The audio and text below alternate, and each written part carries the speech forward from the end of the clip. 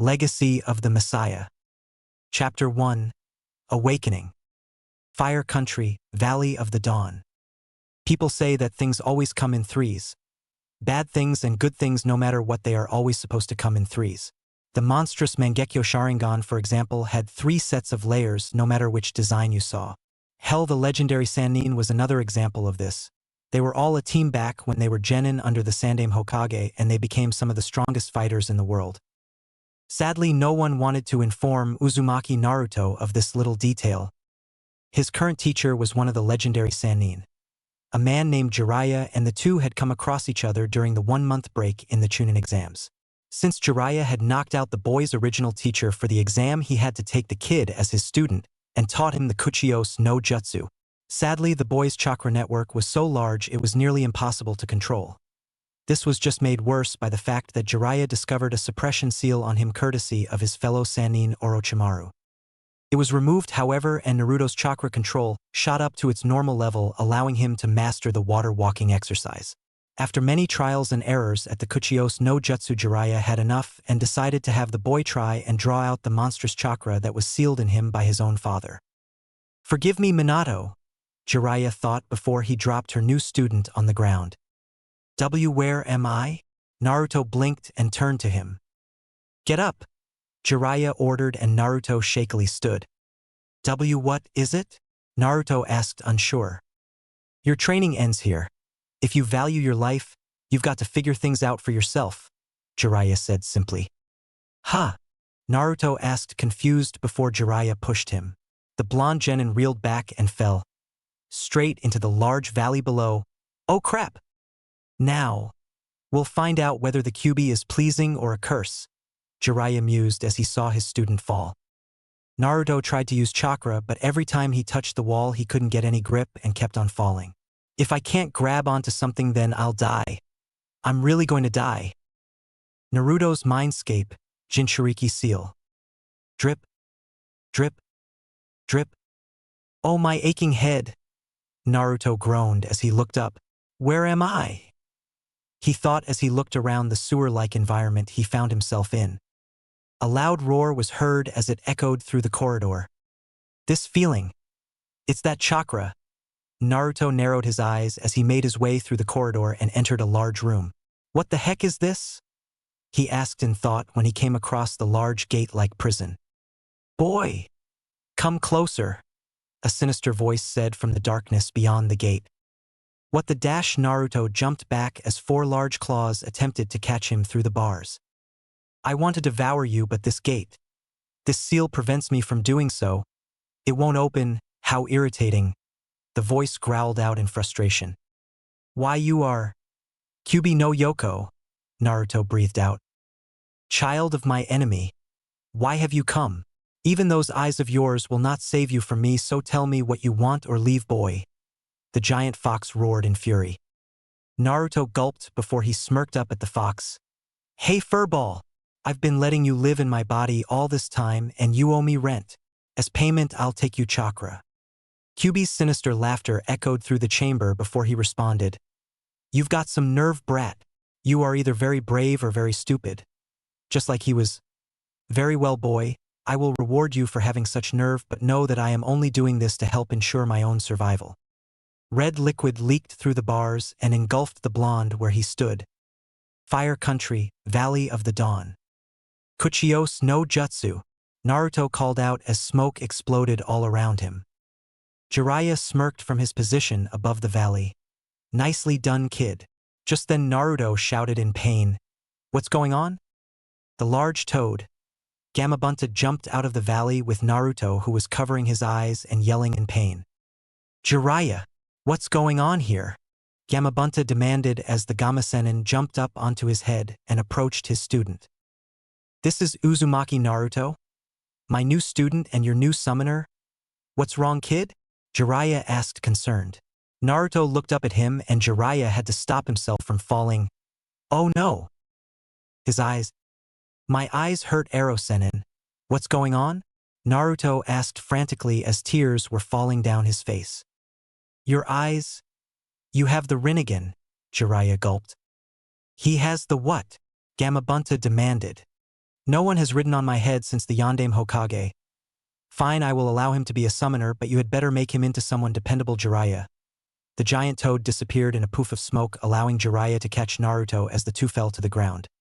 Naruto, you're channeling chakra to your eyes, so stop channeling chakra, and the pain should stop too, Jiraiya told him. Naruto did as he was told. He sighed in relief as the pain disappeared. What was that, arrow Sennin? Look at me, Jiraiya ordered, and Naruto did so. It seems that your Rinnegan is different from Nagato's. You can deactivate yours at will. Rinnegan? Naruto asked, confused. A jujutsu said to be the most noble of the three. Supposedly it originated with the Rakuto Sennin, said to be the first shinobi. He created the original forms of jutsu, ninjutsu, genjutsu, taijutsu, kenjutsu, fuinjutsu, and kinjutsu. It's a very dangerous jujutsu, Jiraiya explained. Who is Nagato? Naruto asked him. Nagato was an old student of mine. I heard he died a while back, but he also had the Rinnegan. It's rumored that the Rinnegan always appears when the world becomes corrupt. It's capable of being both a godlike force and an all-obliterating instrument of destruction. I never thought I would see one again. I never wanted to see one again, Jiraiya continued. What should I do? Naruto asked hesitantly. For now, keep the fact that you have those eyes a secret. We don't want any of the other countries finding out yet. And we definitely don't need Orochimaru taking an interest in you, Jiraiya told the blonde. Naruto gulped but nodded. Sure thing, arrow Sennin. Jiraiya paused for a moment before letting out a sigh. Alright, let's see if we can get you some semblance of control over the Rinnegan, and maybe Kyuubi's chakra. Fire Country. Konoha/Chunin Exam Arena. The day of the exam finals, the entire village was abuzz with activity, but none more than the arena itself. People from all over the elemental countries had come to watch the tournament, where the strongest genin from the various villages came to see if they could be promoted. Among them were the members of the infamous Konoha 12, as they were being called now. The Hokage, Kazekage, and surprising the Raikage had shown up to watch the tournament, even though he didn't have anyone participating in the exam. When asked why he was there, he just said that he came to watch the tournament. The participants soon arrived and stood in the middle of the field, but Uchiha Sasuke, the heir to the Uchiha clan, had yet to arrive. Silently, Sarutobi Hiruzen cursed Kakashi constant lateness. Why did he have to be late now of all times? Sasuke-kun's still not here, Ino said as she looked down from the audience. Sakura remained silent beside her as she thought about her missing teammate. Ino nudged her. Hey, I know you're worried about Sasuke-kun, but Naruto's match is first, so why don't you stop fretting and cheer him on? Sakura turned to look at her old friend and smiled. Yeah. The first match of the Chunin exams will now begin. Will Hyuga Neji and Uzumaki Naruto step forward while the other competitors go the fighter's box to wait until it is your turn? Said the examiner. Ganma. As the other participants left, the two Ino couldn't help but say, he's up against Neji? Can he actually win against him? I don't know, Sakura said honestly as she remembered their mission to Wave Country and their time in the Forest of Death. She smiled slightly. But he won't go down easy. The kid doesn't stand a chance. He's fighting a Hyuga. Someone in the audience spoke up and several others agreed with him. Kiba just grinned slightly at that. Yeah, that's what I thought too.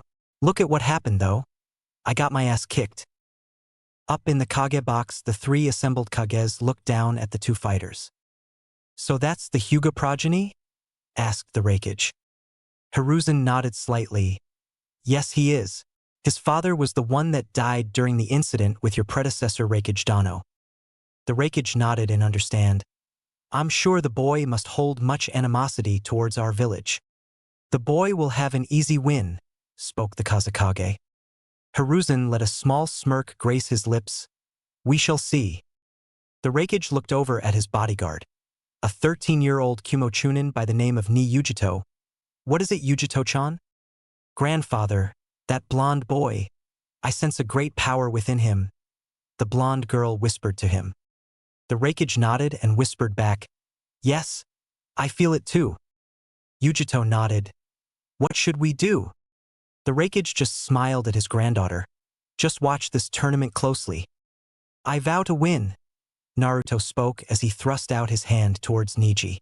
He remembered his meeting with Hinata back in the training field before he came to stadium and silently swore that he would do everything within his power to defeat Neji. You appear to believe you can win, Neji chuckled in amusement. You cannot change destiny though. Fate has already decided the outcome of this match.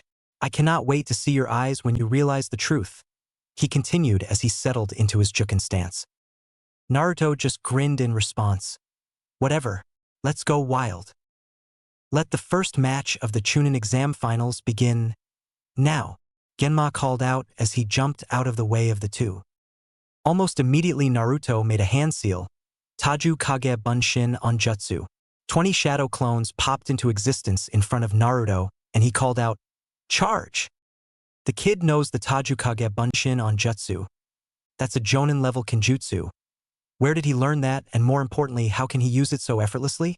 Izumo asked as he observed the fight. I don't understand. He can't even pull off a simple Bunshin no Jutsu. How can he use a more powerful version of the technique? Asked Kotetsu in confusion. The fool, Neji thought as the clones charged. He activated his Byakugan and smirked at the oncoming one-man army. His clones have an equal amount of chakra in them, so I am unable to ascertain which one is the real one, but you cannot fool my eyes. He dodged the attacks the clones sent at him and charged right at Naruto. The one who hangs back while his clones fight is the real one. He lands a Juken strike at Naruto's heart and sends him crashing into the nearby tree. It's over. The Naruto he hit, however, suddenly disappeared in a poof of smoke a moment later. What? The ground below at his feet suddenly parted as Naruto emerged and landed a solid blow to the Hyuga's chin, sending him flying back. Now good enough. Neji recovered, however, and shot the blonde a glare. You! I came into this match knowing I'd probably lose. But I hate it when bastards like you say there is no hope at all, so I won't take it lying down. Naruto shouted at him. How did you do it? I always kept my eyes on your original body. Neji asked with a glare. Do you really think I was using those clones to fight you? I was just using them to find out what you were made of. Do you really think I'm stupid enough to fight a Hyuga in close combat without an ace up my sleeve? Naruto shot back with a grin. This ignorant little... Neji trailed off as his eyes narrowed. The clones also served another purpose, Naruto stated. And what might that be? Asked the Hyuga progeny. To find out if there was gap in your line of sight, the blonde answered truthfully. What? Neji turned swiftly in surprise but was unprepared for one of Naruto's clones to land a rather powerful punch to his face. The blow sent him flying back with the clones in pursuit. He located the gap in my eyesight with his clones. Finish him now, Naruto shouted to his clones as they took out their weapons to finish the job. I have no choice. I must use that jutsu, Neji thought as he touched back down on solid ground and expelled chakra from all over his body. Kaiten! He called out as he spun and encased himself in a large ball of spinning chakra. The clones were destroyed in moments. He's really pushing Neji into a corner, Ino said in disbelief. Go Naruto, Sakura cheered at seeing her teammate beating the Hyuga. I don't believe it, Izumo said, not believing what he was seeing. This kid, Kotetsu muttered under his breath as he watched Neji execute a Kaiten. That plan was worthy of a practical joke, Izumo said as he let a small grin form on his lips. Impressive, the Raikage commented as the Hokage smiled slightly. The boy thought up a plan almost instantly to throw off his opponent, he continued. Hiruzen nodded slightly at that. The boy continues to surprise me as well. The Kazekage remained silent as he kept his calculating eyes on the arena below. This guy, Yujito thought from the side as she watched the match. Do you see how you cannot change destiny? My fate is to win this match. You cannot stand against fate, Neji told him. Naruto remained silent, so he continued. I have had enough of your games. I shall end this now. He charged forward faster than Naruto could react. Hakurokuji on show. The blonde genin couldn't help but stand there as he was battered by Neji's barrage of strikes. Every strike felt like he had been hit by hundreds of needles at once, and he soon found himself being sent flying back by Neji's final open palm strike to his chest. He coughed up some blood as his body hit the ground and Niji smirked at his handiwork. "It's over," the Hyuga progeny said in finality. "He's done for," Izumo sighed at seeing the brutal attack. "I guess I should have expected this outcome." Ino shook her head as she leaned back. "Naruto," Sakura thought as she remembered what he had done in the preliminaries. "He is a very entertaining boy, but he is still no match for a genius." The Kazekage spoke in slight amusement at seeing the blonde genin go down. Hiruzen remained silent as he sent a sideways glance at his fellow Kage. "It's almost like he's referring to someone else." The Raikage didn't speak, instead opting to just watch. "Somehow I doubt it's over. That was too easy." "Proctor, call the match." "He's not getting up," Niji stated confidently. Sadly, reality didn't agree with him. Naruto rose a moment later. He glowed red as an enormous amount of crimson chakra erupted from his body. "Wanna bet?" "How?" Niji asked as he took a step back at seeing the red chakra. He focused in on its source and his eyes widened further. "Was that a fox? Ero-Sennin told me not to use the Rinnegan unless I had to.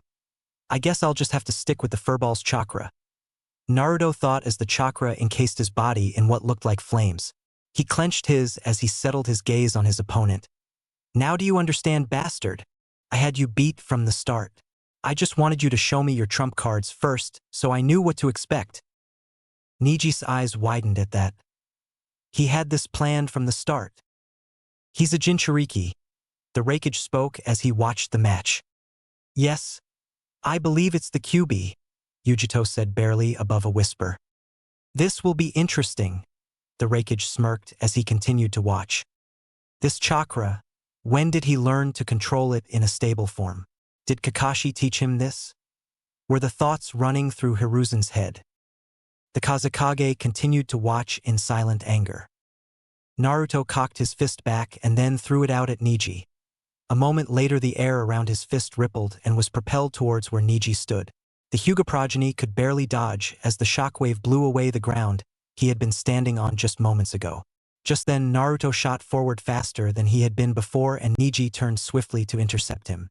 A moment later Naruto disappeared in a burst of speed surprising Niji, and he couldn't turn in time to block the punch that connected with his face.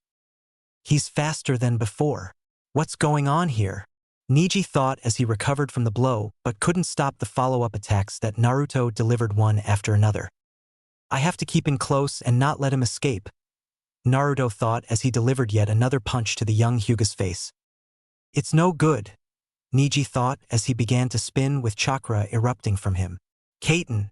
Naruto jumped away to avoid the boy's ultimate defense. "You cannot defeat me.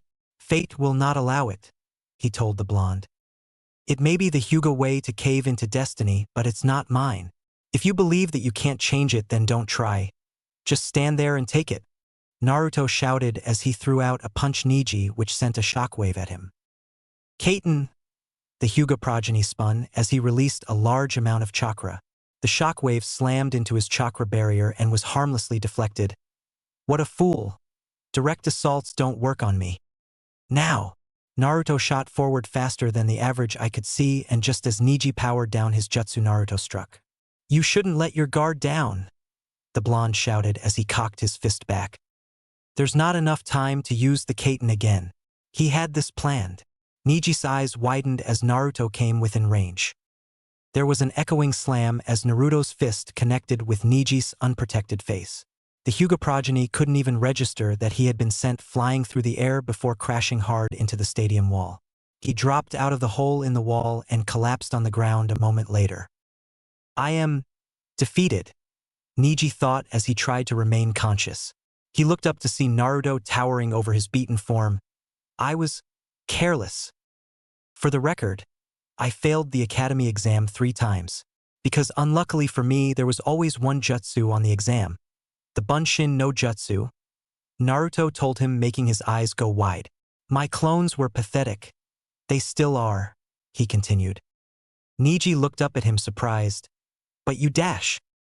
"The reason I can't create regular clones is because I have too much chakra to make them. That's why I can create Jonin-level shadow clones so easily. That's what you saw today," Not my weaknesses but my strengths. Hinata is the same way. You always see her weaknesses but never her strengths.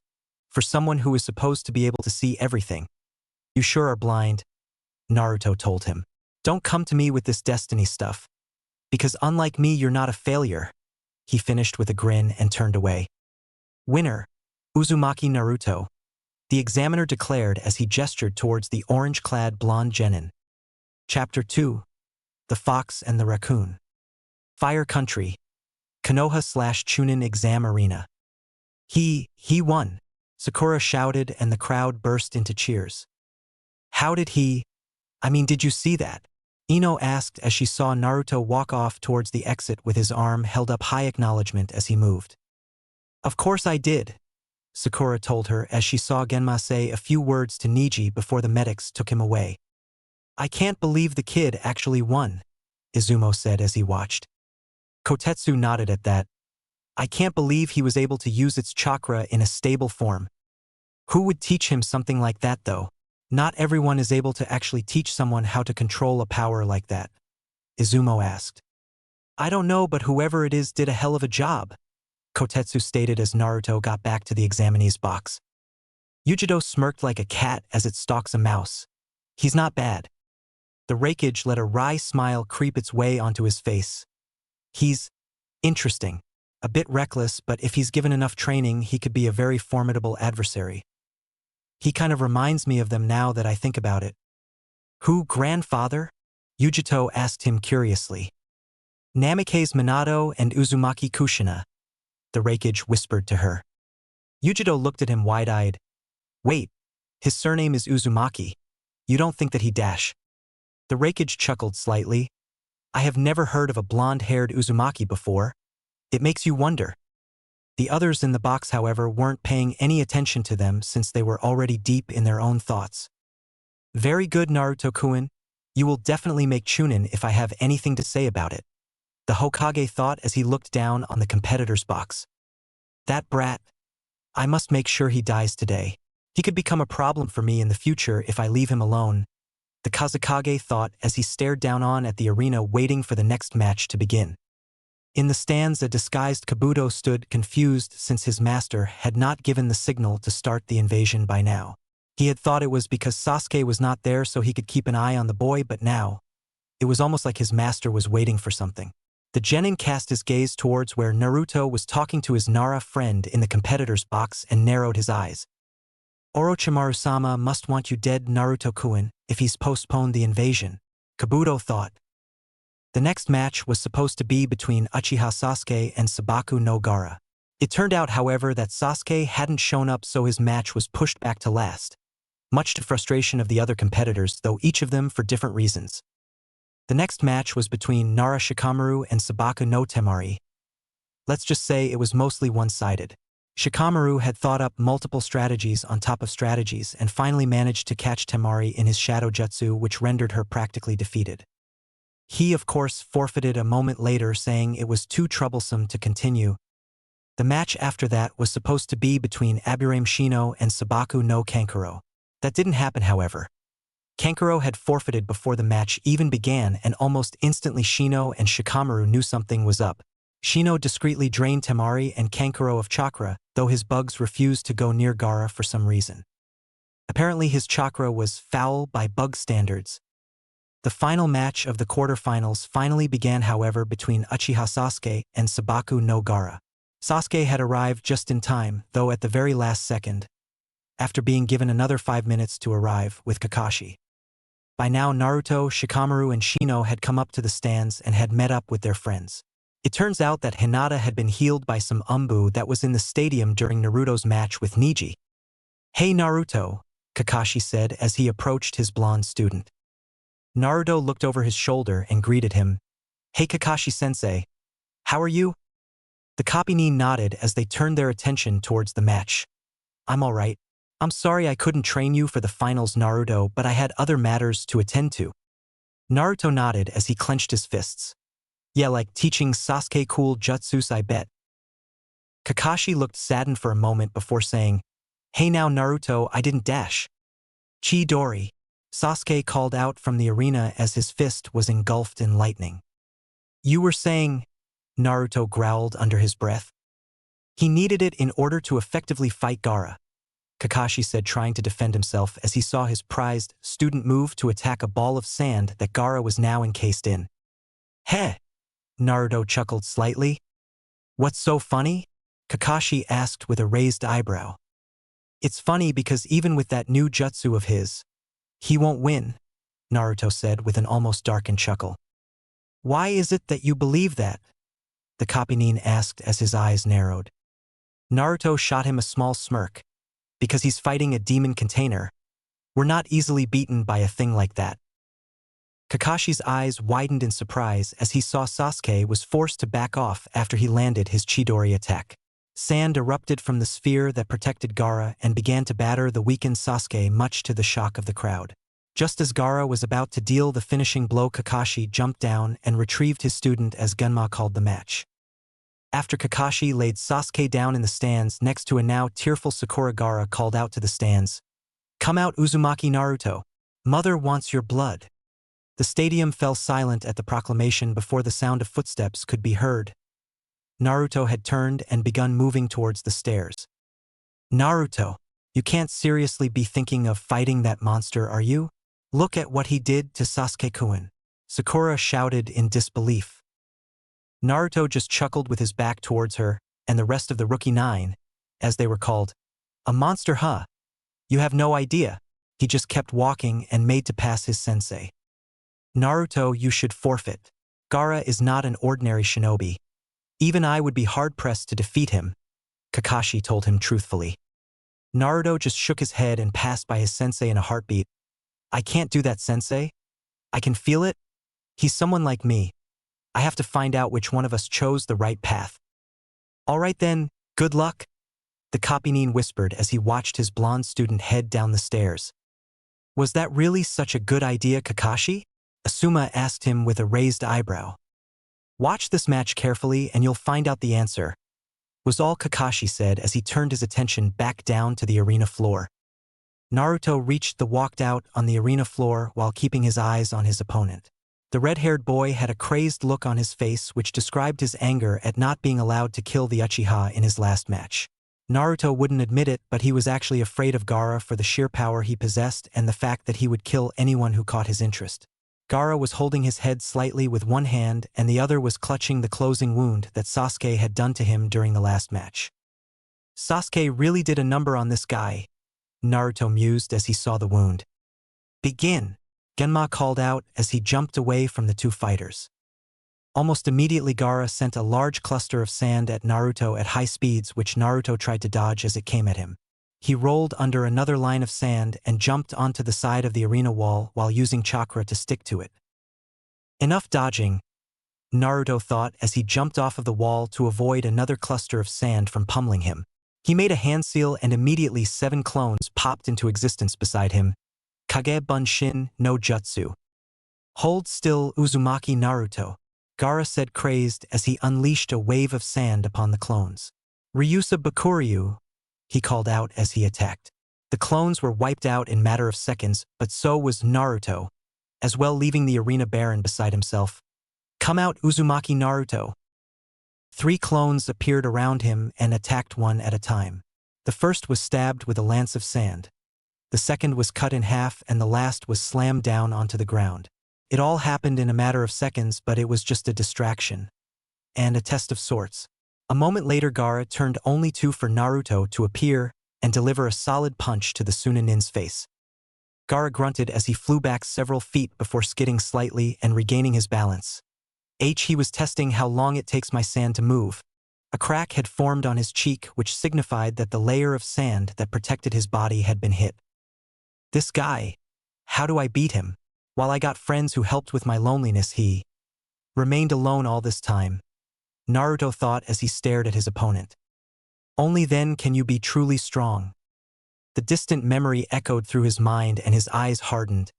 What did he say? I can't remember. He growled in thought and watched as Gaara began to laugh. Now what? Gaara's laughter grew as sand began to creep up his body and engulfed him. It consumed him as his chaotic laughter echoed through the stadium until the sand took the shape of a raccoon with diamond-like eyes. "You're interesting, Uzumaki Naruto," Gaara roared as he jumped towards the blonde. "What is this feeling?" Naruto thought as he felt anxiety, dread, and also excitement. Was it? He didn't know. What he did know, however, was that every part of him was screaming to fight and win. He jumped back as Gaara crashed down on where he was standing a moment ago. "For some reason, I don't want to lose to this guy." "What's he doing?" "He's a sitting duck," Kiba growled as he watched the match. "I am unsure," Shino commented, puzzled also. "He's trying to find a reason to fight," Kakashi explained to the assembled group. "A reason? What good will that do?" Kiba asked, surprised. The Kapinin sighed and shook his head. "If you were in his position, what would you fight for?" "Well, the Inuzuka Genin thought about it for a moment before answer. "Well, I guess my family and friends. I mean, I wouldn't want to let them down or nothing." "Exactly. Naruto is the same way, but in this case he doesn't really have a reason to fight and so can't win against Gaara as he is now," Kakashi finished. "What about Neji then? He beat Neji in the first round, so he must have a reason." Ino spoke up. Kakashi sighed with a nod. His reason for that was most likely for Hinata-san back in the preliminaries. "Hey, take a look. He's fighting back again," Sakura said, catching their attention. "Watch this match carefully. You're about to see exactly what Naruto is capable of," Kakashi said with a grin under his mask, surprising the assembled genin and jonin. "What does he mean by that?" the genin asked in thought. "Do you have someone precious to you?" "I understand now," Naruto whispered as he stood up. "When a person has something they want to protect, that's when they become truly strong." "I've been seeing his face since this fight started, but I couldn't seem to remember what he said or who he was. Now I know, though. I will not lose to you," Naruto shouted as he started making hand seals as fast as he could. "Come on. I just need to summon one of the lower toads," he thought as he slammed his open palm down on the ground. "Kuchios no Jutsu," called out as a small red toad appeared in front of him. "Hey bro, you must be Naruto. I've been told about you," the toad spoke. Gaara laughed at the sight and crossed his arms. "This is what you bring forth to aid you? Pathetic. Suna shuriken." He let loose a volley of sand at him in the shape of a cluster of shuriken. "Hold on," Naruto shouted as he grabbed to hold the toad and jumped to avoid the volley. He grunted in pain as 3 of the sand shurikens grazed his shoulder and leg. "Damn. You okay, bro?" the toad asked, slightly worried. Naruto just chuckled in response since his wounds had already healed. "I'm just fine. Stay out of trouble until I need you. Run and hide. I gotcha. The name's Gamakichi, just so you know." Gamakichi did a mock salute and jumped away towards the nearby tree. "All right, you? Playtime's over," Naruto said as crimson chakra erupted from his body and engulfed him in what appeared to be flames. "Let's go wild." "Well, at least we know who trained him," Kakashi said as he grinned under his mask. "Of course only Jiraiya-sama could have to summon toads and control that chakra," he finished. Guy nodded at his side, having assumed his thinking pose. "Even so, to actually be able to use it in a stable form." Asuma nodded. "Everyone from Konoha is in shock at seeing him wield it like this. That's 2 trump cards he's used in this match, that chakra and his summoning. I wonder if he's got anything else," Kakashi mused as he watched the 2 fighters charge at one another. "Not likely," Kotetsu said from the side. Kakashi just grinned under his mask. "Oh, I wouldn't be so sure of that. Still, I wonder why Jiraiya-sama would teach a genin, let alone him of all people," Asuma wondered aloud. Kakashi narrowed his eyes at the man for a second. "Naruto is no ordinary child." "We are aware of that, Kakashi-san," Kurenai stated. Kakashi just shook his head. "No, you aren't. There are things about Naruto that no one in Konoha can understand. Things that are far bigger than the burden he carries and would shake this village to its very foundations." He fell silent, allowing the other jonin to think about what he had said. The small shockwave blew Gaara back, but he landed in a crouch and recovered in moments. A second later, Naruto appeared in front of him and landed a kick to his sand-covered head. He slammed hard into the arena wall, leaving a small crater in his wake.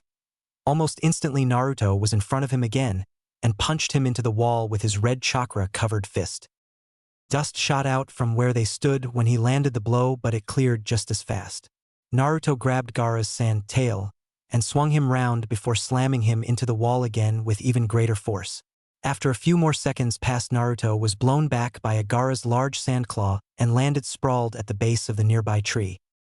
"Bro?" Gamakichi asked as he saw his summoner stand up. "I'm fine. He's tough," Naruto told him as he saw Gaara stand up also. "Ha ha ha ha." Gaara laugh echoed throughout the stadium as sand began to gather around him. "You amuse me, Uzumaki Naruto." He continued to laugh as the sand engulfed him in a column of sorts. "Now what is he doing?" Naruto asked in thought before the column of sand suddenly exploded upwards and outwards. "Damn!" he thought as he scrambled for cover. After the dust settled, he stepped out from behind the tree he had used with Gamakichi, now resting on his head. Well shit. Where Gaara once stood now stood a 40-foot-tall tanuki made of sand. This just got a lot harder. Bro? How do you plan on beating this guy?" Gamakichi asked him nervously. "I'm working on it." Chapter 3. The Eyes. Fire Country. Konoha/Chunin Exam Arena. "What the hell is that?" Ino asked in a shout as she saw most of the higher-ranking ninja around them looking like they were having a panic attack. "That is a demon," Kakashi said simply. "What?" Ino asked in fear. "It's the Ichibi no Tanuki, also known as Suna no Shikaku," Guy explained further. "It's one of the Biju, albeit the weakest of the 9, with Kyuubi being the strongest," Asuma told the genin. "This battle has just risen to a whole other level," Kakashi stated as he looked down towards his blonde student. "Dope," Sasuke thought, having regained consciousness. "Naruto," Sakura thought worriedly. "Shouldn't we stop this?" Kurenai asked the other jonin. Kakashi, however, shook his head. "No. Let's see how this plays out." "So they are both Jinchuriki. Interesting. I wonder what level they are both currently at," the Raikage mused upon seeing the giant sand tanuki. "I think they're on my level, grandfather, judging by how they're fighting right now," Yujito commented. The Raikage nodded in agreement. They are both on the Chunin level normally, but when they access their inner powers like this, they look to be on the Jonin level. "What should we do, grandfather?" the Kumo Chunin asked him. "Nothing yet," he answered as he returned his attention to the match. Beside him, the Hokage watched in interest, having not expected this outcome. Suna sent a Jinchuriki into the exam. I wonder why, especially one with such a poor containment seal. It's almost like they were planning to use him for something, but what? No. This isn't going like I had planned at all, the Kazekage thought angrily as he watched the match progress. "Have you got a plan, bro?" Gamakichi asked hopefully. Naruto nodded as he bit his thumb and started making hand seals. "Just one. It will take all of Kyuubi's chakra I currently have to use though," he added mentally as he finished. He slammed his open palm down on the ground and called out, "Kuchios no Jutsu!" There was a sudden explosion of smoke from where he was standing, and the next thing he knew, he was standing on a 40-foot toad he knew all too well. Gamabunta, the boss of the toads. He had of course drained every last bit of Kyuubi's chakra. He possessed to do it without harming himself, which left him a bit drained physically, but he still had his normal chakra reserves left, so he wasn't complaining. "What the hell is that?" Kiba asked upon seeing the giant toad in samurai robes with a large dagger at his side. "That is the boss toad, Gamabunta. I never thought I'd see him again," Kakashi said, surprised. "That last time he has been seen by anyone from Konoha was 12 years ago on the night the Yondaime Hokage defeated the Kyuubi no Kitsune," Asuma explained to the genin. "Really?" Sakura asked, having never read about that detail. "Grandfather, isn't that Yujito began?" "Yes," the Raikage interrupted. "No genin should have the chakra to she tried to finish. "I know," he interrupted again, already knowing what she was going to say. "Jiraiya Dano definitely has been teaching this boy." Naruto Kuinyu. Hiruzen trailed off in thought upon seeing the giant toad. "This damned brat. The Kazekage was seething at the sight, unnoticed to the other occupants of the booth. The two large creatures had all but taken up all of the room in the stadium with only a small, by their standards, gap between them. The toad poofed his smoking pipe and looked up to the figure that stood on his head. The one that reminded him of his previous summoner. "Not you again, boy. What do you want?"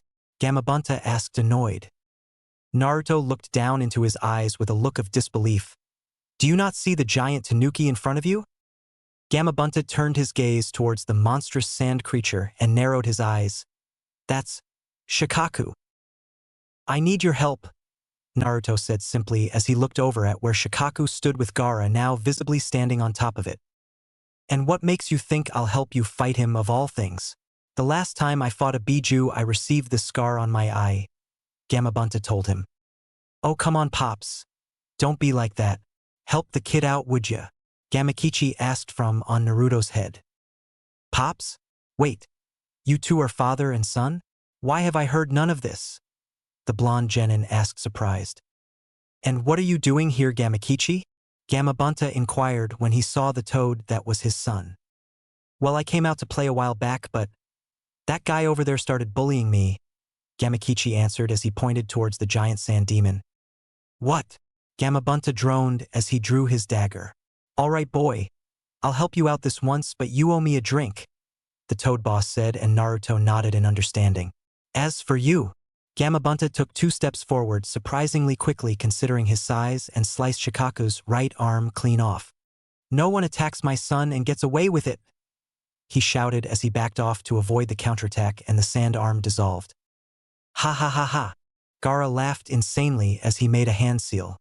"You amuse me Uzumaki Naruto but your entertainment has come to an end. Tanuki Nairi no Jutsu." His body fell unconscious in a matter of seconds as Shikaku's eyes sparked with life. "Ha ha ha ha." Shikaku's laughter echoed throughout the stadium scaring the crowd and everyone else.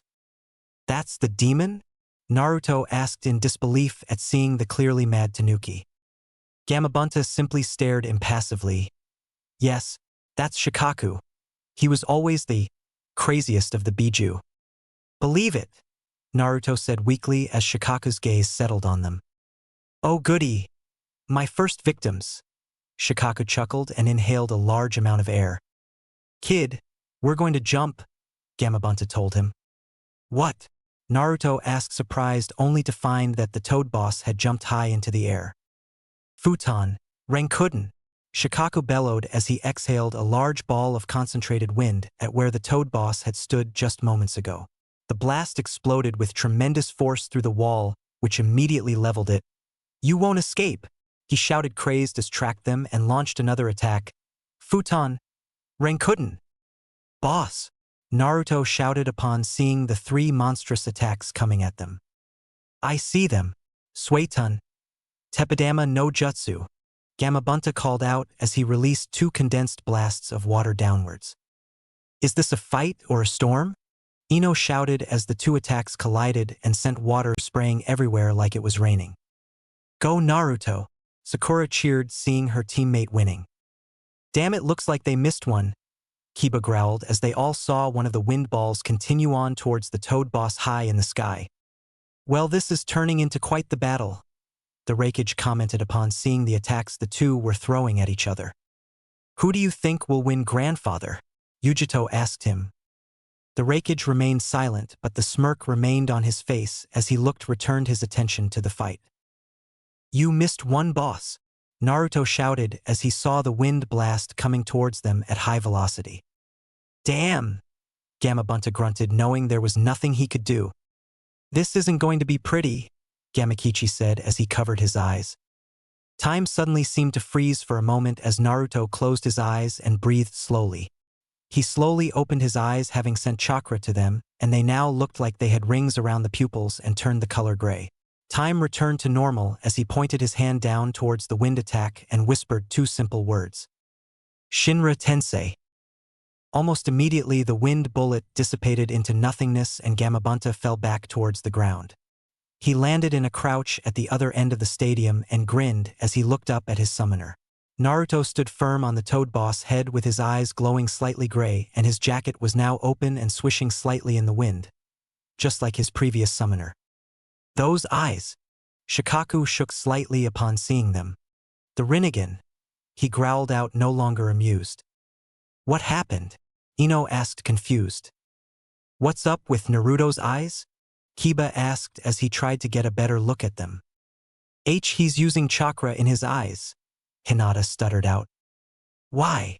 Sakura asked, confused. That's the... Kakashi's eyes widened as he heard what the sand demon had said. The Rinnegan, the first Jujutsu, and has only ever belonged to the first shinobi. The Rakuto Sannin and the man who founded the shinobi world. Asuma explained, just as surprised as everyone else. Wait, you're saying the Dobe has a bloodline? Kiba asked, looked between the Jonin. Apparently so, Kakashi answered, trying to calm himself. Why wasn't I told? Dobe. Sasuke's eyes narrowed in anger at this little piece of information. What is that, grandfather? Yujito asked as she looked the where Naruto stood on Gamabunta's head. That is the Rinnegan, an extremely powerful Jujutsu, and I think it is the reason my brother asked me to attend this little event. He did say he felt something unusual coming from Konoha. Now I know what he meant, the Raikage explained. There's no doubt about it. That's the Rinnegan, but how is that possible? Neither Minato-kun nor Kushina-chan had it so wide as Naruto-kun have it. 100 thoughts and questions ran through the Hokage's head as he tried to understand what was happening. How can that failure have that Jujutsu? I cannot let him live. He could very well become an even bigger annoyance than Pain, the Kazekage thought angrily as he weighed his options. Believe it, Naruto grinned, as did Gamabunta and Gamakichi. Yeah! The young toad cheered and jumped off the boy's head as his father dashed forward and crossed the stadium in a matter of seconds. They took up most of it. Shikaku raised his one arm and made to backhand the oncoming toad when he suddenly found his left sand arm blown off of his body. Shinra Tensei, Naruto called out, having used his gravity manipulation to destroy the arm. He panted slightly, having used up most of his chakra reserves doing so many high-ranking jutsu plus accessing Kyuubi's chakra. Grab him now! Right! Gamabunta shouted in acknowledgement and proceeded to grab onto Shikaku's shoulders. Go! Naruto jumped towards where Gaara stood unconscious on the sand creature's head. Wakey, wakey! Naruto called out as he landed a solid punch to the unprotected redhead's face. Rise and shine! He slid down the Tanuki's nose as Gaara seemed to shake for a moment. Wake up, you bastard! Gaara's eyes snapped open, and he immediately glared at the blonde for waking him. You! Had enough yet? Naruto asked as he suddenly started to move again. Not so fast, Gaara bellowed as sand shot up, trying to encase Naruto. Shit! Naruto thought as he raised both of his hands in opposite directions. Shinra Tensei! Her called out as the sand was blasted away with pure gravity. He continued running up towards where Gaara stood while dodging the spears of sand that were sent at him. I have to get in close or I'm dead. Hold still! Roared the Ichibi Jinchuriki as the entire Shikaka body tried to break free of Gamabunta's hold. Hurry up, kid! I can't hold him for long, Gamabunta grunted as he tried to hold on. My existence will not end here, Gaara shouted as Naruto jumped up towards where he was located. Shinra Tensei!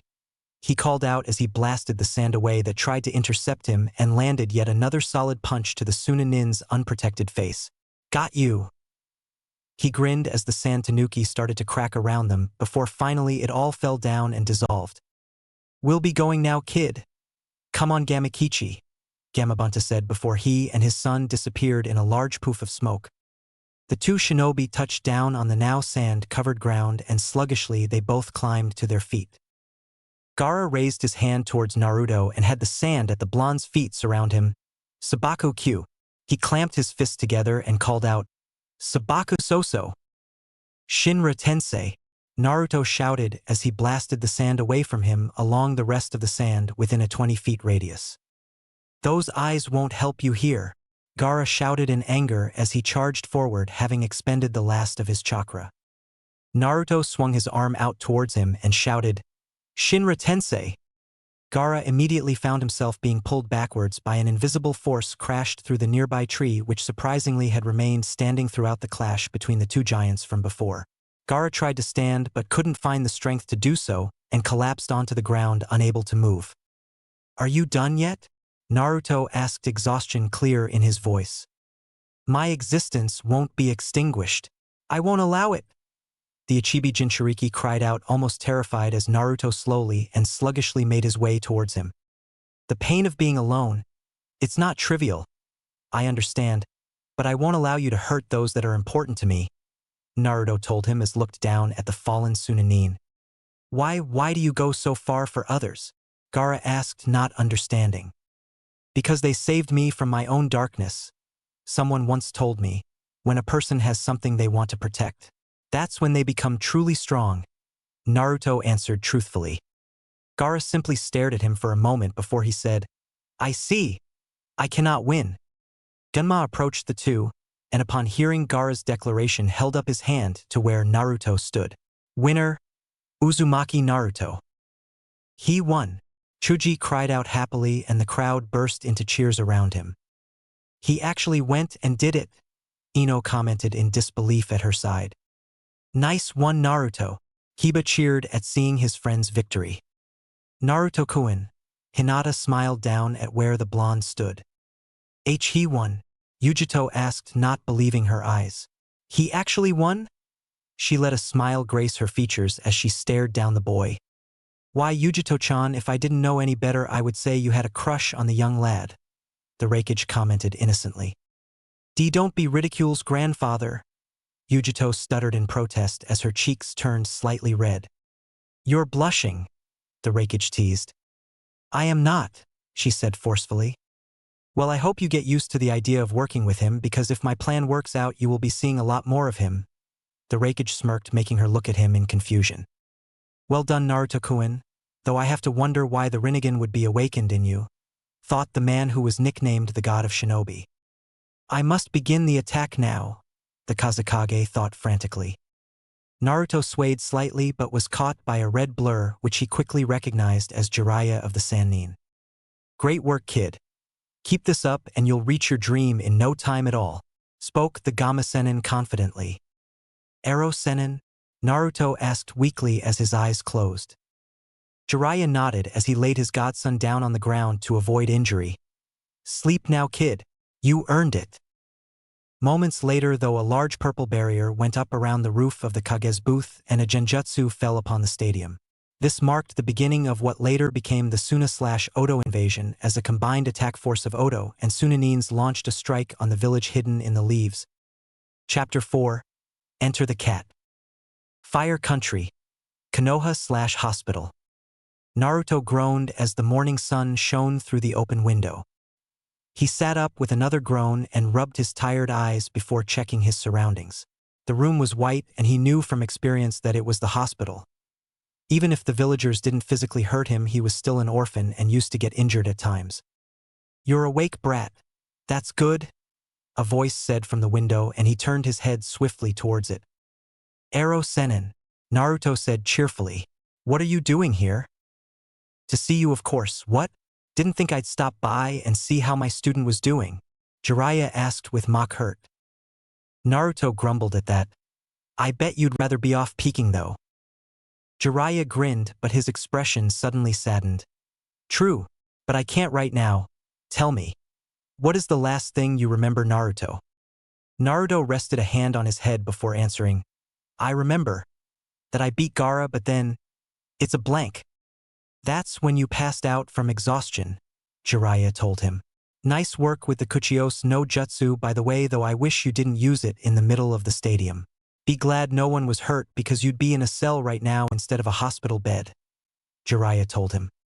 "Sorry," Naruto said weakly. "Don't worry about it. You got off lucky," said the Gama Sennin. He shook his head before he continued. "That jutsu of yours, what did you call it? Shinra Tensei?" Naruto nodded at that. "That's easily an S-rank jutsu, and an extremely powerful one at that." "I have an S-rank jutsu? Hehe, believe it," Naruto said with a grin. Jiraiya, however, had other ideas on the matter. You weren't able to control it properly though. I was watching you at the end. Your gravity manipulation still needs some work. Naruto nodded saddened. I know. The Gama-sen sighed at that. We'll work on that later. Maybe we can work on attracting objects instead of blowing everything away like you've been doing. Who won by the way? Naruto asked, knowing that he couldn't have continued fighting in the condition he was in. No one. Konoha was almost destroyed right after your match, the Gama-sen told him. Naruto's eyes widened at that. What do you mean almost destroyed? What happened? Suna and Odo launched a combined attack on Konoha right after your match finished.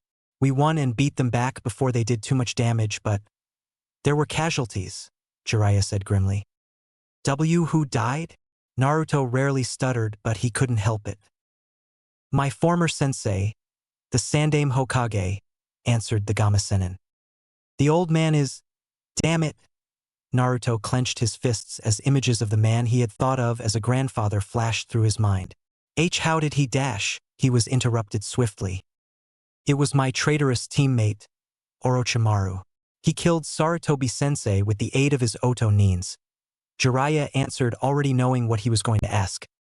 He'll pay for that, Naruto told him. Jiraiya nodded in understanding. His time will come, but not right now. So what do we do now? Naruto asked, wondering where they would go from here. Well, I'm heading out to find an old friend of mine. Her name's Tsunade. The council wants her to become the Godaime Hokage, Jiraiya said with a sigh. A new Hokage. Naruto trailed off, not knowing his thoughts on the matter. I'm also taking you along, Chunin Uzumaki, Jiraiya added with a grin. Naruto's eyes widened at what he had said. I made Chunin? Jiraiya nodded in confirmation. You defeated the Tsunade Jinchuriki before a planned invasion. Of course you made Chunin, kid. Thank you, Naruto said with a smile. You don't have to thank me, kid, the Gama-sen told him and turned his head towards the door. Knock knock. The door opened slightly and Ino poked her head into the room. Can we come in? Yes, we're done here. I was just leaving anyhow, Jiraiya told her, and she opened the door, revealing the entirety of the Konoha 12, as they were dubbed, and their sensei. Jiraiya turned his attention back to his student and said over his shoulder, I'll talk to you later, Naruto. Meet me at the southern gates after the funeral tomorrow. Naruto nodded as he left. I'll see you then. Hey Naruto, who was the old guy? Kiba asked him as he looked at where the old guy had gone. My new sensei, he's really strong too. He took out a Jonin in one attack and didn't even look like he was trying, Naruto answered, remembering his first encounter with the man. That was Jiraiya-sama, Asuma stated. You did great, man. You totally kicked Gaara's ass, Kiba said with barely controlled glee. Yeah, well, I don't think I could have done it without help, Naruto said truthfully. Yeah, what's up with your eyes anyways? I never knew you had a bloodline. Kiba asked the question on everyone's minds. Well, I don't know really. I mean, I'm an orphan and I've never known who my parents are, so I don't know how I got it, Naruto answered honestly. Now that I think about it, you don't really talk about yourself much, Naruto, Shikamaru commented, raising some eyebrows from the assembled group. I mean, you always brag about how you're going to be Hokage, but I've never once heard you brag about something you've actually done. You didn't even brag about what you did to the Hokage monument a while back, he explained. I don't know what you mean, Naruto said, simply wanting to get off this subject. You're not even bragging about how you beat Gaara and made Chunin, Shikamaru deadpanned, stopping whatever anyone was going to say. Why you made Chunin? Ino asked, astonished. Not even Sasuke-kun had made Chunin yet. Yeah, Naruto replied nervously. Congrats, man, Kiba said as he patted the bedridden boy. How did you know, Shikamaru? I mean, only Jonin and above know who was promoted, Kurenai asked the young Nara with a knowing smile. Shikamaru sighed, defeated. I heard about it when I found out I was promoted to Chunin also. Really? Ino asked, surprised, though considering the amount of forethought he'd done in his match against Temari, it shouldn't be a surprise. Troublesome, Shikamaru muttered. Let's go celebrate, Kiba said as he stood up straight. Off in the corner, Naruto's teammates Haruno Sakura and Uchiha Sasuke each had their own thoughts on the matter. How could the Dobe have gotten so much power? How could he have a Jujutsu that was able to defeat Gaara where even my Sharingan wasn't enough? What have I been doing all this time? Were Sasuke's thoughts as he looked on Naruto's smiling face. Sasuke-kun. Sakura thought worriedly as she looked over her crush. The next day, the funeral was held for all of the ninja who fell during the Suna/Oto invasion, including the kind and strong Sandaime Hokage. It was a tearful ceremony for all who attended it, and even the sky wept for the loss of a great man. Finally, it ended, however, and the sky cleared as everyone slowly left. Naruto reached the southern gates of the village and came across a rather unusual sight. Jiraiya was standing next to a girl, a 13-year-old girl to be precise. "Hey Ero-sennin, I didn't take you for a pedophile. I thought that was the Hibi team's area," Naruto said with a grin. Jiraiya looked indignant at that. "I am not a pedophile brat. This little missy right here is from Kumo. She's going to be coming with us." Naruto stared at her for a few seconds before asking, "Why?" "Apparently she's the new ambassador to Konoha," the Gamasenin explained. "Again, why?" Naruto asked, not understanding. The girl looked annoyed at this, though when Jiraiya saw the look on her face, he almost mistook her for a miniature Tsunade. Her long blonde hair hung around her head and was tucked out of the way of her face. She wore a dark purple outfit which surprisingly fit her perfectly, and if he were to be honest with himself, if she put on Tsunade's cloths, she would look just like the woman, only younger. "Do you have a problem with this? It's not like I want to be here, idiot," the girl grumbled. "What did you call me?" Naruto said as he narrowed his eyes. "I called you an idiot. Why? What are you going to do about it?" the Kumo Chunin asked with a grin. Before Naruto could retort, however, Jiraiya spoke up. "She's also the Raikage's granddaughter. Her name is Yatsuki ni Yujito." Yujito looked smug for a second as she thought, "Now that he's heard who I'm related to, he'll act just like the rest." Naruto paused for a second before he scowled. "I don't care if she's his grandmother. She shouldn't be here. I thought it was just going to be the two of us, Jiraiya-sensei." Yujito's eyes widened in surprise at what he had said. What did he just dash? Jiraiya shook his head and turned to leave. "Sorry, brat, but she's coming with us." "Damn it. Like things can't get worse," Naruto grumbled as he followed. "Hey, wait up," Yujito called after them. After a good half a day walking, the three stopped to set up camp for the night. Or should I say Jiraiya and Naruto were setting up camp. Yujito had disappeared an hour earlier. "I thought you were going to teach me a new jutsu. Not walk all day?" Naruto grumbled under his breath as he tried to get a campfire started. "Naruto, come here," Jiraiya spoke up from the trees. Naruto moved, followed his sensei into the trees, and eventually came across what looked like rocks. Giant boulders littered the clearing, all of which looked like they had all been cut pretty deeply. "What is this?" Naruto asked. "This is all the work of our new friend Yujito-san," Jiraiya told him seriously and nodded his head towards where said Kunoichi lay unconscious. "She passed out from exhaustion a few minutes ago," he explained. "She's strong," Naruto muttered as he surveyed the damage. "Yes, she is. She's the Nibi Jinchuriki," Jiraiya stated. "You've mentioned that word before. What does Jinchuriki mean?" Naruto asked, having never heard the word before. "It literally means power of the human sacrifice, but it really is a classification. It usually applies to those that have demons sealed inside of them. Like you," answered the Gamasenin.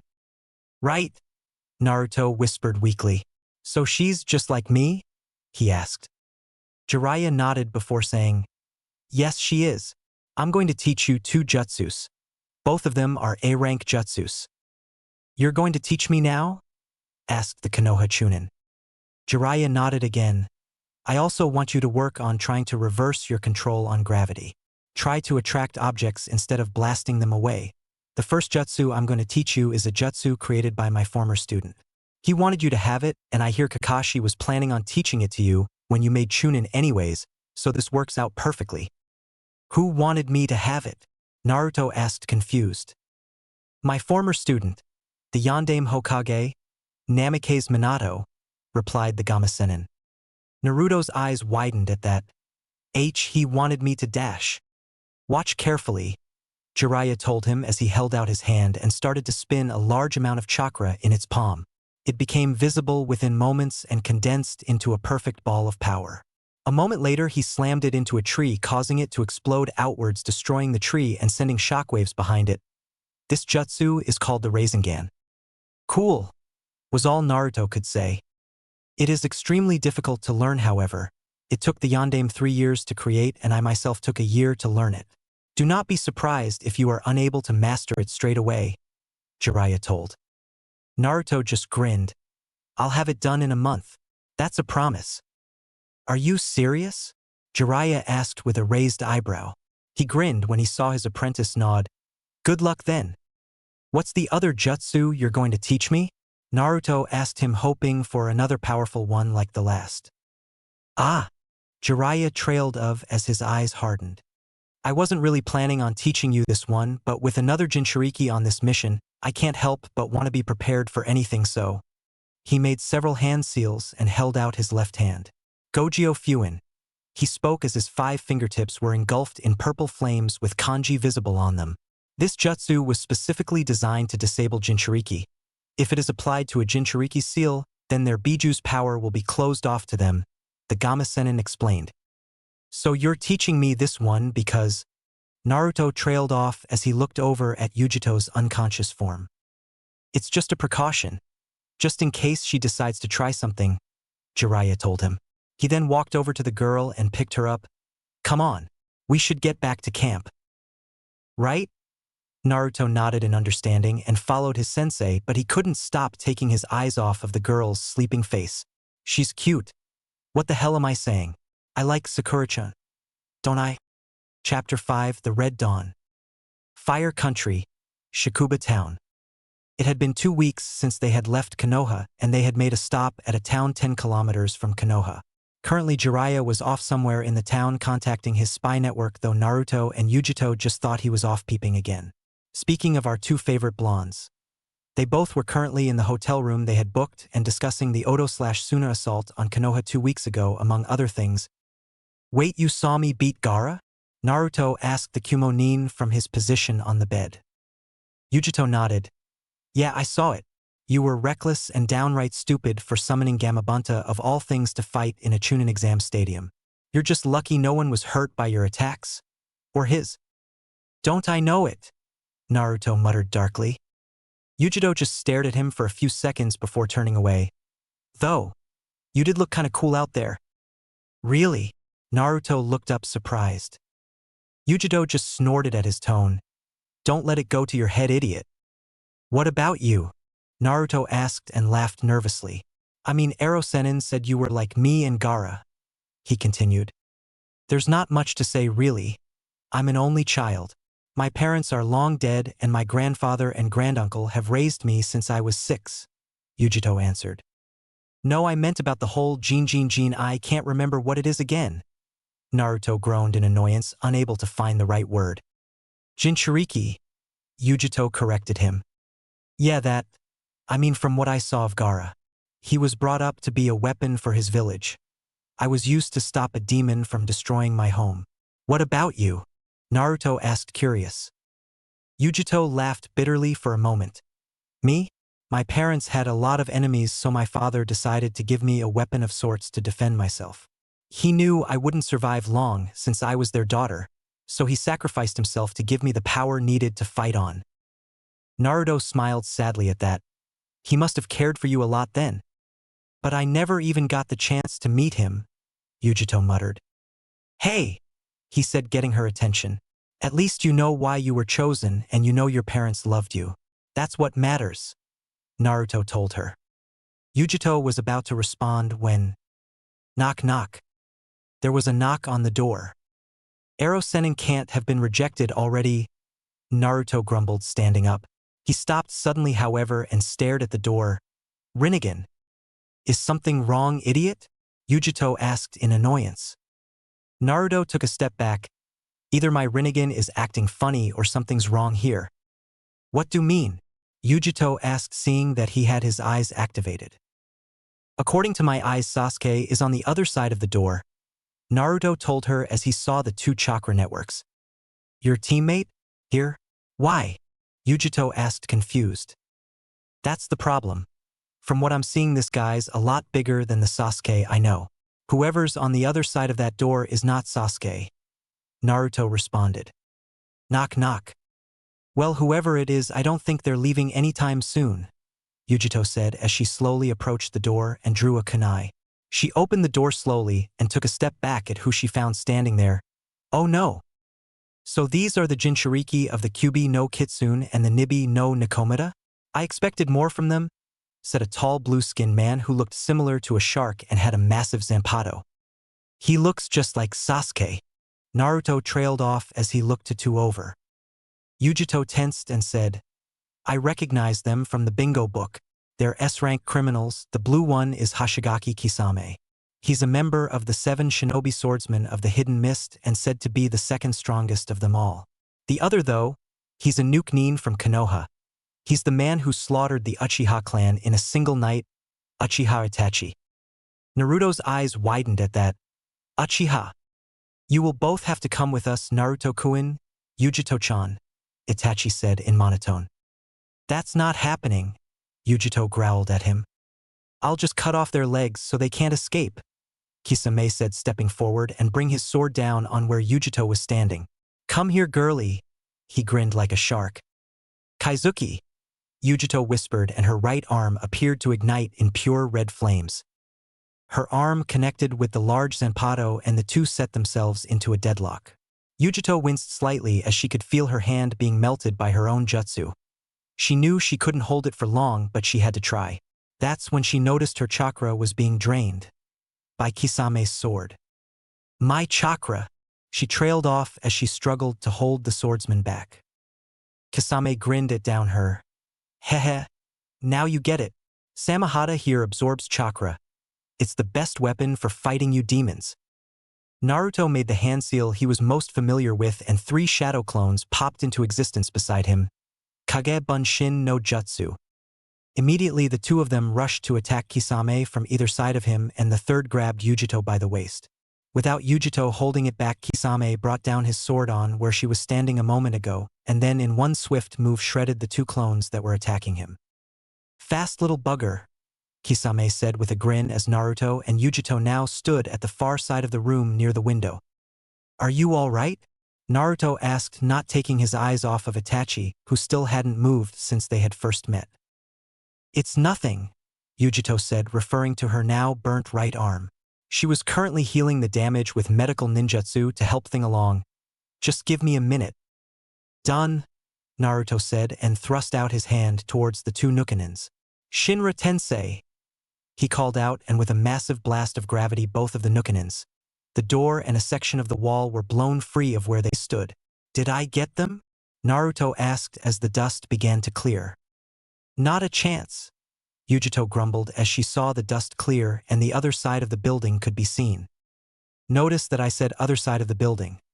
Meaning Naruto's last attack blasted open a good section of the building itself, leaving nothing but rubble on the second story of the complex.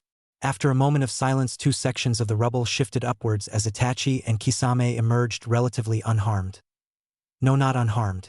They didn't even look they were fazed by that last attack. On the contrary, Kisame was openly grinning. Not bad, brats, so you got the Rinnegan. Now that is a surprise, said the swordsman as he shouldered his weapon. Itachi's Sharingan was now spinning wildly as he spoke. I had heard the tales about you having it, and I saw your eyes when I first saw you, but I didn't think anything of it. Well, damn, Naruto muttered bitterly as the sun shone through the open area. We could be in trouble here, Yujito commented for the first time, thinking they had bit off more than they could chew. Just then, however, the strangest thing happened. A new presence arrived behind the 2 Nukanins, a presence that made Itachi take his eyes off of Naruto. Sasuke. Itachi greeted his brother without looking. Uchiha Itachi. Sasuke spat as Itachi turned to regard him slightly. Who's this twerp? Kisame asked with a grunt. My little brother, the only one I spared during the Uchiha massacre, Itachi answered, appeared bored. Go away, Sasuke, you're of no concern to me right now. I have hated and despised you just like you said. Now I will show you my power. Sasuke charged forward as he made several hand seals. Chidori. Lightning sparked and encased his hand as he neared Itachi. It all happened in an instant. One moment Sasuke made to stab Itachi, and the next Itachi grabbed his wrist and slammed him into the ground, creating a small crater. After the Chidori dissipated, Itachi lifted him up again and threw him into the nearby wall. "Why are you still so weak? Is it because you don't have enough hatred?" Itachi asked, barely above a whisper, though everyone heard it. "Why is the gap in our strength still so large? What have been doing all this time?" Sasuke asked in thought as he fought down the pain he felt. "Mangekyo Sharingan," Itachi whispered as his eyes morphed slightly, and he picked Sasuke's beaten body up again. The moment they made eye contact, Itachi whispered one terrifying word, "Tsukuyami." Sasuke's body suddenly convulsed for a few moments before he became motionless, and Itachi dropped him to the floor. Kisame chuckled at the sight. "Damn, Itachi, you're too cruel sometimes. To use that genjutsu on your own brother. Damn, that's nasty." Itachi didn't respond, but instead turned his attention back to the two Chunin. "Now where were we?" "Naruto, we should run," Yujito whispered to him. Naruto shook his head. "Not without Sasuke." "Kisame, get them," Itachi ordered, and the swordsman nodded with a grin. Just as he was about to move, however, a voice called out, "Kuchios! Gamaguchi Shibari." Suddenly they were all enveloped in some kind of corridor made of red flesh. Kisame looked around and asked, "What is this?" "My jutsu," a voice stated. Turning, everyone saw Jiraiya in a crouched position next to the unconscious Sasuke. "Naruto, Yujito, don't move. I'll handle this," he told his two companions. "Ero Sennin," Naruto sighed in relief. "Jiraiya of the Sannin," Itachi said in monotone as he gazed at the man. "No wonder Kakashi knew who we were and why we went to Konoha. He must have gotten that information from you," he mused. Jiraiya was uncharacteristically serious as he stood up straight and stared at the two Nukanins. "So you really are after Naruto and Yujito?" Itachi simply stared at him. "To capture all of the 9. That is the order given to us by our organization, Akatsuki." The two Chunin tensed, knowing that the term 9 most likely meant the 9-tailed beasts. "We have been sent to capture them." "Too bad for you. You're not getting your hands on them," Jiraiya said with an edge to his voice. Itachi didn't respond, but instead turned to his partner. "Come, Kisame. We are leaving." His partner nodded, and the two took off down the corridor. "Not so fast," Jiraiya said as he poured chakra into the ground, causing the walls, where the Akatsuki agents had fled, to collapse in hopes of crushing the two. After a few moments of silence, there was a small whisper which echoed through the corridors, "Amaterasu." What followed was the sound of a mighty explosion, and then silence. Jiraiya suddenly dashed forward and turned the corner, only to see that part of large mountain toad he had summoned was blown out and black flames were covering parts of the hole's edge. "Damn! They got away!" the Gamasenin muttered as he released his jutsu, and the corridor along with the entire building returned to normal. The black flames were still there, and so he approached them while pulling out a sealing scroll. "This should do it." He laid the scroll out and, after writing something on the scroll, said, "Fukahoin." The flames were suddenly pulled into the scroll and disappeared. "I don't know what that was, but I will find out." "Who were those guys, Ero Sennin?" Naruto asked as he laid Sasuke up against the wall. "They said they were after the 9. They were referring to the Biju, right?" Yujito asked him. Jiraiya nodded in response. "That's right. I don't know what they want the Biju for, but it can't be for anything good. So let's go deal with them," Naruto said with his Rinnegan activated. "If they want us, then I want to see them try," he said with an edge to his voice. Jiraiya shook his head. "You wouldn't stand a chance against even one of them as you are now." "Then what do we do then? Just sit around and wait for them to capture us?" Naruto incredulously. The Gamasenin just snorted at that. "What do you do? Heh. That's simple, really. Get stronger so you can fight then yourselves." Naruto took a step back for a moment and nodded. "Fine." "Hey!" Yujito said, getting their attention. She was currently sitting over where Sasuke lay with her hands glowing green. "For some reason, nothing I'm trying is working on this guy. Any idea what kind of jutsu that was Itachi used on him?" Jiraiya shook his head in response. It's probably something to do with the Mangekyo Sharingan. The what? Naruto looked up, unfamiliar with the term. The Mangekyo Sharingan is the final stage of the Sharingan and is extremely powerful. I don't know what its full capabilities are, but I do know that the last Mangekyo Sharingan user became the head of the Uchiha clan back during the reign of the Shodame Hokage. Jiraiya explained. Yujito snorted at that. You forgot to mention the guy turned into a madman and tried to kill Shodame Hokage at the Valley of the End. Jiraiya remained silent at that but nodded anyway. How many of those losers are there exactly? Naruto asked, looking out at the hole Itachi had created. 9, Jiraiya answered finally. 9, Yujito's eyes widened. Jiraiya nodded. There would be 10, but Orochimaru is no longer a member of that organization. The Hibi team was a member? Naruto's question was barely above a whisper, yet filled with so much anger it was almost terrifying. He was until he defected from it in order to start his own little hidden village somewhere in Rice Country, the Gamasenin replied. Sasuke will be all right, won't he? Naruto asked, looking down at his comatose teammate. Jiraiya sighed. Physically, he'll be fine. It's his mentality I'm worried about. I'll inform Kakashi about it later, so don't worry. He tensed suddenly and spun round to where the hole in the wall was and saw a green blur appear before him. Guy! Jiraiya narrowly evaded the kick that was aimed for his head, and the green-clad Jonin stopped his assault when he saw who it was. What the hell are you doing? Oh, sorry. I thought you were the enemy for a second there. Guy apologized and looked the area over. He took notice of the wall that was blown out and asked, Was I too late? It's more like I was too late, Jiraiya said as he gestured towards the unmoving form of Sasuke. Guy looked the young Uchiha over and narrowed his eyes. I believe this is the same jutsu that was used on Kakashi earlier today. He's bedridden and we can't seem to wake him up. Kakashi was also attacked, huh? Jiraiya mused darkly. All the more reason to find Tsunade, he said, turning away. Guy, can you take the Uchiha back to Konoha? We still have a mission to do and we can't delay it, he asked. Guy nodded and picked up Sasuke. I'll head back now. Good luck. Jiraiya nodded. We're going to need it. Chapter 6. The Slug Princess. Fire Country, Tenzaku Town. This is new, Jiraiya said finally as he looked towards the destroyed palace. You don't say. Yujito's voice was dripping with sarcasm. Jiraiya ignored her, however, and saw that there were people running away from the destroyed in every direct. Hey! He called out towards one of them that ran past. What happened here? He asked. The man looked to be panicking but managed to calm himself long enough to reply, You should all get out of here too. There are monsters up there. Monsters? Naruto asked. The man nodded. A giant snake just destroyed the palace in an instant. A giant snake. Naruto trailed off as his eyes flashed gray for a second. How big was this snake? Yujito asked, curious. Huge, the man answered before he started running again. The Hibi team is here, Naruto growled out.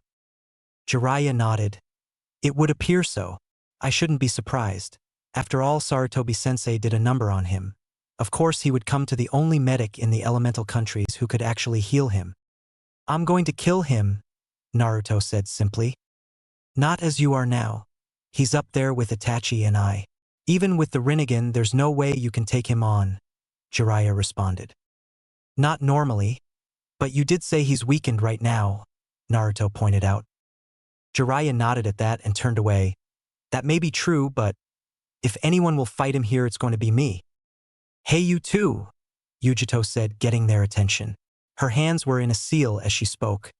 I can sense 2 chakra signatures above civilian level just north of here. I think the larger of the 2 is Tsunade-sama. You're a sensory type? Jiraiya asked, intrigued, and she nodded. A what? Naruto asked. A sensory type is someone who can locate and recognize other people's chakra signatures. Jiraiya explained and started walking. Come on. Let's go meet Tsunade. It looks like we missed the party, Jiraiya commented as the 3 jumped down into the destroyed street near the demolished building. The wall nearby was cracked and looked like it would collapse at any moment. Did the Hebe team do this? Naruto asked as he looked at the cracks along the wall. Jiraiya shook his head. I don't believe so. I think this is the work of Tsunade. She probably lost her temper again. Yujido looked around and shook her head. I can't track them. There's too much chakra in the area now. Not sure what from though. Jiraiya remained silent as he surveyed the area. Well, let's go look for them. I mean, they have to be around here somewhere, right? Naruto suggested as he looked over his shoulder at them. They're still in town, but I can't pinpoint their exact location, Yujido told the two. Jiraiya nodded at that. All right, let's ask around. Maybe someone has seen her. Night settled across the land as the moon's gaze illuminated the sky. Its deceiving rays bore down on the town as silence began to reign with only the bars open at this time. In one of those establishments were two kunoichi. One looked to be in her mid-20s and was dressed in black. She appeared to be holding a pig. No one in the bar seemed to mind though. The blonde kunoichi beside her, however, was a little different. She appeared to be in her early 20s, but there was just something about her that didn't seem right. Her cheeks were red as she downed another bottle of sake in a matter of seconds. Tsunade-sama, the dark-haired woman to her side thought as she looked at her. You know she might have skipped town after running into that snake freak, a girl's voice suggested as three figures walked into the bar. Somehow I doubt that. She's probably still here somewhere. Either way, let's get something to eat. You two must be starving, a gruff voice said. This is a bar, Aro-senin, a boy's voice deadpanned. Just then the adult of the group looked over to where the two were sitting. Well, I'll be damned. Jiraiya? The blonde woman asked, seeing his aged face. Tsunade? His eyes widened slightly in surprise. What the hell are you doing here? She asked him, not sure what else to say. That's Tsunade? She's seriously 50? She doesn't look like it. The blonde boy to the Gamasenin's side commented. It's probably some jutsu, Yujito suggested. Jiraiya, however, just sighed and shook his head. Of course you would be at a bar. I should have known. He smirked as the three sat down at the other side of the table. To answer your question, we were looking for you. Me? Heh. I've been seeing a lot of familiar faces today, she asked as she picked up another cup of sake. Well, we saw Orochimaru's handiwork outside. He always did go overboard with that kind of thing sometimes. Jiraiya sighed again. He raised an eyebrow as he asked, what did he want from you anyway? Nothing really, he just stopped by to say hello, replied the Katsusenin. Now Jiraiya didn't believe that, but he didn't want to push the issue, so he remained quiet. Why were you looking for me anyway? Okay, I'll get straight to the point. The elders of Konoha want you to become the Godame Hokage, Jiraiya explained. Tsunade's eyes widened at that. They want me to what? Become the Godame Hokage, effective immediately, he told her. If you met Orochimaru, then you know that Sarutobi-sensei was killed by him during the recent attack on Konoha by Oto and Suna. He stated clearly, leaving nothing out. She nodded. So what do you say? Tsunade remained silent for a full 30 seconds before speaking quite clearly. Sorry, but no thanks. I'm not like your last student Jiraiya. Life is not like money, and to risk it is a fool's errand. Jiraiya's eyes seemed to harden at being reminded of the fate of his last student. You've changed, Tsunade. Time changes people. I mean, look at the old geezer. Look what protecting the village got him. A coffin 6 feet under. Just like Namikaze Minato. She chuckled darkly at her own words. This is Tsunade of the Sannin. I wonder how long she's been like this for. Yujito mused in thought at hearing the old woman's words. We might as well get out of here, Jiraiya-sensei, before we both do something we might regret, Naruto said with barely controlled anger. Senju Tsunade is dead. All that's left is this, and she's not fit to become Hokage, he finished. Tsunade looked over at him with narrowed eyes. I am the granddaughter of the Shodame Hokage and the grandniece of the Naidame Hokage. I'm more than fit to run that little collection of wooden homes. No, you're not. Naruto shot back with a glare. I think someone who can't even save the ones they care about isn't worthy of becoming Hokage. What do you think, Tsunade? He asked with a grin. Her eyes widened at that as she turned her gaze on Jiraiya, who looked on impassively. Ero-sennin told me on the way here what happened to the man you loved. To your little brother, and I will tell you right now. They fought to protect others with their lives. They never gave up even when they died. That's what it means to be Hokage. That's the will of fire the old man always preached about, and that is something you just don't have. The fire's shadow illuminates the village. Jiraiya mused, remembering how his former student used to say that often. You can sit there all day and moan about what life has done to you, but if you think I'll sit by and let you insult the things that the old man and the yondaime have done, then I will kick your ass. He snarled as his chakra flared and his eyes turned red. Tsunade just stared at him. Jiraiya? Who is this child? The Gama-sennin just grinned in return. This is Uzumaki Naruto. He's that child, huh? He acts just like her. Almost instantly Tsunade had one leg clamped down on the table as a grin worked its way across her face. How's about we take this outside, brat? It was a simple question.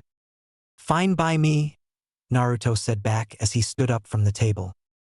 Jiraiya just sighed at that. It's going to be one of those days. That idiot. What the hell is he doing? Is he trying to get himself killed? Yujito asked in thought as Shizune and Jiraiya followed the two. Once out in the street, the two stood about 24 feet apart. I must be going senile. I'm taking on a kid. How embarrassing. Let's go wild, Naruto said and made a hand seal. Kage Bunshin no Jutsu. 5 clones popped into existence beside him. He knows the Kage Bunshin no Jutsu? Not bad, but clones won't help him against me. She held up one finger as the clones charged. She touched the ground and suddenly the ground in front of her split in half in. Too easy. She looked up at him as his clones fell into the small gorge she had created and asked, "Let me ask you something, kid. Why are you so fussed over the Hokages?"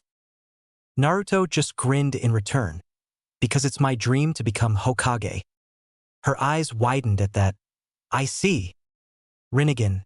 Time slowed for a second as Naruto's eyes changed from their blue/red haze to a darkened gray with several rings around the pupils.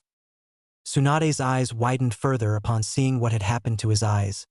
Those eyes are, but that's impossible. I mean, the Rinnegan has only ever appeared in. Her eyes narrowed and she shot forward with her hand now cocked into a fist. There's no way he can have those eyes. Shinra Tensei.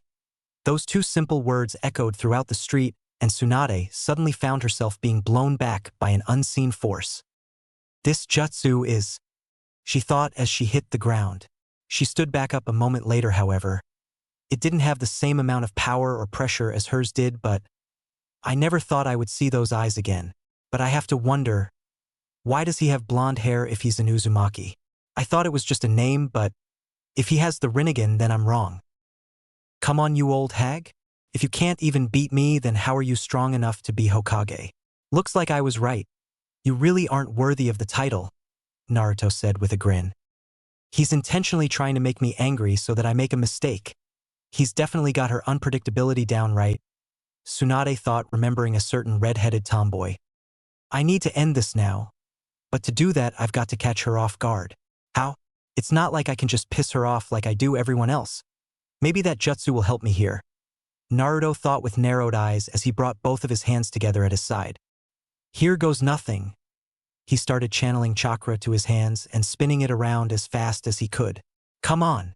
Contain it. Compress it. Don't lose control.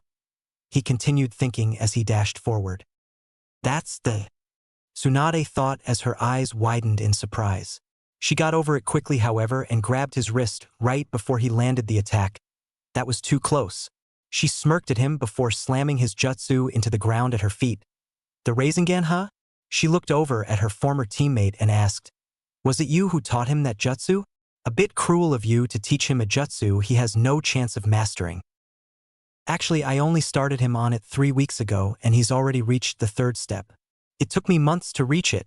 Jiraiya waved dismissively. I'd give him about a week. 2 tops before he's got it down completely. Tsunade snorted at that. And what about the Rinnegan, huh? Jiraiya's eyebrow was raised at that. What? Did you really think I wouldn't recognize that jujitsu? The Gama-sennin just looked on curiously. What do you mean? Tsunade snorted and turned away. I'll tell you later. She turned to Naruto and asked, Hey kid, Do you want to make a bet? What kind of bet? The blonde boy asked her. She showed him the necklace that hung at her neck. If you master the Rinnegan in a week like the pervert says you can, you'll get this and I will return to Konoha. If you don't, I'll take all of your money and none of you will bother me ever again. Deal? Naruto thought about it for a moment before nodding. All right. A wide grin settled on Tsunade's face. Then I'll see you in a week, kid. That idiot. Yujito sighed at the thought. It's been one of those days. Jiraiya shook his head at the sight. Later that night Naruto had disappeared somewhere without as much as a word. Yujito had gone with him out of sheer boredom and Shizune had gotten them all rooms at the local inn. During the night, however, Jiraiya had asked Tsunade to come out and have a drink with him. She agreed knowing he wouldn't let it go so easily. So, what did you want to talk about? Tsunade asked as she took a drink. Jiraiya shook his head at the tone. You're still so uptight, Tsunade. Heh. If you must know, I wanted to talk about Naruto. Why did you bring him, Jiraiya? More importantly, why does he have blonde hair if he's an Uzumaki? She asked with narrowed eyes. The Gama-senin raised an eyebrow at the last question. I brought him to help convince you to return, but as for being an Uzumaki, well, it's his mother's maiden name if I'm not mistaken. All Uzumakis have red hair, Jiraiya. It's always been like that, Tsunade shot back.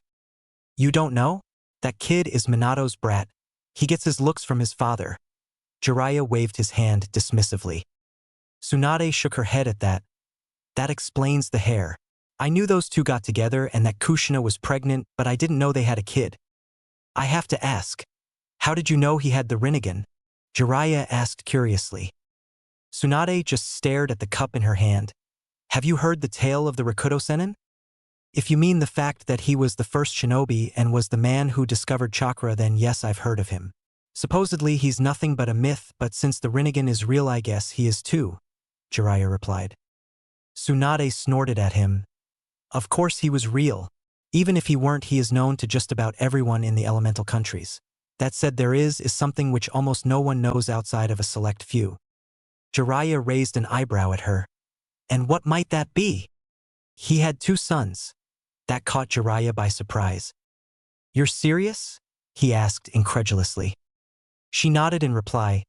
The elder brother was gifted with the sage's eyes and became known as Uchiha Tobi. He was the originator of the Uchiha bloodline and thought peace was best achieved with the use of force. The younger brother, however, was gifted with the sage's marvelous chakra and became known as Senju Naruto. He was my ancestor and the man who created the Senju clan. Naruto? As in the same name as the brat? Jiraiya asked surprised. Tsunade nodded at that. I suppose it's fitting that his name was Naruto considering his beliefs. Unlike his elder brother, he thought peace could be achieved through never giving up and always looking towards the future. On his deathbed, the Rikudo-senin chose him as his successor over his brother just before he died.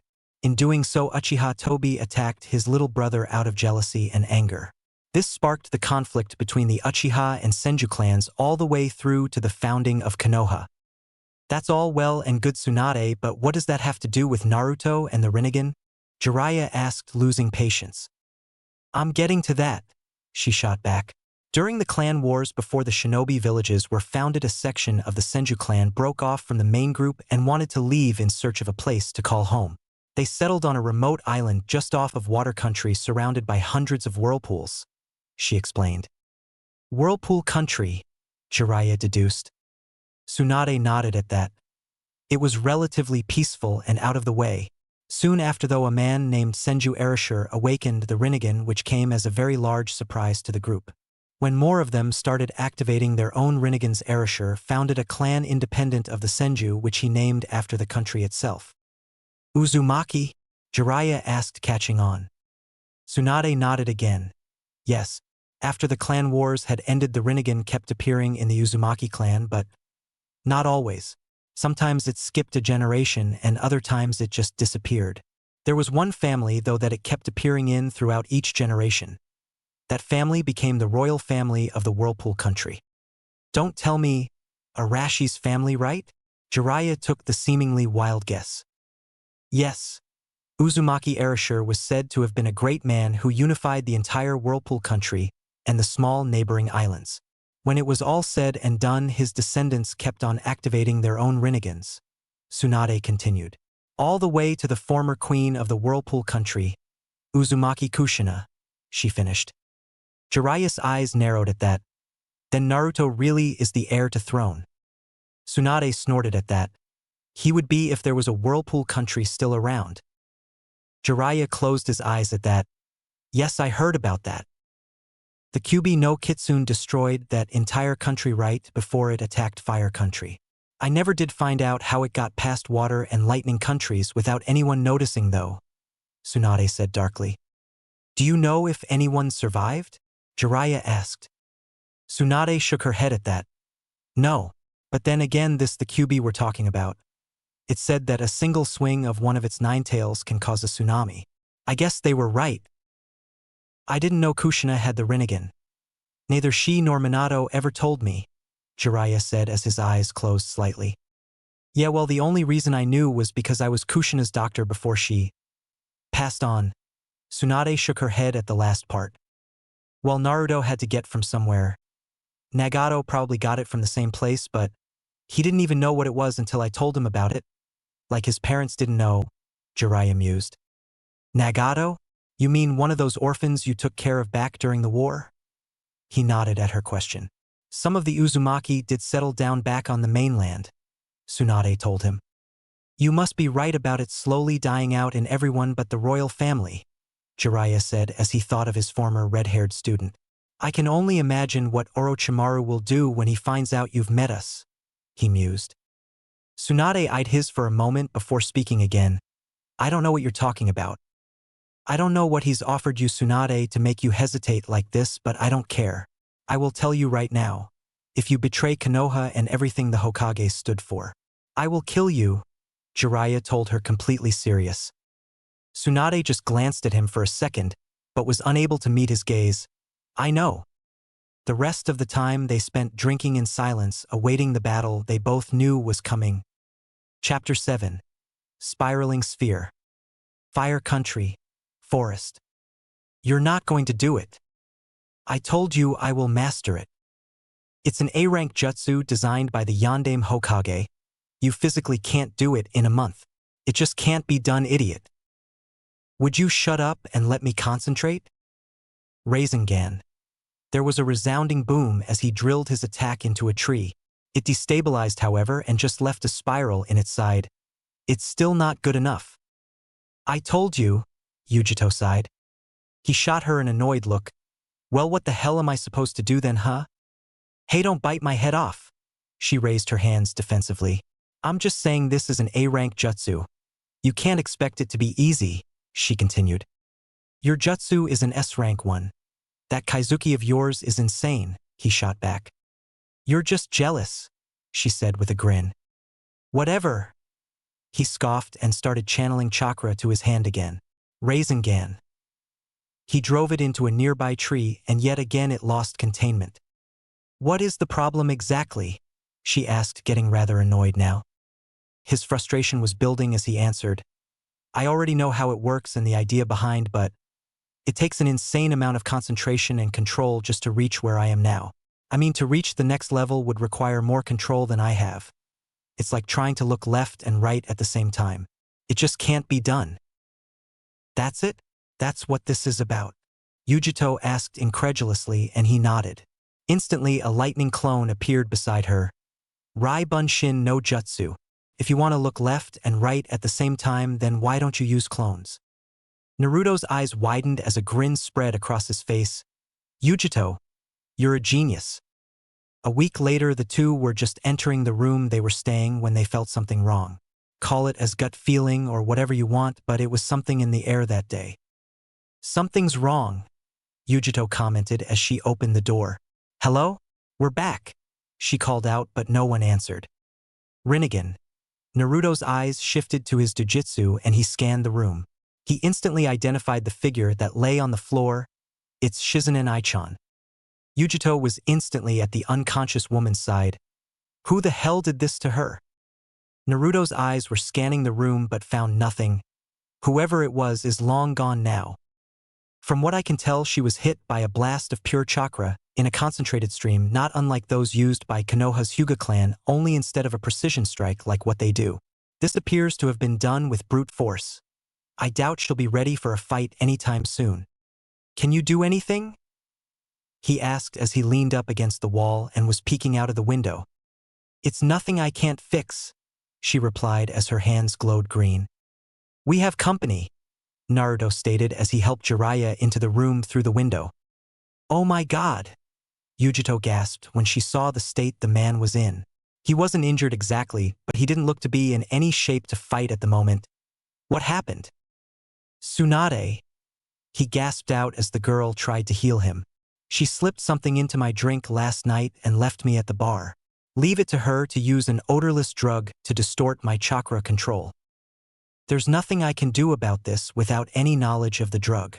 The good news is that it should wear off in about an hour or two, Yujito told him. That's good. Are you going to tell us exactly what is going on now, Shizune?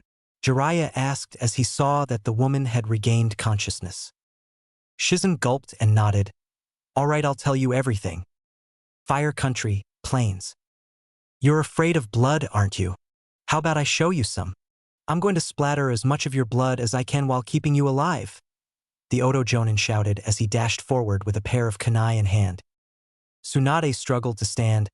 I can't dodge in time. A sudden large poof of smoke shot from the ground in front of her, effectively blocking them both from view. What? The smoke soon cleared to reveal Jiraiya, Shizune, Naruto and Yujito standing in a firm line between her and the two Oto Nins. What are you doing here? Well, it has been a while, Jiraiya, the one in back said, amused. You're looking as morbid as ever, Orochimaru, the Gamasenin smirked. Naruto, the Oto Jonin smirked upon seeing him. The Konoha Chunin instantly recognized him, Kabuto. Well, it seems that these two know each other, Jiraiya commented. Why are you fighting with Tsunade Abakin? Naruto asked, not understanding. Not too sharp, are you, Naruto? That's why you'll never be able to beat Sasuke, Kabuto said with a smirk. Naruto's Rinnegan intensified the glare he sent at him. You're a traitor. That's right. I'm a spy for Oto Kagure, he declared. Then everything you did for us in the Chunin exam was nothing but a lie. Naruto gritted his teeth as his fists clenched at his side. I was collecting information on all of you. I discovered some things about you as well. You're different from Sasuke. You don't what it takes to be a shinobi, Kabuto stated. For example, here you're just an out-of-place genin who got lucky at being promoted to Chunin. Sure, I expect something from that demon inside of you, and those eyes of yours caught me off guard, but compared to the Sannin, you're a real disappointment. Right now, you're nothing more than a dash. Are you really buying this shit, Naruto? Yujito interrupted, seemingly annoyed at the Oto Nin's words. If he was such a bad shinobi, then how come he beat Gaara at the exam? How did he beat that Hyuga brat? How did he get promoted to Chunin? His record should speak for itself, he finished with a grin. Kabuto glared at her. Shut it, girl. You are the Raikage's granddaughter, aren't you? Yes, I am, though like Naruto's, my record speaks for itself too, she said with a cat-like grin crossing her face. You're a Jinchuriki, the Oto Jonin stated when he saw her eyes flash purple. Do you think you can take him? Jiraiya asked the two. We'll be fine. You just worry about the other traitor. Naruto practically spat the last word. Yujito, he said, and the two suddenly dashed forward. The message was clear. I'll line him up and you knock him down. She nodded as 4 clones instantly appeared at his side. Kage Bunshin no Jutsu. Pathetic, Kabuto smirked. He drew a pair of kunai and slashed the first 2 clones, reducing them into smoke. The other 2 clones came from his side, but he quickly destroyed them too with 2 well-placed chakra strikes to their chests. Chikura no Mezu. His eyes widened in surprise, however, when he felt a shift of heat in the air. The smoke from the clones is blocking my vision. I can't see where they're attacking from. Kaizuki, he heard the whisper and immediately shot away from it. Yujito appeared out of the smoke and slashed at him with what appeared to be a flame-covered arm. He narrowly evaded the attack with the blade, cutting cleanly across the front of his vest. He jumped away and was already making hand seals while in midair. I cannot let her get close or I'll be killed. He then took a deep breath and exhaled a large cloud of smoke at them. Katan. Kasumi Indu no Jutsu. The cloud suddenly covered over the two Chunin and Yujito's eyes widened as the flames on her suddenly exploded and tried to consume her. Shinra Tensei. The whisper was soon followed by a sudden blast of gravity. The flames were stuffed out instantly as Naruto caught her as she fell. Are you all right? I'll be fine. She winced as she began to heal her now burnt arm. You know, I've been trying to figure out how a loser like you, someone with absolutely no talent whatsoever, can have that jujitsu. Sadly, no matter what I tried, I couldn't seem to get any information on you from Konoha or anywhere else. It was like you didn't exist. Like you weren't even born, and yet you were born. All I managed to find was a name, Uzumaki Kushina. Kabuto watched as both Tsunade and Jiraiya tensed at the name. So you know that name Jiraiya, Tsunade? I wonder why you haven't told the brat that he's the heir to the Whirlpool country's throne. That got wide eyes from Naruto, Yujito, and Shizune. What are you talking about, traitor? Naruto growled as his eyes flashed red for an instant. Uzumaki Kushina was the last queen of the Whirlpool country. When she was pregnant with you, she came to Konoha since it had the best doctors in all of the nations. When she was gone, however, her country came under attack from Kyuubi no Kitsune and the entire place was leveled. She apparently died in childbirth when Kyuubi attacked Konoha and you were used as a living weapon to stop a demon. The Oto Jonin explained. Living weapon? Actually, the Yondaime chose him as his successor. Jiraiya smirked as he spoke, catching everyone off guard. Namikaze Minato was a man of honor. He wouldn't grab a random child to stop the Kyuubi. He chose Naruto to surpass him in every shape and form. Plain and simple. As for Kushina-chan, well, she also had the Rinnegan, so of course he got it from her.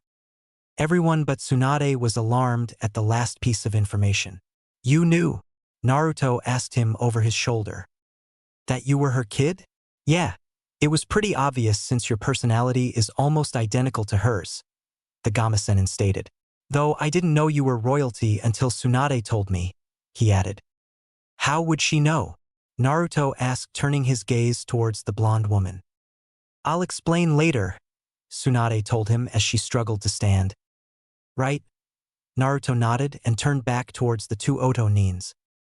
Enough of this farce. Kabuto? Orochimaru smirked as the sleeve on his arm was rolled up to reveal what looked like a summoning seal. Oh shit! Jiraiya growled out after he bit his thumb and started forming hand seals just as Kabuto did the same. Kuchios no Jutsu! The two called out, followed by two large columns of smoke. When the smoke cleared, Orochimaru had summoned two snakes while Jiraiya summoned only a small toad. Gamakichi. Yo! The small toad waved. Damn it, my chakra must be royally screwed up right now, Jiraiya thought with a grimace. Orochimaru chuckled at the sight. There's still no cure for stupidity, Jiraiya. Even for an idiot like you, that's pathetic. Tsunade must have done something to you, kuku. Pathetic as always. Go fuck yourself, pedophile. I know you've got the whole evil bad guy theme going for you, but you are seriously starting to piss me off. Yujito shot back at him. Kuku, little girl, you have no idea who you are messing with. The Hibi-senin chuckled at her obvious attempt to rile him up. And neither do you, she growled back. Kuchios no Jutsu, Naruto called out, surprising everyone as the ground below him erupted in smoke. That took every scrap of Kyuubi's chakra I could muster. Thanks for buying me the time, Yujito. He thought as a large battle toad wielding a large shield and staff blade now stood between the two forces with him, Yujito and Jiraiya standing on its head. Nice job, Naruto. Jiraiya sighed in relief and looked down towards the toad's eyes. Gamaken. It's good to see you again, the Gama-senin stated. I wish I could say the same, Jiraiya. What am I doing here exactly? Gamaken asked, slightly nervous. We need you to fight those snakes while we handle the shinobi, Jiraiya explained. Gamaken nodded in understanding. All right, I'll do my best. Leave Orochimaru to me. Shizune, you stick with Tsunade and keep her safe. Naruto and Yujito will handle Four Eyes over there. Jiraiya gave out the orders. But Jiraiya-sama, with your chakra dash, Shizune began. Even in my weakened state, I am the best choice to face him right now. Besides, his arms are useless, so I should be fine, Jiraiya interrupted. Here they come, Naruto said when he saw the two snakes barreling at them. Any time now, Naruto, Yujito said. Shinra Tensei. The two summoned snakes were instantly repelled away from them by an unseen blast of pure gravity. Jiraiya jumped off immediately towards Orochimaru, who had already lunged to intercept him. Kabuto came at the two Chunin as they touched down on solid ground once again. Gamaken went off to deal with the two snakes as Kabuto got within range of the two. Kage Bunshin no Jutsu. 5 clones instantly lunged to strike at him. He effortlessly destroyed them, however. Clones are useless here, Naruto-kun.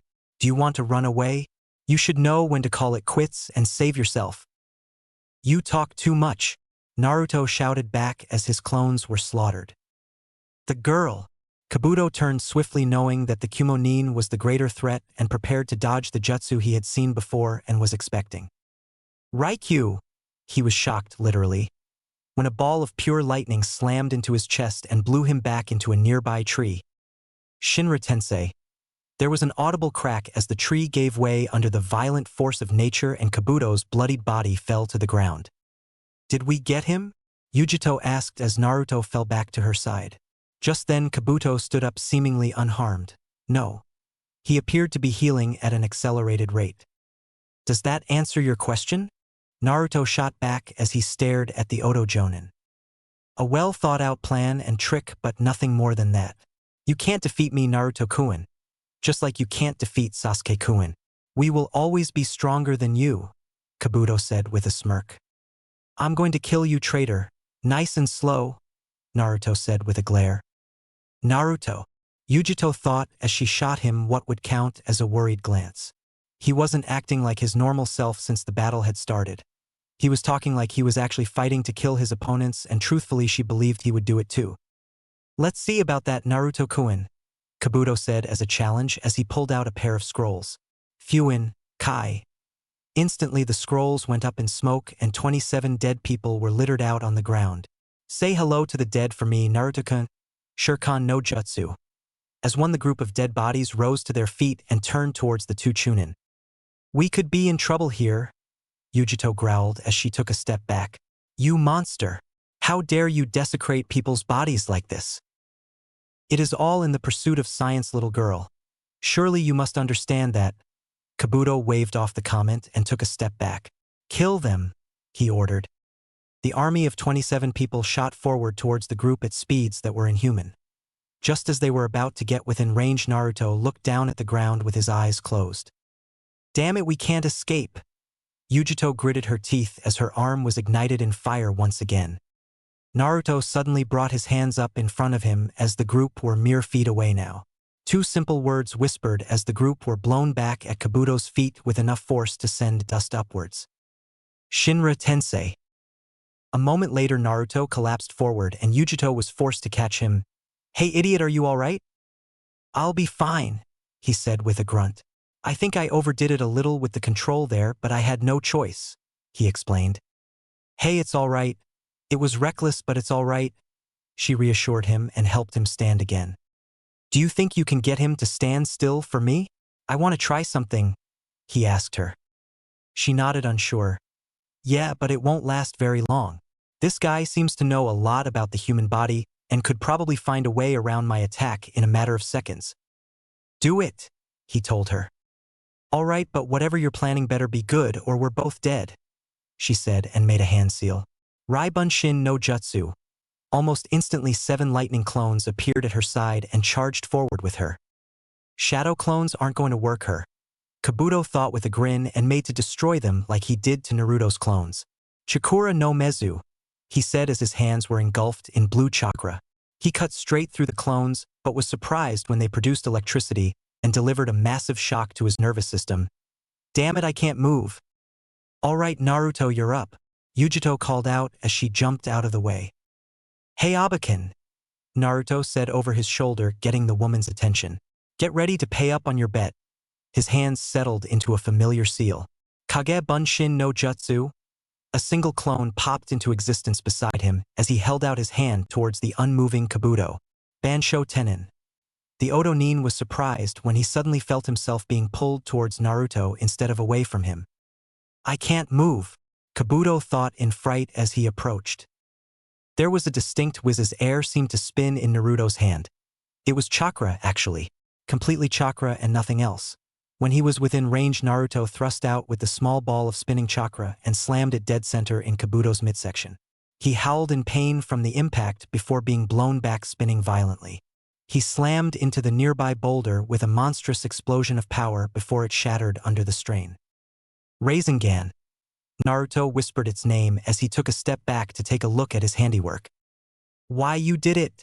Tsunade stuttered in shock. You actually managed to master the Rinnegan in only 1 week. She couldn't believe it. You used a shadow clone to fuse the chakra into it and spin it while you yourself contained it, Yujito said with a wide grin. Well, you did say if you want to look left and right at the same time, then clones are the best way. He shot back with a grin of his own. After making sure Kabuto was down, he promptly turned and walked over to Tsunade. I believe this belongs to me now. He took the necklace from her and put it on. This feels strange. Why, you actually… Heh. I'm still lousy at betting. Tsunade chuckled as her body stopped shaking from the blood. Tsunade-sama, why your phobia? Shizune stuttered. I know, Shizune, the Katsusenin replied, stood to her feet. So you've overcome it, have you? Kuku, I don't think I care much for facing 2 of the Sannin today. Maybe next time? Tsunade Jiraiya. Orochimaru dropped down beside his wounded subordinate and said, We're leaving. Yes, Orochimaru-sama, Kabuto managed to say before the 2 vanished into the ground. They're gone, Jiraiya sighed in relief as the 2 snakes disappeared a moment later. And I lost another bet, Tsunade chuckled. Well, you were always a bad gambler, the Gamasenin responded as he approached them. Thanks for the help, Gamaken, he said to the large toad. Any time, the battle toad said before disappearing in a column of smoke. We'll stop in town for tonight and set out for Konoha tomorrow, Jiraiya sighed from exhaustion. Chapter 8. Team Scarecrow. Fire Country, Tenzaku Town. Explanation, a good one now, Naruto demanded with a glare, his Rinnegan boring 2 holes into the 2 Sannin in front of him. You said you would explain about this Uzumaki Kushina, so tell me now. Jiraiya looked over at Tsunade, wondering how he was going to explain this. Well, you see. Deciding it would be better if she explained, Tsunade cut in. You already know that Kushina was your mother. She was a part of the Uzumaki clan, who were the main clan of the Whirlpool country, and her family line in particular was the royal family of the entire country. What do you mean, Uzumaki clan? There's no such thing. I think I would have heard of it if there were one, Naruto asked, not believing it. That's because the entire country was destroyed and the rest of the clan was wiped out by Kyuubi no Kitsune before it attacked Konoha. Jiraiya decided to answer that question. Kyuubi? Are you telling me that demon killed my entire family? Naruto asked, not sure what else to say. Jiraiya nodded at that. Only your mother remained, and she died in childbirth the day Kyuubi attacked Konoha. Naruto sat down on the nearby bed when he heard that. What about my father? He died in the fight against the Kyuubi that day, Jiraiya answered, telling half the truth. Why do I have the Rinnegan? You said my mother had it, so… What am I meant to think exactly? Naruto asked, trying to remain calm. I should probably start from the beginning, Tsunade began. Many years ago, during an age of turmoil, a single man discovered the energy we know as chakra. I don't know his name, however, I do know what he was called. He was called the Rakuto Sennin, and he also wielded the Rinnegan. In fact, he was the first to have it. Ero Sennin already told me this when I first awakened it. So what? Naruto asked, getting annoyed at the little story. The Rakuto Sennin had 2 sons, Tsunade said after a moment, surprising Naruto, Yujito, and Shizune. What? Yujito asked, surprised. She'd been told about the story many years ago and knew it in detail. It never mentioned children. He had 2 sons. He also chose one of them to be his successor before he died. Tsunade continued. The elder brother was gifted with the sage's eyes and became known as Uchiha Tobi. He was the originator of the Uchiha bloodline, and thought peace was best achieved with the use of force, she explained. Naruto's eyes widened. Sasuke is related to the Rakuto Sennin? All Uchiha are, Tsunade said darkly. Same as the Senju, she added. You? Yujito asked confused. The younger brother was gifted with the sage's marvelous chakra and became known as Senju Naruto. He was my ancestor and the man who created the Senju clan, the blonde Sannin explained. Naruto? As in my name? Naruto asked. Tsunade nodded at that and repeated what she told Jiraiya previously. Unlike his elder brother, he thought peace could be achieved through never giving up and always looking towards the future. On his deathbed, the Rakuto Sennin chose him as his successor over his brother just before he died. In doing so, Uchiha Tobi attacked his little brother out of jealousy and anger. This sparked the conflict between the Uchiha and Senju clans all the way through to the founding of Konoha. That still doesn't explain why I have the Rinnegan, Naruto commented. He's right, although I do find it freaky that he has the same name as the son of the Rakuto Sennin. He's an Uzumaki, not a Senju or an Uchiha, Yujito said, trying to clear things up. That's where it gets complicated. You see, during the clan wars before the shinobi villages were founded, a section of the Senju clan broke off from the main group and wanted to leave in search of a place to call home. They settled on a remote island just off of water country they called Whirlpool Country. Tsunade continued. The leader of the group was a man named Senju Erasure, or Uzumaki Erasure, as he later started calling himself, and he founded the Uzumaki clan with the others of the group. The Rinnegan began appearing in their family, and Arashi's family became the royal family of Whirlpool Country. Most of the clan only activated a Rinnegan once every 5 generations, but Arashi's family. A Rinnegan awoke in every generation, and it was always the first child who awoke it that became the heir to the throne. Naruto took a moment to let all of the information sink in. So then, since I'm an only child, you are the heir to the throne, Tsunade finished with a nod. So what now then? Yujito asked after a moment of silence. Jiraiya sighed and stood up. We should head back to Konoha now so Tsunade can assume the Hokage's position. When did I say I was going to do that? Tsunade asked with a small smirk. Everyone looked at her with confusion. What do you mean, Tsunade? You made a bet with the kid, remember? You lost, so you have to become Hokage, Jiraiya said sternly. Actually, I only agreed to return to Konoha. I never agreed to become Hokage, Tsunade told him, surprising the group. But if you don't, then who will? I sure as hell am not going to take the job, Jiraiya stated. I might have an idea. Tsunade shot him a grin. Fire Country. Konoha/Hokage Tower. Things had changed in the village since the Suna/Odo attack a month ago. An Umbu captain named Tenzo practically took command of the entire shinobi force as a temporary leader, with Hatake Kakashi in a hospital bed from his battle with Uchiha Itachi, who had managed to enter the village without anyone noticing. When Senju Tsunade had returned, much to the surprise of everyone in Konoha, and healed Kakashi, he was given command back. The elders were shocked to say the least when they discovered that both Jiraiya and Tsunade spoke to the daimyo himself, practically going behind their backs, and got the daimyo and the council to make Kakashi the Godame Hokage, saying he was the best man for the job right now. That leads us to the current situation.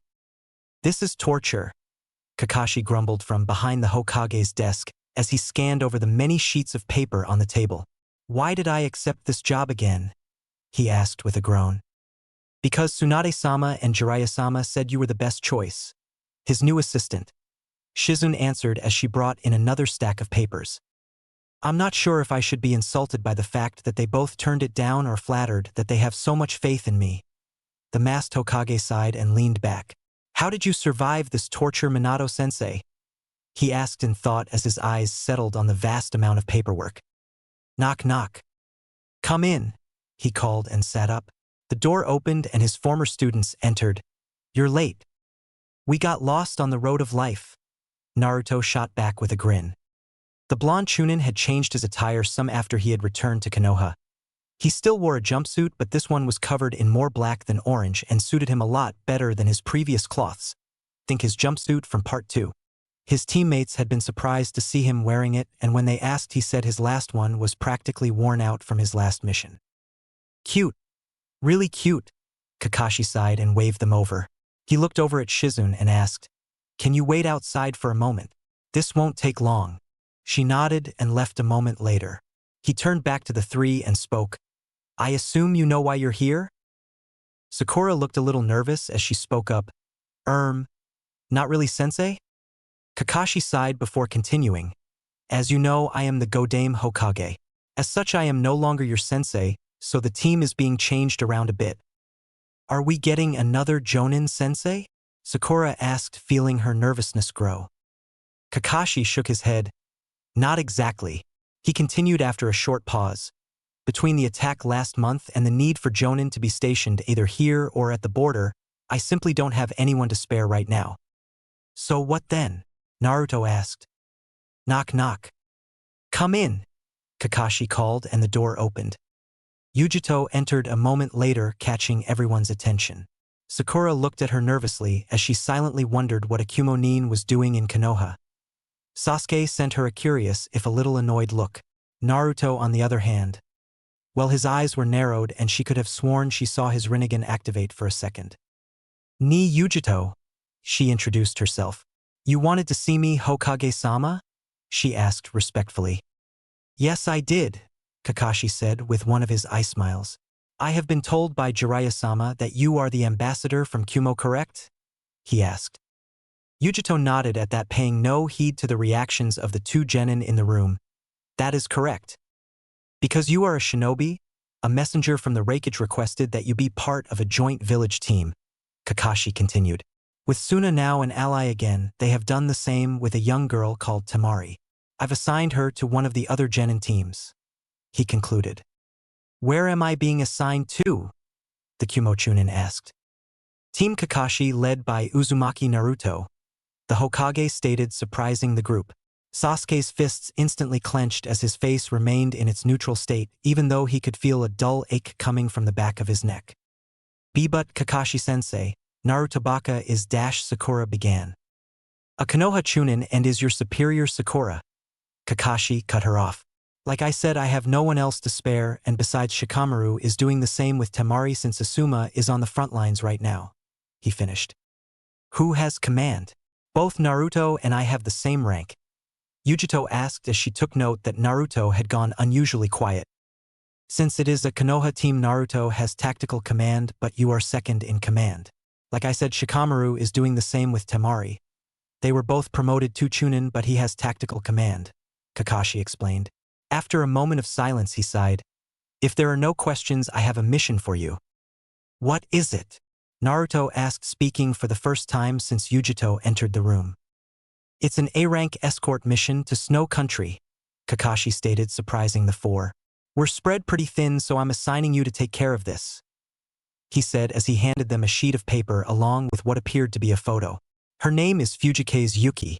She's an actress and a good one. She plays the lead character in the Princess Gale movies. You might want to see it before taking the mission. We'll get right on that, Naruto said. Is there anything else? His voice didn't seem to hold any of the childishness from the last time Kakashi saw him. The Hokage just shook his head. That's everything. Good luck, and dismissed. The four nins bowed and Kakashi watched as they exited the room. You've changed, Naruto. Once outside, Sasuke immediately turned to Naruto. Dope. Just to get things straight, I don't care what Kakashi says, you are not the T-dash. Naruto rounded on him, grabbed his collar and slammed him up against the wall. I don't care, team. You don't like me and I sure as hell don't like you, but while we're on this mission you will do everything I say. If you don't follow my orders, I will consider you a traitor, and believe me when I say you don't want that. Naruto, you can't talk to Sasuke-kun like T-dash, Sakura raged. Sakura, shut up. You're annoying. Naruto shot back, causing her eyes to wide from the memory of someone else saying those exact same words. Naruto turned his attention back to Sasuke and said simply, follow my orders and we won't have a problem. It's as simple as that. He let go, allowing Sasuke to regain his footing. Sasuke grunted but said nothing else. Naruto turned away and started walking. Let's go see this movie that Sensei was talking about. At the very least, we'll know what this actress looks like. What about her? Sakura asked, gesturing to the Kumo-nin walking with them. I have a name, you know, it's Yujito, she said, annoyed. I worked with her on my last mission. I know what she can do, Naruto said, not even looking back as Yujito made to follow him. I don't like this, Sakura muttered as she followed soon after. That was the best film I've ever seen, Yujito said as the four made their way out of the movie theater. A brave and strong heroine faces impossible odds as evil tries to stop her from continuing her glorious quest. A cat-like grin made it onto her face. You were watching her? I preferred to keep my eyes on that handsome Michi who played Sukiakuro. I wish I could just watch him all day long, Sakura said before she realized what she was saying and turned to Sasuke. Of course he doesn't compare to you, Sasuke-kun, she said, trying to cover it up. You really need to sort out your priorities, Pinky, Yujito said, giving her an annoyed look. Sakura sent her a glare in return. Shut it, Cloud Girl. Make me? Yujito grinned back as her eyes flashed purple for a second. All right, settle down you two, Naruto said, stopping them from continuing any further. Then the strangest thing happened. Well, a few actually. The first was someone who looked a lot like the woman they were assigned to protect jump past them riding a horse. About 20 samurai followed her, also on horses, and seemed to be chasing her through the streets. Was that Princess Gale who just rose by? Sakura asked in a stutter. No, that was the actress that plays her. She's being chased, right? Yujito asked, pointing down the street the woman and the samurai had rode down. Yeah, she is. Let's go, Naruto said, and the four took to the roofs to catch them. They quickly caught up with the horses that were galloping through the village. Disable them. Don't kill them unless you actually consider them a threat.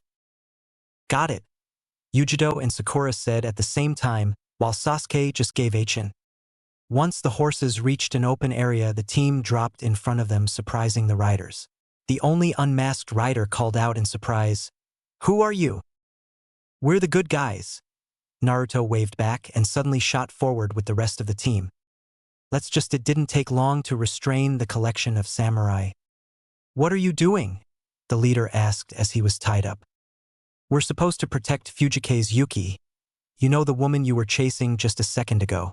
Since you were chasing her, that makes you the bad guys," Naruto answered. "Yuki, but we're with the film crew. I'm her manager. She ran away from the shoot, so we went after her. My name is Asama Sandeu," the leader stated. "Sasuke?" Naruto asked over his shoulder. "He's not lying," the Uchiha replied with his Sharingan activated. "Right?"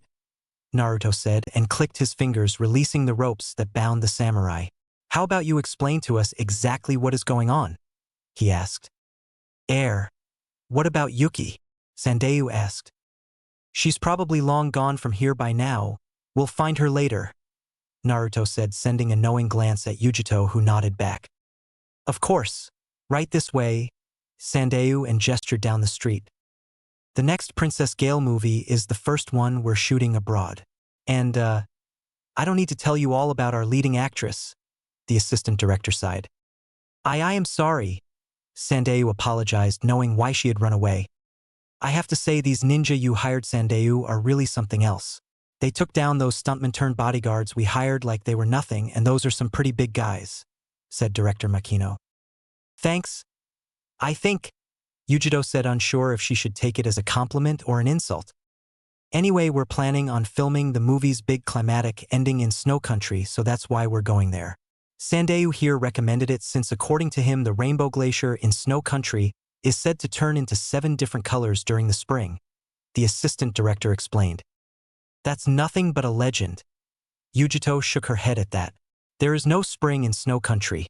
The entire place is locked in a permanent winter," she continued. "Why does Yuki keep running away?" Naruto asked, thinking he was missing something valuable. "We don't know. She just started when she found out we were going to Snow Country," Makino explained. Naruto remained silent for a moment before he turned to his team. "Let's go get her.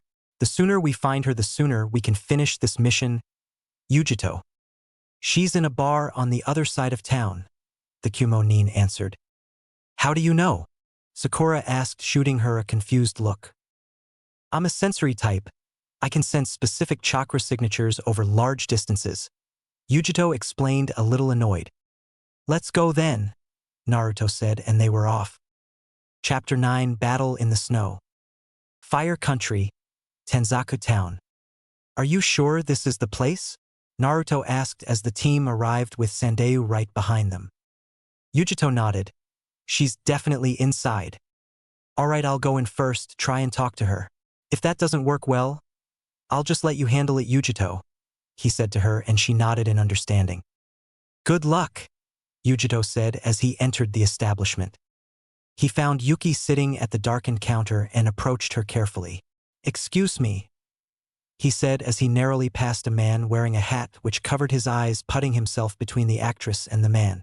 The man just kept walking as Naruto turned to the actress sitting at the bar. Fujike's Yuki, I presume? Who wants to know? She asked, sending him a sideways glance. Uzumaki Naruto, the Chunin answered simply. You're a little too young for me, kid, she told him, trying to get a rise out of him. It didn't work. Old enough to kill, old enough to screw around. He turned his attention downwards to her neck, and something caught his attention. Quit staring, pervert, she shot at him. Naruto just ignored it, however. That necklace you have? She froze at the mention of it. What is this feeling? It's like the feeling I got from the Shodame's necklace, but it's different. It's nothing, Yuki said, turning away. Naruto shook it off. Who are you really? She looked at him for a moment before she answered. I'm nothing but a lie. Nothing but words on paper that are expected to be alive. What about you? Who are you really? I don't know anymore. Or perhaps I never did, he answered truthfully. Yuki chuckled darkly. Then you should just go home. You're right, Naruto said and turned back towards the door. You're broken, nothing but a shell for a lie, he said as he passed her towards the exit. She shuddered slightly as he passed her. That boy, he's just like him, she thought, remembering the man who had saved her 10 years ago. Well, how did it go? Sakura asked once he was outside. Not as well as I'd hoped. Yujito, get to it, he said, and the Kumo-nin nodded. She entered the bar a moment later with the others close behind. We should make this fast. Raikyu? Yujito whispered and sent a small ball of lightning at the actress, causing her to instantly freeze up and fall into unconsciousness. I only used enough chakra to disable her. There's no permanent damage of any kind. Good. Sasuke, help me with her, Naruto said as he threw her arm over his shoulder, and the Uchiha reluctantly got the other arm. Naruto turned to the manager and asked, Where to now? Snow Country. Unknown location. She has the Hex Crystal. There is question that she is Kazuhana Koyuki, your niece, the leader of the Yukinins stated as he bowed on one knee. The Snow Daimyo merely chuckled. Interesting. She's not alone, however. My spy says she is being guarded by Team Kakashi, the leader finished. Kakashi? As in the Hatake Kakashi? The female of the group asked with a small smirk.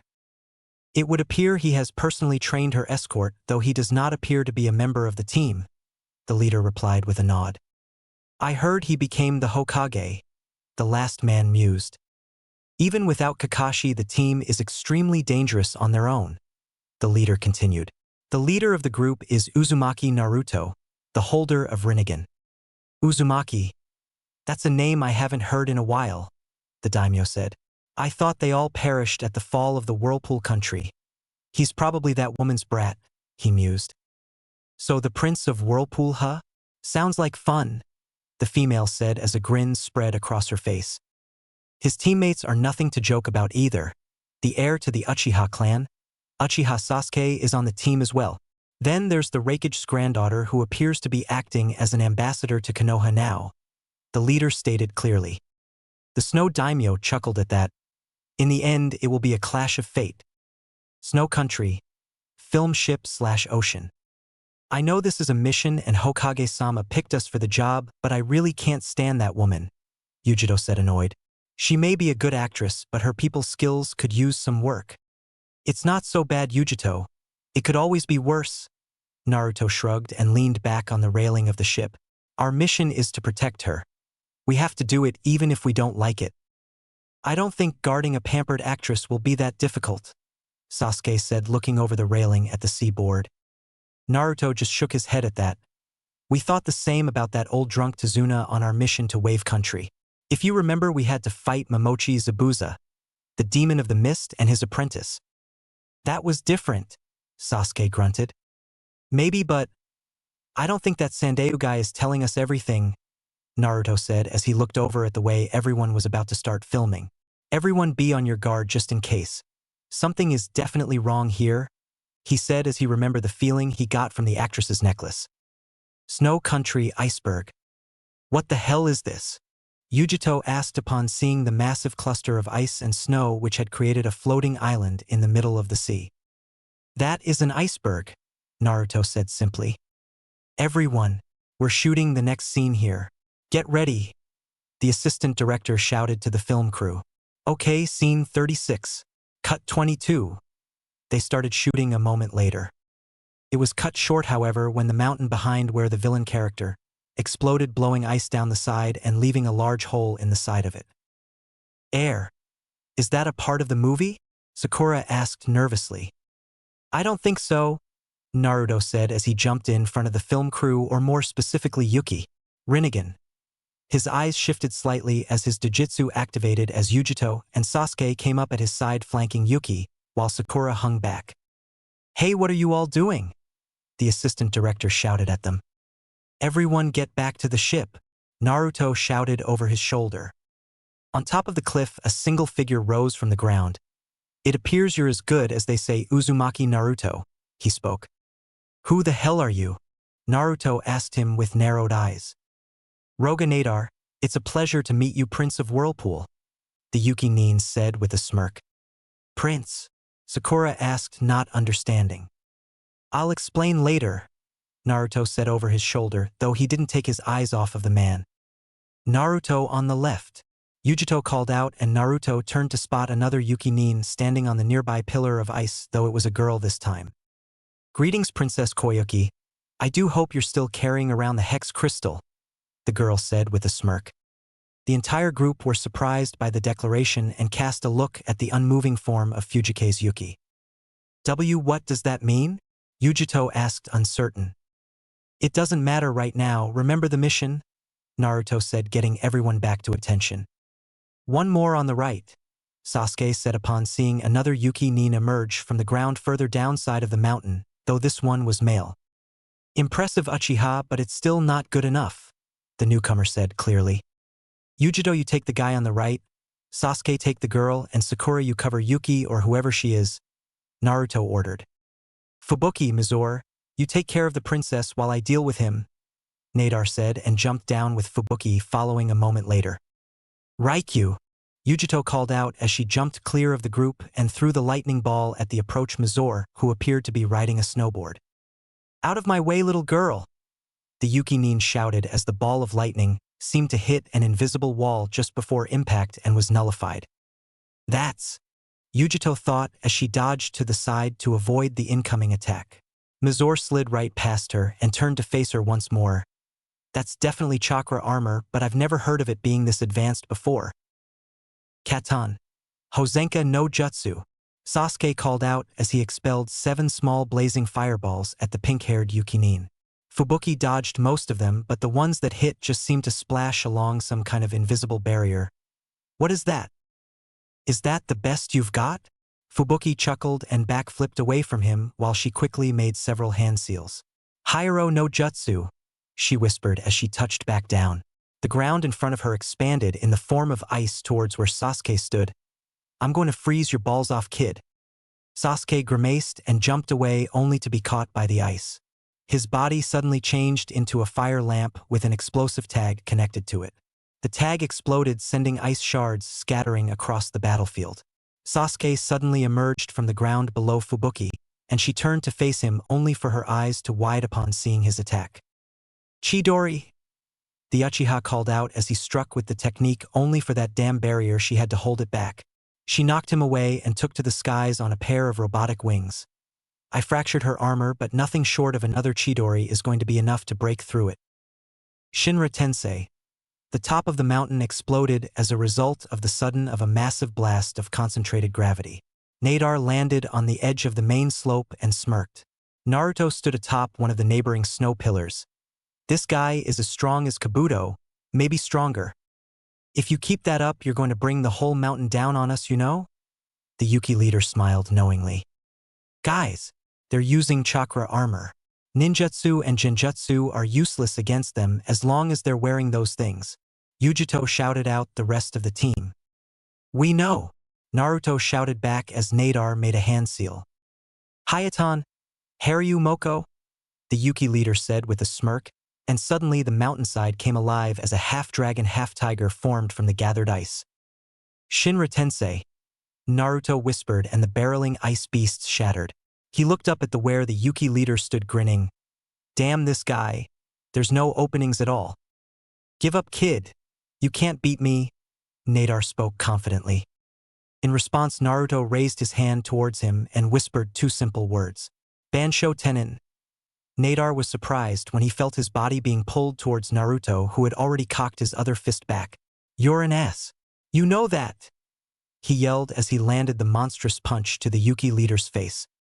That hurt? Nadar growled out as he stood up from the snow again. You're going to pay for that, your majesty. The old Naruto would have most likely kept fighting until one of them fell, but things had changed. Despite feeling the same way as before, Naruto knew that his team were at a serious disadvantage here, and it was only a matter of time before they all fell. He made a quick decision without taking his eyes off of the Yuki leader. Sakura, use every explosive tag you have. Blanket the entire iceberg. Sink it, Naruto shouted over his shoulder, surprising everyone, including the assembled Yuki Nins. Sakura nodded nervously at that. All right. Are you insane? You'll die too, Nadar sneered. Naruto just grinned. We'll see about that bastard. Mizore, stop the girl, Nadar shouted to his teammate. Mizore nodded at the order and slid past Yujito. Oh no, you don't, the Kumo Chunin growled as she took off after him. Oh no, Sakura's eyes widened as he approached. Just before he reached her, however, Yujito jumped down between the two with her arm now covered in what looked like flames. Kaizuki, she called out as she made to slash the Yuki Nin and appeared to clash against some kind of barrier. Damn it, I can't hold him forever. Hurry it up, Pinky, Yujito called out over her shoulder. Sakura nodded and opened her cloak, revealing dozens of kunai with bags attached to them. She started throwing them up towards the mountain one after the other in quick succession until they were all gone. She then drew a kunai with an explosive tag and threw it at the wide array of bags. Sakura Fubuki no Jutsu. Enjoy. The tag detonated in a magnificent light, followed by the booming sound of an explosion. This was soon followed by the contents of the bags exploding as well, increasing the blast tenfold. The entire iceberg shook as the ice splintered and cracked under the pressure and heat from the blast. Every get back to the ship, Naruto shouted as he jumped away from Nadar. The rest of Team Kakashi disengaged from their own fights and hurried towards the ship they had come on, where the film crew had already fled. The Team Snow couldn't catch them in time since they had to worry about escaping the shattering iceberg themselves. Back on the ship, Team Kakashi and the film crew watched as the entire iceberg shattered and its remains floated on the ocean surface. The ship had already started moving away from the area as Team Snow watched them leave. I think this mission just got a lot harder, Naruto sighed. Chapter 10 Whispers. Snow Country. Film ship/ocean. The room was dark on board the film ship where Koyuki slept in bed. Naruto stood next to the window and kept on looking between both her and the necklace she wore, which was now on the table beside the bed. The feeling he got from it was cold yet refreshing instead of the Shodame's necklace, which felt warm. 2 of 6. Naruto looked around upon hearing the voice but found no one other than him and Koyuki. Tail, moon, split, sage, necklace. That's not Kyubi, Naruto thought, since he didn't feel any demonic presence. Senju, Uchiha, legacy, child of prophecy. What the hell are you talking about? I don't understand you, Naruto asked in thought but got no reply. Naruto turned and stared at the necklace for a good 10 more seconds before he made a hand seal and whispered a few choice words. A second later, a single shadow clone appeared in the room and transformed into a copy of the necklace. A second later, he switched the two and placed Koyuki's necklace in his pocket.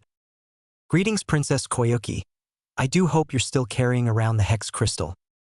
What's so damn important about this crystal? Naruto asked in thought as he remembered the Yuki Nin saying those words. There was a knock on the door before it slid open slightly, allowing Sandayu to look in. The ship pulled into dock a moment ago. Everyone else is waiting in the conference room, he spoke simply. Naruto nodded. Yeah, you've got some explaining to do. Sandayu nodded and the two walked to the conference room, making sure to close the door behind them. Naruto, what did that snow guy mean when he called out Prince?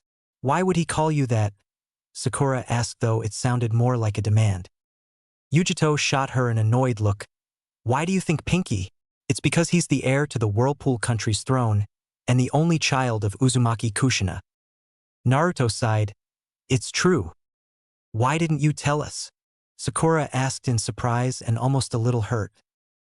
Would you have believed me? I was the dead last of our class, Sakura. Even if I'd known about it back then, no one would have believed me. Besides, I only found out recently, so it really doesn't matter at the moment, Naruto responded. Sasuke remained quiet as he watched him with narrowed eyes. What I want to know is what's up with Yuki. If that's really her name, Yujito said as she leaned against the wall near the window. Sandayu-san. Explanation, a good one now, Naruto said with a hardened tone which surprised Sakura and Sasuke. The manager calmed himself and sighed. All right. He took a deep breath and began. Fujike's Yuki is only an alias. You're actually guarding Princess Kazuhana Koyuki, the rightful heir to Snow Country's throne, he stated. I'm sorry, what? Naruto snapped. And when the hell were you going to tell us this? I didn't think they would come after her so soon, the manager stammered out. I'm a former resident of Snow Country, so I know her. Sandayu continued, unable to meet their gaze. Yujito cast a look over at Naruto. She's just like Naruto. I served the princess's father, the former daimyo of Snow Country, Sosetsu-sama. Then 10 years ago, Sosetsu-sama's younger brother Dodo hired a group of Yuki-nins and started a coup d'etat. The Kazuhana Palace was burned to the ground and Sosetsu-sama was killed. I thought the same fate befell the princess, but she was saved by Hitaki Kakashi, Sandayu explained. Kakashi-sensei saved her? Sakura asked. Sandayu nodded. The day I discovered she was alive, I was practically beside myself with joy. She was alive after all those years. We all thought she had perished with her father. I should have died that day. A voice rang out from the door. There, leaning against the archway, was Yuki. Koyuki. I am alive. But whatever tears I had left all dried up that day. Sandayu wiped the tears from his eyes. And that's how I came to be the manager of Fujike's Yuki. I have bided my time, waiting for the opportunity to return the princess to Snow Country. So you've just been using us all this time?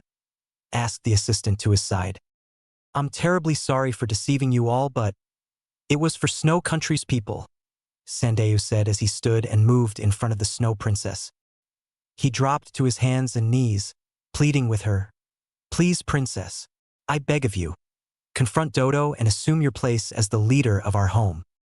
Koyuki stared at him impassively. Not a chance. I refuse to throw away my life in some fool's dream. But you highness, Sandayu began. You can forget it. I don't care. No matter what happens, you can never get rid of Dodo, the princess said with a glare. Why don't you shut your mouth? Naruto growled angrily at her, surprising his team. This man is on his knees, begging whatever self-respect you have left in hopes of accomplishing his greatest dream. Insult him like that again, and mission or not, woman or not, I will beat you into the ground. The room fell deathly silent after that. Tensions running high as the two bit back their own sneers. And just who are you to tell me what to do? Koyuki asked, never taking her eyes off the blonde boy. I can be your best friend or your worst enemy, Naruto answered as his Rinnegan activated, creating a pressure in the air. It's not like you have a choice. With this Dodo after you now, your only hope is to keep moving. He let that sink in for a few seconds before continuing. Like it or not, we're your only hope. Deal with it. Koyuki didn't know what to say to that. Yujito spoke up next. Normally on a mission like this we'd return to the village, but with Dodo after us we'd be slaughtered before we escaped. Let's just deal with them here. It's nothing we can't handle, Sasuke grunted with his arms crossed. Sasuke-kun is right. We won the last fight, Sakura added in her 2 cents. Naruto nodded reluctantly. No, we didn't. They ambushed us. We barely escaped without any serious wounds. They'll be prepared next time. But then again, so will we. Uchiha Sasuke walked along the length of the ship, his mind not on the ocean or the ship itself.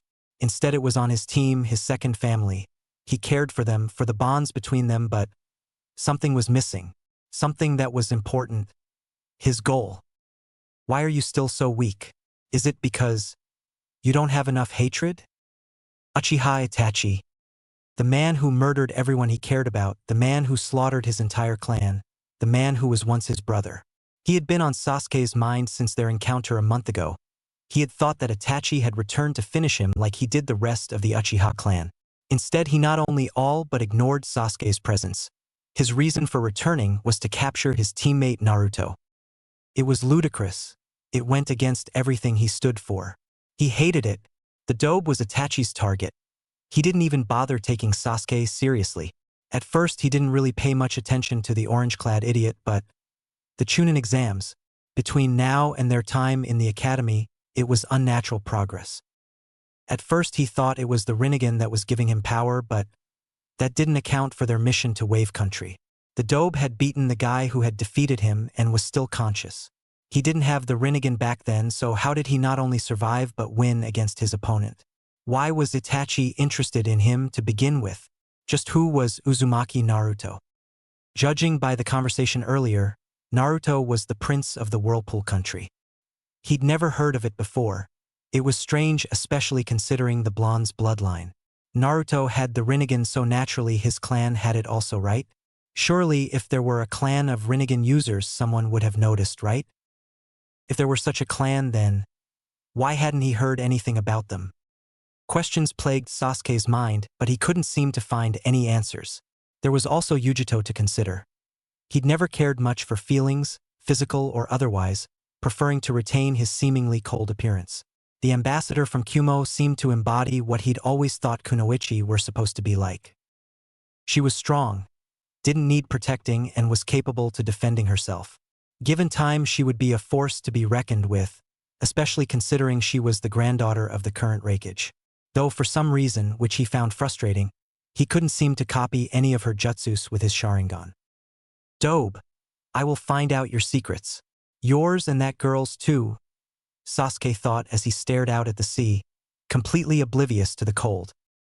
It's interesting how things had changed since their academy days, Sakura thought as the ship pulled into dock and everyone began to disembark. Back in the academy, everything was normal, and she knew where everything fit. Sasuke was the cool genius who always won.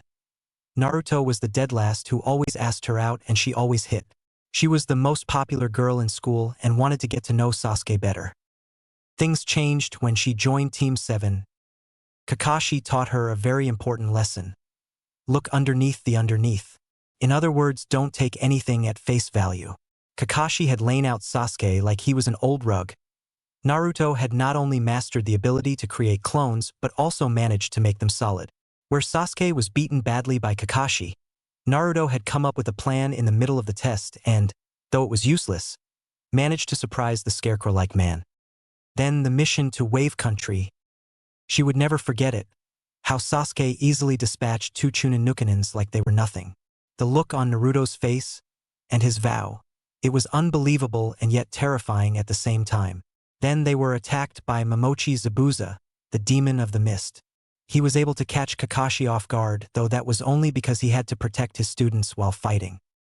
Zabuza had taunted them, scared them beyond all recognition, and just as they were about to run away in fear, Naruto did something that she'd never seen from him before. He didn't give up, he didn't run, and didn't back down. He stood his ground and made up a plan which he along with Sasuke managed to implement. The plan surprised Zabuza and freed Kakashi from his prison, who then proceeded to defeat Zabuza. That was the first time she had really seen that Naruto wasn't what he appeared in the academy and Sasuke wasn't that strong when compared to others. It happened again when Zabuza came back with his apprentice and nearly killed them. She had thought Sasuke was killed, but he was just put in a near-death state. Naruto, on the other hand, had not only defeated the masked Nin, but he didn't seem to have a wound on him. She thought Sasuke had won the fight since Naruto wasn't that hurt, but when Sasuke asked her if Naruto defeated the masked Nin, she knew that wasn't the case. After they returned home, they were entered into the Chunin exams, and yet again Naruto defied every image she ever associated him with. He beat opponent after opponent. Where Sasuke ran out of chakra and energy, Naruto just seemed to go on forever. Then during the finals she found out that he had a bloodline, and not just any bloodline but the same bloodline only the Rakuto Sennin had. It had been months since the tournament, and if she were honest with herself she thought that she was the only no-name on the team.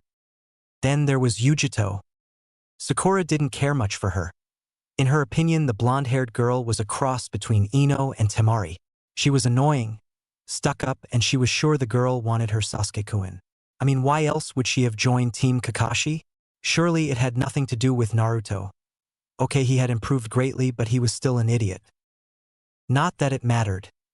Sasuke-kun would be all hers, one way or another. Snow Country, mountain range. After everyone had disembarked from the ship, they had all used the small convoy of vehicles they brought with them to continue their journey on solid ground. It took several hours before the convoy reached the other side of the mountain. They had used a small tunnel going through it which had once been used by the railway, which was once used by the natives. When they stopped to rest, however, things became complicated again. The assistant jumped out of his truck and approached Makino frantically. "Mr. Makino," he shouted as he drew near. "What is it?" Makino asked. "Yuki has vanished again," the assistant replied frantically. "What?" Makino exclaimed. Naruto looked over at Yujito and said, "Find her." Yujito nodded and took off. "No way. I am not going back there," Koyuki thought as she dashed through the frozen forest. Suddenly she tripped and rolled across the ground until she finally came to a stop at the bottom of a hill. Why? Why is this happening? Why do you run away?" Koyuki's eyes widened slightly at the voice, but she didn't move. "Senju, child of prophecy. Are you done?" Koyuki looked up and saw Yujito standing not too far away. "Come on, everyone's waiting," the Kumo Chunin said as she pulled the princess to her feet. How did you dash?" Koyuki began as Yujito suddenly holstered the woman up onto her back. "I'm a sensory type. I had you picked out before you even ran away again," Yujito explained as she took off with the woman clutching her back. "You can run as far as you like and I'd still be able to track you," the blonde stated. Koyuki remained quiet at that as they neared the entrance to the tunnel. "Why do you run away from your fate? It can't be just self-preservation. It's got to be something more than that," Yujito said as she slowed to walking speed. When she didn't answer, she decided to change the subject. "You know, you and Naruto are similar in a lot of ways." Koyuki snorted. "Yeah, right? I'm nothing like your boyfriend. I'm not insane." Yujito snorted. "He's not my boyfriend, and yes, you are insane. You're insane for making everyone worry. You're insane because you're afraid." "I am not afraid," Koyuki growled out. "I heard about your father. He was a great man who followed his dreams. What does that say about you?" Yujito said over her shoulder. "I will not allow you to lecture me," Koyuki sneered. A grin slipped onto Yujito's face. "Then why don't you stop me?" Note: I'm sure some of you have watched the new Star Trek film where I got this line from. It seemed to fit, so I put it in. Koyuki didn't respond. Instead, she dropped off the smaller girl's back and sent her a glare. "You can never understand. Every ounce of happiness I've ever had was taken from me because of this country. I hate it. I didn't want to come back here. I do not fear it. I loathe its very existence. Dodo should have finished the job back then instead of making me suffer like this," the Snow Princess growled out. Yujito just stared at her. "I may not be able to understand you, but Naruto does. You're everything he's not, and yet you're just the same as him. You're standing in someone else's shadow looking for a way to stand on your own. I've seen the way he looks at you, like he's looking into a mirror. He sees you as a reflection of himself, what he could be if he chooses to. I can't stand the sight of you." "I don't care," Koyuki said simply. Yujito turned away at that. "Fine. Stay a heartless monster forever. See if I care." Without another word, she picked the princess up and started carrying her again in silence. Chapter 11. Priorities. Snow Country Mountain Tunnel. The sudden sound of a horn echoed through the tunnel as the frozen railroad tracks at their feet began to thaw until the tracks were usable again. Yujito stopped at the sight and looked back towards where the sound originated but only saw a light. "It's a train," Koyuki said in confusion. She hadn't seen one since she was a little girl. The only ones used were in Snow Country, and they had been frozen over after Dodo rose to power. Yujito shot her a surprised look. "You've got to be kidding me." The horn echoed again as a large steam-powered train came into view, barreling down the tracks. "We should get out of here," Koyuki yelled in surprise. Yujito turned and ran in the opposite direction. "I hear you." She ran, Koyuki on her back, with the train following close behind.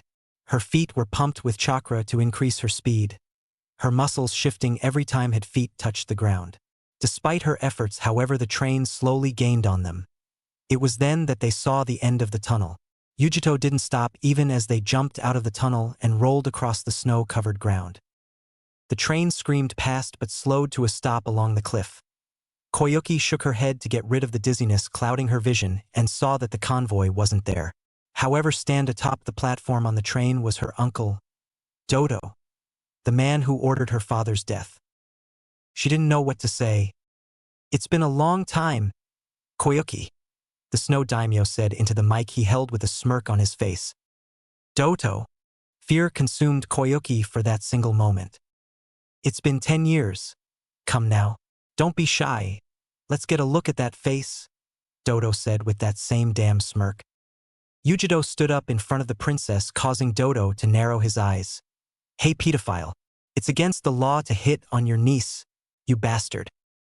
Dodo sneered at her. "Mind your place, little girl." "Make me," she growled as her eyes flashed purple. Before Dodo could answer her challenge, several logs barreled down the hill and slammed into the side of the train, surprising them. They looked up and saw Sandeu standing with an army of samurai, ready to put an end to Dodo once and for all. "There you have it, men. Princess Koyuki is here to watch over us. With her at our side, victory is ours," Sandeu called out, and the samurai cheered. "Sandeu, you idiot, what are you doing?" Koyuki asked, barely above a whisper. "Hear me, Dodo. We've waited a long time for this day of reckoning to come. Asama Sandeu and 50 loyal warriors stand before you to avenge our beloved ruler Sosetsu-sama. You will die here, Dodo," Sandeu shouted, raising his weapon into the air. "I thought you'd destroyed the last of the insurgents," Dodo said, annoyed. Nadar bowed his head apologetically. "I'm sorry. It appears we missed a few. We will deal with them now." Dodo just sneered as he gazed at the group. "It doesn't matter. Men such as these can't understand anything but complete annihilation. Wipe them out." "Attack!"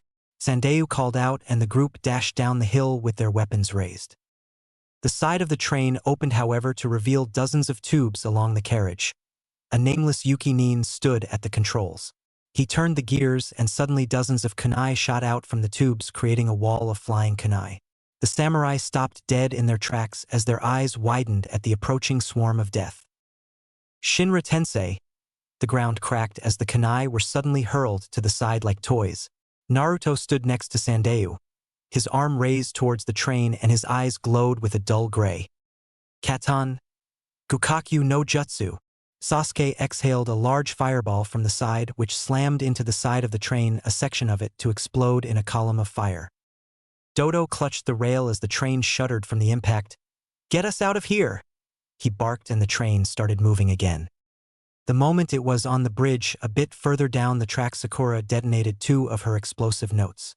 The back end of the train collapsed as the bridge under it was consumed in a pair of miniature suns. The front end of the train kept moving, however, as it released the damaged sections, allowing it to escape. Sasuke and the samurai were about to go after them when Naruto called out, "Hold it! They want us to go after them. If we're going to face them, it will be on our terms, not theirs." Sasuke looked like he was going to argue for a moment but nodded, understanding the logic. He didn't like waiting around, but he did understand that it was better to use any advantage you had. Koyuki walked up to Sandeu and asked in a voice befitting a mother, "You stubborn fool, what were you thinking?" You could have gotten yourself and everyone else killed with that little stunt of yours. But Princess Sandeu began. Koyuki interrupted before he could finish. But nothing. A leader is supposed to put aside their personal feelings and do what is right for the people. That stunt you just pulled was selfish beyond measure. Calm down, princess, Naruto said, causing her take a breath. Thank you, Naruto-kun. Sandeu nodded his head in gratitude. Don't. I happen to agree with her. Sandeu took a step back at that. What you did was reckless even by my standards. Don't let your personal feelings cloud your judgment like that again. Oh, the irony of that statement. I'm sorry. Sandeu bowed his head in shame, knowing it was true. Those who stray from the path of justice have no courage, but under the wing of a strong leader cowardice cannot survive, Naruto told him and Koyuki. The princess looked at him for a moment and clutched the necklace she held. Maybe. That was, Sakura whispered. Sasuke nodded at her side. The Shodai Hokage. Let's get out of here. We're no good in the open like this. Just as Naruto gave the order, a large blimp flew up over the mountain. Mizore stood at an opened hatch and fired his grappler. The mechanical hand grabbed Koyuki's torso and retracted. She let out a yelp in surprise as she was suddenly pulled up into Mizore's arms. He tossed her inside as Fubuki bombarded the terrain below with her ice grenades. Everyone had taken cover by then, and soon enough the airship withdrew from the area. Damn it! Naruto growled out as he saw it fly over the mountain. They got us good there. Yujito winced as she healed the scratch left behind from one of the ice bombs. What now? She asked as she quickly healed Sakura's injuries too.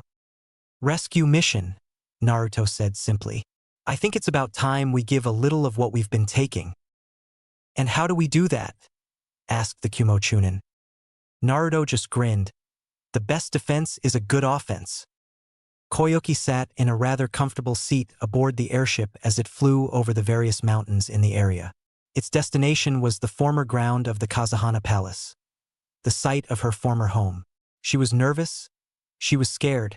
She was absolutely terrified, yet she was also calm. She had become a natural at hiding her emotions. She was an actress after all. You've grown quite beautiful, Koyuki, Dodo said with a smirk. Tell me, do you still have the hex crystal? Yes, she responded with a grunt. Dodo chuckled at that. Good. It is a prize unlike any other. With it, I can finally unlock the treasure of the Kazahana clan. Koyuki looked up, intrigued. Treasure? That necklace is a key to the treasure of the Kazahana clan. When I took control of the country, I found that the clan's resources were almost gone. My brother had to have hidden it somewhere. I've already found the location of it. It is in the Rainbow Glacier, but to unlock it I need the hex crystal, Dodo explained. With this, we will finally be able to increase Snow Country's power and eventually overthrow the 5 great shinobi nations. Even if you succeed, it won't change anything, Koyuki said as she took off necklace she wore and handed it to Dodo. A second after Dodo examined it, he snarled angrily. What is this? Do you think I can't recognize a fake? What? But that's Koyuki's eyes snapped in recognition. Uzumaki Naruto, she whispered in understanding. What? Dodo growled. The brat's just like his mother, an unpredictable prankster. I wouldn't put it past him to pull a switch, Nadar said as he stood with his team. We'll go get it now. It shouldn't take long. That won't be necessary, Dodo sneered as he threw Koyuki back down on the couch. He turned to the Yuki Nins and smirked. We have what he wants. He'll come to us just to save the little princess here like a good little hero. Snow Country, Snow Fortress. The place is crawling with guards, Yujito whispered as she sensed the various chakra signatures in the area. They're all Genin level except for 5. 3 are Jonin level and the last 2 are at the Chunin level, she stated clearly. I thought there were only 3 Yuki Nins in that squad, Sakura commented from the side. Yujito nodded. One of the others is Dodo, but I don't recognize the last one. What about Koyuki? Where is she? Naruto asked her. Yujito closed her eyes for a moment before replying. She's in one of the underground holding cells. Naruto nodded in understanding. All right, this is what we do. Sasuke, you and Sakura set up as many explosive tags in the fortress as you can while Yujito and I get Koyuki. While we do this, I'll have my shadow clones raising as much hell as possible on those genin. Just wait for the signal before detonating the tags. And what's the signal? Sakura asked. Naruto just grinned. That would be the prison area going sky high. You know, I've never actually read one of those books about a damsel in distress, but I guess you would count as one, huh? Koyuki looked up upon hearing the voice. Naruto stood outside of her cell with a fox's grin on his face. Hey princess, did you miss me? Koyuki let a genuine smile cross her lips for the first time in 10 years. You're late, Naruto. Yeah, well, heroes always show up at the last second. He shot back as he opened the cell door. Her smile faltered for a moment. You swapped the hex crystal, didn't you? Naruto nodded and handed her back the purple crystal. Yeah, I figured that's what they were really after, especially considering the feeling I was getting from it. Koyuki looked at him confused. Feeling? Yeah, every time I look at it I feel cold. It's the same as the necklace I've got. Except that one feels warm, the blonde replied. She stared at him for a few more seconds. That can't be. I thought I was the only one who felt anything from this. Naruto, behind you, Yujito called out from down the path. Naruto turned quickly, but he wasn't fast enough. A figure had appeared behind him and knocked him away with what appeared to be sword made of lightning. He bounced off the side of the wall, scattering pieces of the concrete before he finally rolled to a stop a few feet away.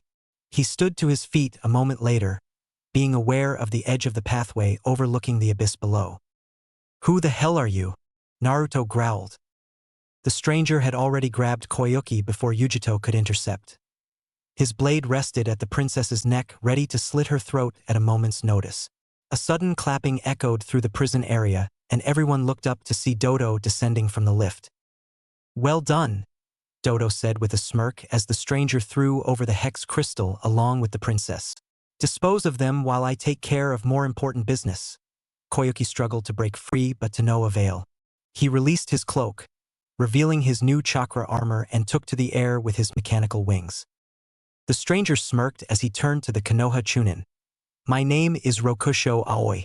He turned his head towards Yujito. It will be the last name you ever hear.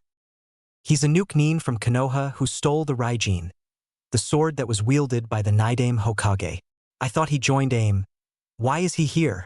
Yujito asked as she stood beside Naruto. The Kyuubi Jinchuriki wiped the blood from his mouth and said, Who cares? We have to get Koyuki and the crystal back. It's too cramped in here to fight properly, Yujito told him. Shinra Tensei. The world was engulfed, expanded around them. Aoi was forced to escape as the ceiling, the cells, and even the building on top of them collapsed. Problem solved. The snow fortress was riddled with explosions as explosive tags detonated in a fiery blaze. Team Kakashi watched as the fortress soon tore itself apart, killing all inside. A split second later, the entire building went up in one big fireball, consuming all it touched. Yujito, can you track them? Naruto asked as the four stopped. She nodded in reply.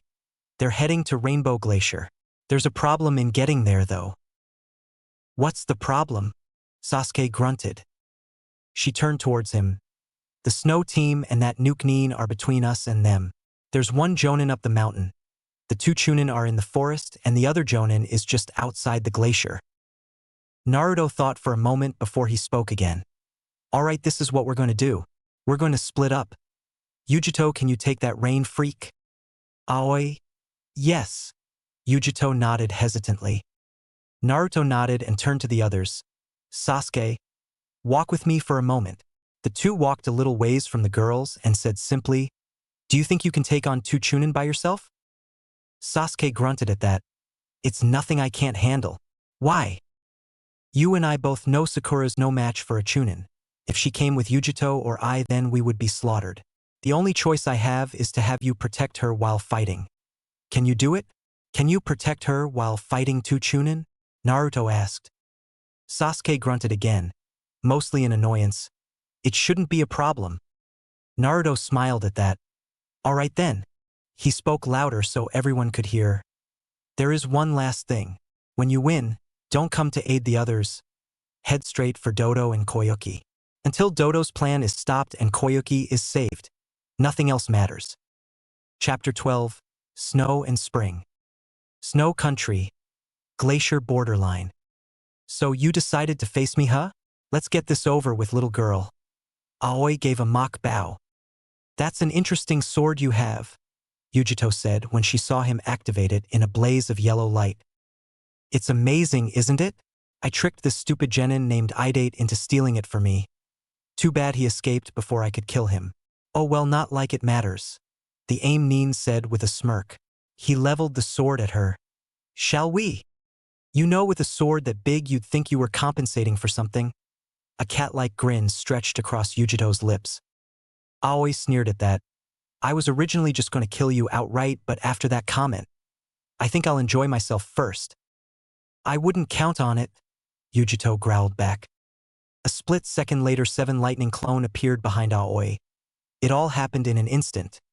He twirled the Raijin around and with pure lightning manipulation alone, he absorbed the clones. He stopped a moment later and chuckled. Really now? Using lightning against me? When I have the Raijin? Surely you had to have realized it is useless to resist. After all, no one can stand up to the power of the Raijin, to my power. I just wanted to check, bastard. I needed to make sure of something. That's all. Yujito shrugged with a small grin. And what might that be? He asked, intrigued for a moment. I wanted to test your reaction time, she said simply, and suddenly burst into static electricity. She was a clone? His eyes widened at that thought.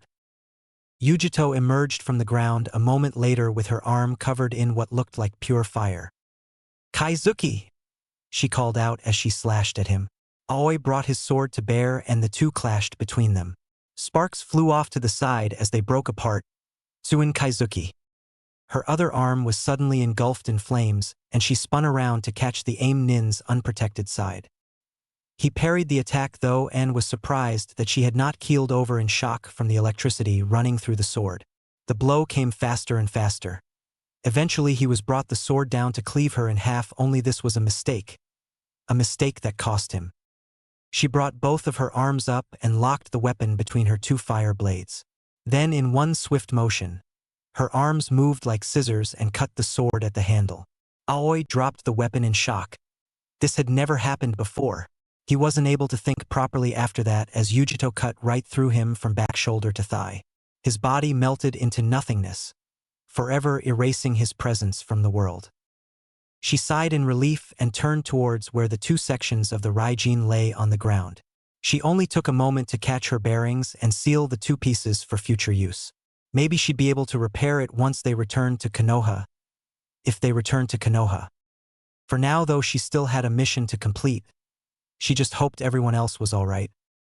Snow Country, Snow Mountain. This is such a fitting arena, wouldn't you agree, Uzumaki-san? Nadar asked as the two stood across from each other. Naruto just stared with his Rinnegan activated. You're in my way. Nadar smirked at that. Then how about we finish this little dance, huh? Fine by me, Naruto said and formed a hand seal. Kage Bunshin no Jutsu. A single shadow clone popped into existence beside him. All right then, the Yuki leader responded and made several quick hand seals. Hayatan. Roga Nadar no Jutsu. He called out as snow began to barrel down the mountain in the shape of a dozen wolves. Naruto dashed forward, chakra spinning in his hand as the clone moved with him. The clone jumped into the air, which was soon followed by Naruto a moment later. Naruto then proceeded to jump off the clone as if he were a platform and in doing so avoided the avalanche-like attack. He fell towards where a surprised Nadar stood and swung his attack down upon him. Rinnegan, the blonde called out as the jutsu connected. Nadar backed off a moment later as the attack died down. The device on his shoulder sparked and shattered. He looked at it for a moment and chuckled slightly. Impressive kid. For a child no older than 13 to break chakra armor is unheard of. You should feel honored, Nadar said in a mocking voice. And you shouldn't let your guard down, Naruto responded as a clone appeared behind the Yuki leader. What? Nadar turned swiftly when he felt the presence, but it was already too late.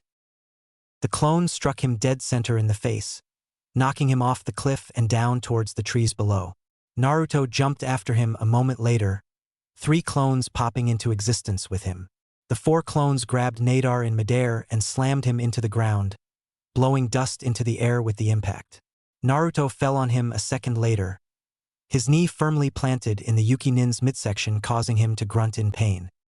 Shinra Tensei, the blonde called out as gravity increased on Nadar's body. A crater formed around him from the jutsu and he felt every bone his body shatter. Naruto then proceeded to punch him repeatedly, again and again and again. Naruto didn't stop, however. He raised his hand into the air, and immediately a clone started charging his next attack. Rinnegan, he called out as he drove the spiraling sphere of destruction down upon his opponent. It was during this time that Nadar dissolved into snow, indicating it was a snow clone of the Yuki Bunshin no Jutsu. The shadow clones around the blonde disappeared in clouds of smoke a moment later as Naruto stood. Nadar appeared behind him with a kunai, and blood splattered on the unforgiving ground. Snow country, forest. Sasuke-kun, they're getting closer, Sakura exclaimed as she dodged yet another snow grenade. I know, he responded calmly.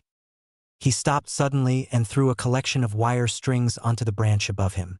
He backflipped away as Mizor's mechanical arm extended and tried to catch him. Sasuke was already ahead of the 2 Yuki Chunin, however. A Fuma shuriken unraveled in his hand and he threw it up towards the flying Fubuki. You've got to do better than that to bring us down, Fubuki said as she easily dodged the large shuriken. What the hell? She exclaimed as a second Fuma shuriken appeared, bounced off of her chakra armor's shield. Kage shuriken no jutsu, Sasuke whispered as he saw the second shuriken connect. The force of the impact, however, knocked her off course, straight into the patch of wire. The moment she touched it, the wire had wrapped around her, trapping her. She broke free a moment later, however, but it was already too late. Sasuke appeared behind her while in midair and attacked immediately. Shirsha Rundan, he called out as he landed multiple kicks to her stomach, shoulders and legs before finally finishing it with a downward kick to the midsection. She slammed into the cold snow with a thunderous impact, but Sasuke wasn't done. He plummeted towards her, his hand now engulfed in lightning and ready to deliver the finishing blow. Her armor had already been pushed to its limits after that last attack. Chakra armor wasn't really designed to resist against taijutsu techniques, so it was practically useless against them. Chidori. The echo of 1,000 chirping birds filled the forest as Sasuke struck down the Yuki Kunoichi. Fubuki, Mizor shouted as he saw her now lifeless form. He moved to help her but found that a number of wires had latched onto him. Let go of me! No! Sakura shouted back as she held the wires down, stopping him from moving. Sasuke appeared at her side and unleashed his final jutsu, Katan, Ryuka no Jutsu. The wire suddenly ignited and Mizor was engulfed in flames. The power core on his armor fractured and a moment later it exploded, blowing both Sasuke and Sakura away. They stood a moment later after the blast died down, coughing heavily from the amount of ash that was seemingly released during the explosion. What was that? Sakura asked after regaining her footing. Sasuke shook his head. I don't know, but that was definitely not my jutsu. Wait, you don't think that their armor is volatile? Snow country, Rainbow Glacier. Koyuki gazed out over the beautiful landscape. The shining scenery of the glacier was stunning even at this hour. Dawn was approaching fast. She knew but accepted it all the same. Her eyes drifted to her uncle, a man driven mad by his lust for power and the man who had ordered her father's death. She hated him yet. He was family and she could never wish for his death. If you believe in the future, then spring is sure to come.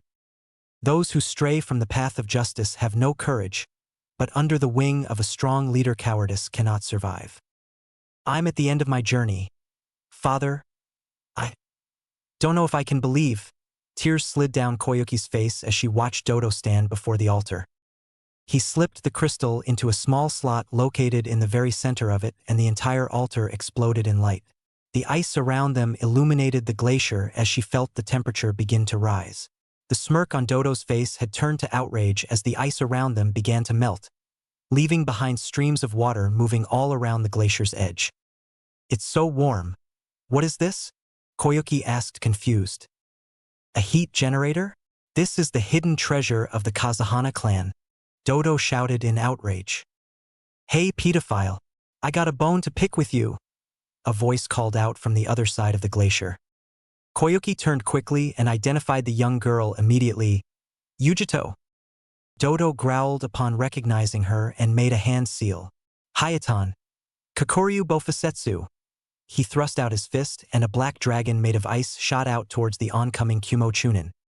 Yujito saw it coming and used her fire manipulation to literally blast herself out of the way. The dragon impacted the ground behind her, knocking her off her feet, but she regained her balance a moment later. Dodo was already upon her, however, and swung his fist down to finish her. The ground crumbled under the impact, but she'd already flipped over him and landed between Dodo and Koyuki. Kaizuki! She slashed with her signature jutsu, but it was blocked by the barrier in his armor. Such a foolish little girl. Dodo sneered and backhanded her across the glacier. Her body hit the altar and he started walking towards her, intent on finishing the job. Damn it, Kaizuki is useless against someone like him, Yujito growled in thought as she tried to stand. Any last words? The snow daimyo sneered. Go to hell, Yujito shot back. You first. With that he swung his fist down on her. A sudden Fuma shuriken bounced off of his armor barrier from the side a moment later. Dodo turned swiftly as the sound of 1,000 chirping birds filled the air. Sasuke barreled across the melting ice with his hand covered in lightning. Chidori! He called out as he slammed the Raitun jutsu into the man's armor barrier. There was an audible crack as part of the armor's reactor core fractured slightly. A moment later Dodo knocked Sasuke away and slammed him into the nearby frozen boulder. Sasuke slumped the ground but remained conscious. Sakura appeared by his side. Sasuke-kun! The pink-haired Kunoichi shouted in alarm. Dodo laughed, and with each passing moment Yujito got angrier. This man didn't appear to care about his people at all. He only cared about himself and any power he could get his hands on. She hadn't seen Naruto since they had parted ways, and she didn't know what she would if he had died. All because of this infernal man. I'll get you! Purple chakra flames erupted from her being and encased her completely in an inferno. It morphed itself into the shape a human-sized cat with a single swishing tail behind it. An echoing roar escaped Yujito's lips as she disappeared in a burst of speed and reappeared in front of a surprised snow daimyo. The slash that was delivered to his chest broke through his chakra barrier, and the flames burned for large claw marks across his chest plate. He slammed into the side of one of the heat generators and howled in pain from the wounds that had been inflicted on him. D-demon! He yelled frantically as he tried to move away. Yujito was down on all fours and looked like a lion ready to strike. Stay away from me! He made several hand seals and held out both of his hands. Hayatan! Soryu Bofusetsu! 2 black dragons of ice shot out and combined when they approached their target. They formed a pitch-black tornado of wind and ice which started pulling in everything in the glacier. Eventually Yujito was pulled into, and when the wind finally stopped, steam filled the air. Nakomata Enden! The wind whispered as a superheated blast of crimson flames streaked at him from the steam-filled area. It impacted his barrier and scattered, melting parts of his armor and the ice he stood on. A moment later the ice collapsed and he dropped into the freezing water below. Dodo grabbed onto the edge of the ice and tried to pull himself up. Yujito stood at the place where the blast originated, and the ice below her feet too seemed to shatter, causing her to drop in as well. The fire around her died upon contact with the water, and she was forced to grab onto the edge of the hole. Dodo was the first one on his feet, and he dashed towards where Yujito stood. She knew she couldn't defend against him this time, and her eyes closed when he drew near. Die, demon! He yelled as he went in for the kill. Bansho Tenon! He was pulled back by an invisible force, and he suddenly a searing pain in his back. Rinnegan! He was suddenly shot forward and slammed into a formation of frozen boulders. Don't you dare touch any of them with your filthy hands! Naruto growled as he glared at the snow daimyo. Naruto! Koyuki whispered and gasped at the look on his face. His Rinnegan was blazing and there were faint traces of red mist drifting off from his body. His clothes were a mess and he looked like he'd been through a small war. Actually, all things considered, that was probably true. "Are you all right, Yujito? Koyuki?" he asked, his eyes not moving from Dodo's form. Yujito winced as she tried to heal her injuries. "I'll be fine." Koyuki nodded. "I'm okay." "Sasuke? Sakura? How about you too?" he asked over his shoulder. Sakura visibly sighed in relief. "I'm all right." "Naruto," Sasuke thought angrily as he stared at his teammate's back. "Good. Kagebunshin no Jutsu." A single clone appeared at his side awaiting instructions. You annoying little brat," Dodo shouted angrily as he stood once more. "I'll make you regret interfering in my plans, Uzumaki." "Hayatan, Kokoryu Bofusetsu." A black ice dragon was launched at the blonde-haired boy. Naruto didn't even move from where he was standing. He brought one hand up and opened his palm. "It's over. This ridiculous little farce is over." Shinra Tensei. The ice dragon shattered and dissipated into nothingness before it even reached him. "Not yet, it's not. It won't be over until justice prevails and evil is wiped out. Every good story has got to have a happy ending." What? Dodo shouted in surprise as Naruto brought his hand up again. Koyuki knew she needed to say something, so she shouted it out clear as day. "Finishes Naruto-kun." Bansho Tenin. Dodo suddenly found himself being pulled towards Naruto again, as the blonde held out his free hand towards the clone. A spiraling sphere of chakra was formed a moment later and Naruto thrust forward. "Rinnegan. What is that jutsu? Why can't I copy it? Where did he learn that?" Sasuke thought with overflowing jealousy. "Wow, rainbow chakra," Sakura said in wonder, as she saw the jutsu change into 7 different colors thanks to the heat generators. "It's just like in the movie." Come on. Come on." Yujito cheered as she saw the attack connect with Dodo's barrier. There was an audible kaboom as the jutsu detonated, sending Dodo spinning back and slamming into the very center of one of the generators. The glass cracked and shattered, and suddenly the area around them had changed from ice and water to grass and streams. Dodo's lifeless body fell to the ground and remained motionless with a pained look forever imprinted on his face. Up on the cliff above, the director looked out over the new scenery and exclaimed, "Wait a minute, could it be? We're making this movie 3D. Believe in the future. If you do, then the spring will surely come." The image of a younger Koyuki appeared in the middle of the glacier, though everyone could tell it was a recording. "What will you do when it comes, Koyuki?" a male voice asked. "I'm going to become a princess," the recorded Koyuki said with a childish smile. "Oh, and what sort of princess?" the male voice asked. "Well, let's see.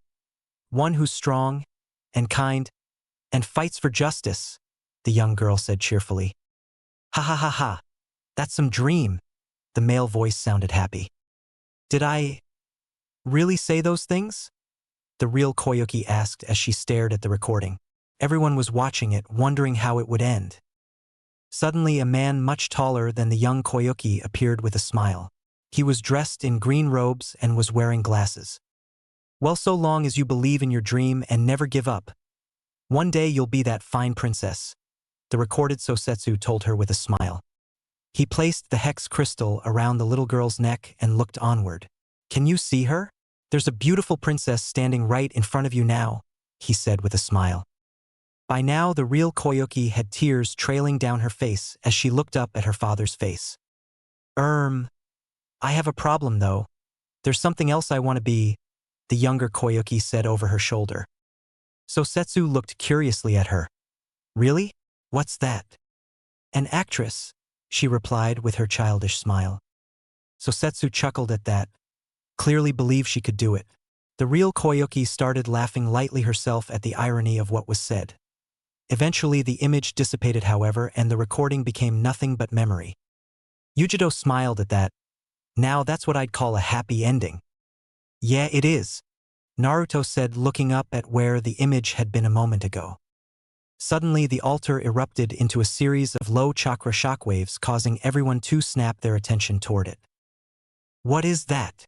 Sakura asked in surprise. "How the hell should I know?" Yujito shouted back as the altar exploded in light. Koyuki covered her eyes to avoid looking at the light. What is going on exactly? The hex crystal glowed and shot up into the air above the altar before it moved at an insane speed. Naruto caught it with both hands, but the force behind it was enough to blow him back several feet. Naruto! Yujito shouted in worry upon seeing him being blown back. I'm fine, he told her and looked down at the crystal. I am the one who will establish peace and order. Did this crystal just talk? He asked in thought as he saw both the crystal in his hands and the one around his neck glow. 2 of 6, Senju. The crystal, it's resonating with the necklace Tsunade-sama gave you, Yujito said, looking between the two glowing objects. Well, it looks like it belongs to you now, Koyuki said as she saw the necklace stop glowing. Naruto looked it over at the snow/spring princess. You mean I can keep it? Koyuki nodded. Yes. Take good care of it. Thank you. He didn't know why he was thanking her. It just felt like the right thing to say at the time. Yujito clapped her hands together at that moment. Now let's get out of here. I could really use a shower right now. Chapter 13, Rivalry. Fire Country. Konoha/Hokage Tower. The trip home had been uneventful. They had stayed until Koyuki had been instated as the new spring daimyo, and she agreed to ally with Konoha and the Fire Country as a thank you. On the trip back, Sakura was doing what she normally did and constantly pestered Sasuke. Yujito had been surprisingly quiet after she found out that Koyuki would still remain an actress and would be playing a part in the new Aika movie. Then there's Sasuke. The glare he had been sending at Naruto the entire way home was beginning to get on his nerves. It didn't matter if they liked each other as long as they could work together. At least that's what Naruto had thought, but something changed during the Battle of the Frozen Glacier, as the locals of Spring Country now called it. Naruto didn't know what had changed exactly, but whatever it was made him very uneasy. This brings us to our current situation. Mission accomplished, Naruto stated clearly as his team stood before the Hokage. Kakashi nodded and looked over the report. Impressive, if a bit reckless. We had to split up. Taking them on as a group would have been suicide. Naruto explained his reasoning. Kakashi waved it off. Believe me, Naruto, if I were in your shoes, I would have made the same call. No matter how reckless it was still the right decision. Thank you, Sensei. The squad leader nodded. Kakashi sighed. Go take a break. All of you. I'm sure there'll be another mission for you tomorrow, so go get some rest. Dismissed. The four nodded and exited the room. They were just about to reach the stairs when one single sentence changed their fates forever. Hey Dobe, Sasuke spoke up, getting the others' attention. What do you want, team? Naruto asked over his shoulder. Fight me now, Sasuke said with a glare, surprising the two female members of the team. What? Sasuke, we just got back from a mission. What the hell are you talking about? Naruto asked, confused. Shut up and fight me, he said, anger dripping in his words. Naruto just stared at him. Sasuke, I can't. I'm a Chunin now. I can't just go around and pick fights with people anymore. And even if I could, I don't have the time to deal with your ego. He turned and started towards the stairs again. Sasuke saw this and grabbed his shoulder to pull him around. Naruto turned swiftly and slammed the dark-haired boy against the wall. What the hell is your problem? You and me, training ground 7. Right now, Sasuke's glare intensified. Sasuke, you're not getting it. I have bigger problems than you now. Orochimaru, Akatsuki, your brother. At Naruto's words, Sasuke's Sharingan activated. I said fight me, the Uchiha sneered. No, Naruto responded, no longer playing around. Are you scared? Sasuke asked with a smirk.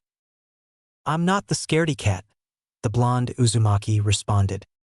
HN, Sasuke grunted as Naruto turned to continue on. He spoke up again, however, and Naruto stopped dead in his tracks. Then if you won't fight me, perhaps Demon Girl here will. Yujito sent him a glare at the name he had called her. That bastard. What's his problem? Take that back. Naruto turned around and activated his Rinnegan. Make me? Sasuke said. hoping to provoke a reaction. He got one. Fine, training ground 7. 20 minutes. Be there. HN. Fire Country. Konoha/training field. 20 minutes later, Naruto and Sasuke approached the center of the training field. Word had somehow gotten out that the two were going to fight, and most of Konoha's population had arrived to witness the match. On one hand, you have the last loyal Uchiha, Sasuke, and on the other hand, you had the heir of the Rakuto Sennin, Uzumaki Naruto. Two children who were so similar and yet so different. Two children whom were practically royalty. Two children who possessed two different nearly extinct jujutsus. Two children whom represented fire and hatred. Two children whom represented the legacies of the Senju and the Uchiha. Even Kakashi, Tsunade, and Jiraiya had gotten word of this and had come to see what was going on. Jiraiya was a little worried but knew what he had to do. Tsunade didn't really care about the match, but she did care about Naruto, so she would stay on hand in case anything happened. Kakashi, however, he was the Hokage, plain and simple. "So you heard too, huh?" Jiraiya asked over his shoulder. Kakashi nodded as he walked up to him. "Yeah, I need to stop this before it gets out of hand." "It's already out of hand. The best thing you can do for those kids is to let them sort this out for themselves," Jiraiya said, his head shaking. "Jiraiya-sama the Hokage began. Jiraiya cut in, however. "Hokage-sama, you need to let them sort this out for themselves. There is no way around it. What's the story between these two anyway?" Kakashi sighed. "Remember how you were with Orochimaru?" Jiraiya nodded with a grimace. "Oh great. It seems we've got quite a crowd," Naruto commented as he cast a glance at the large group watching them. "We've even caught Sensei's attention," he said as he spotted the Hokage in the group looking like his lazy self. "HN," was Sasuke's only reply. Naruto turned his gaze towards the Uchiha and chuckled. "What's so funny?" Naruto shook his head. "It's just, I guess I'm happy. After everything that's happened, I'm glad I finally get the chance to pound your ass into the ground." "Who are you fooling, loser?" Sasuke sneered. Naruto's eyes flashed gray as he replied, "I haven't been a loser in a long time, team." "Whatever, loser," Sasuke grunted. "I bet you only became Chunin because of that demon girl from Kumo." Naruto's shifted red for a second. "Say that again, I dare you." Sasuke sneered at him. "What are you going to do if I do?" Naruto's grin was terrifying. "The same thing Haku did to you when you fought him." Sasuke scowled at the memory of his first defeat. "Shut up." Naruto smirked at the response. Apparently he was enjoying this little mind game. "Now that I think about it, with the exception of that guy from the preliminaries, you've never actually won a fight. Why are you so weak? Is it because you don't have enough hatred?" That did it. Sasuke's anger consumed him as he dashed forward intent on tearing the blonde apart. Naruto saw him coming and reacted by blocking the fist that was aimed at his face. He recognized the move as one of Rock Lee's taijutsu attacks. In fact, if it wasn't for his quick reflexes, he would have been taken out with the first strike by that attack. Naruto slid away and formed a hand seal. "So you're using Fuzzybrow's taijutsu and speed, huh? Alright then, how about I even the odds a little? Kage Bunshin no Jutsu." Instantly dozens of physical clones appeared around the Uchiha. Sasuke looked around only to see an ocean of orange and black. As the clones attacked, he was forced onto the defensive. One clone, then 2, 3, 4, 5. They just kept coming. They were keeping him pinned and he knew it. It was then he switched tactics. He jumped high into the air above the training ground, his hands already in a seal. "Katan Gukakyu no Jutsu," Sasuke called out as he expelled a large ball of fire towards the large number of clones. They were consumed in the fiery blaze a moment later. HN pathetic. Shinra Tensei. The flames were snuffed out instantly. Naruto stood in the center unharmed with his Rinnegan activated. "You didn't think it would be that easy, did you?" Sasuke grunted as he touched back down on solid ground. "Fight seriously, loser. Even you can't be this pathetic." "You want me to fight seriously? Fine." Naruto brought his open palm up towards the Uchiha. "Bansho Tenin." Sasuke was surprised when he felt his body being pulled towards Naruto. What is this? Is this one of his Rinnegan's jutsus? Sasuke asked as he drew near. A kunai appeared in Naruto's hand a moment later, and just as Sasuke was within range, struck out. The blade cut the Uchiha's shoulder. Nothing fatal, just enough to provide a demonstration that the match would have been over if Naruto had aimed for the head.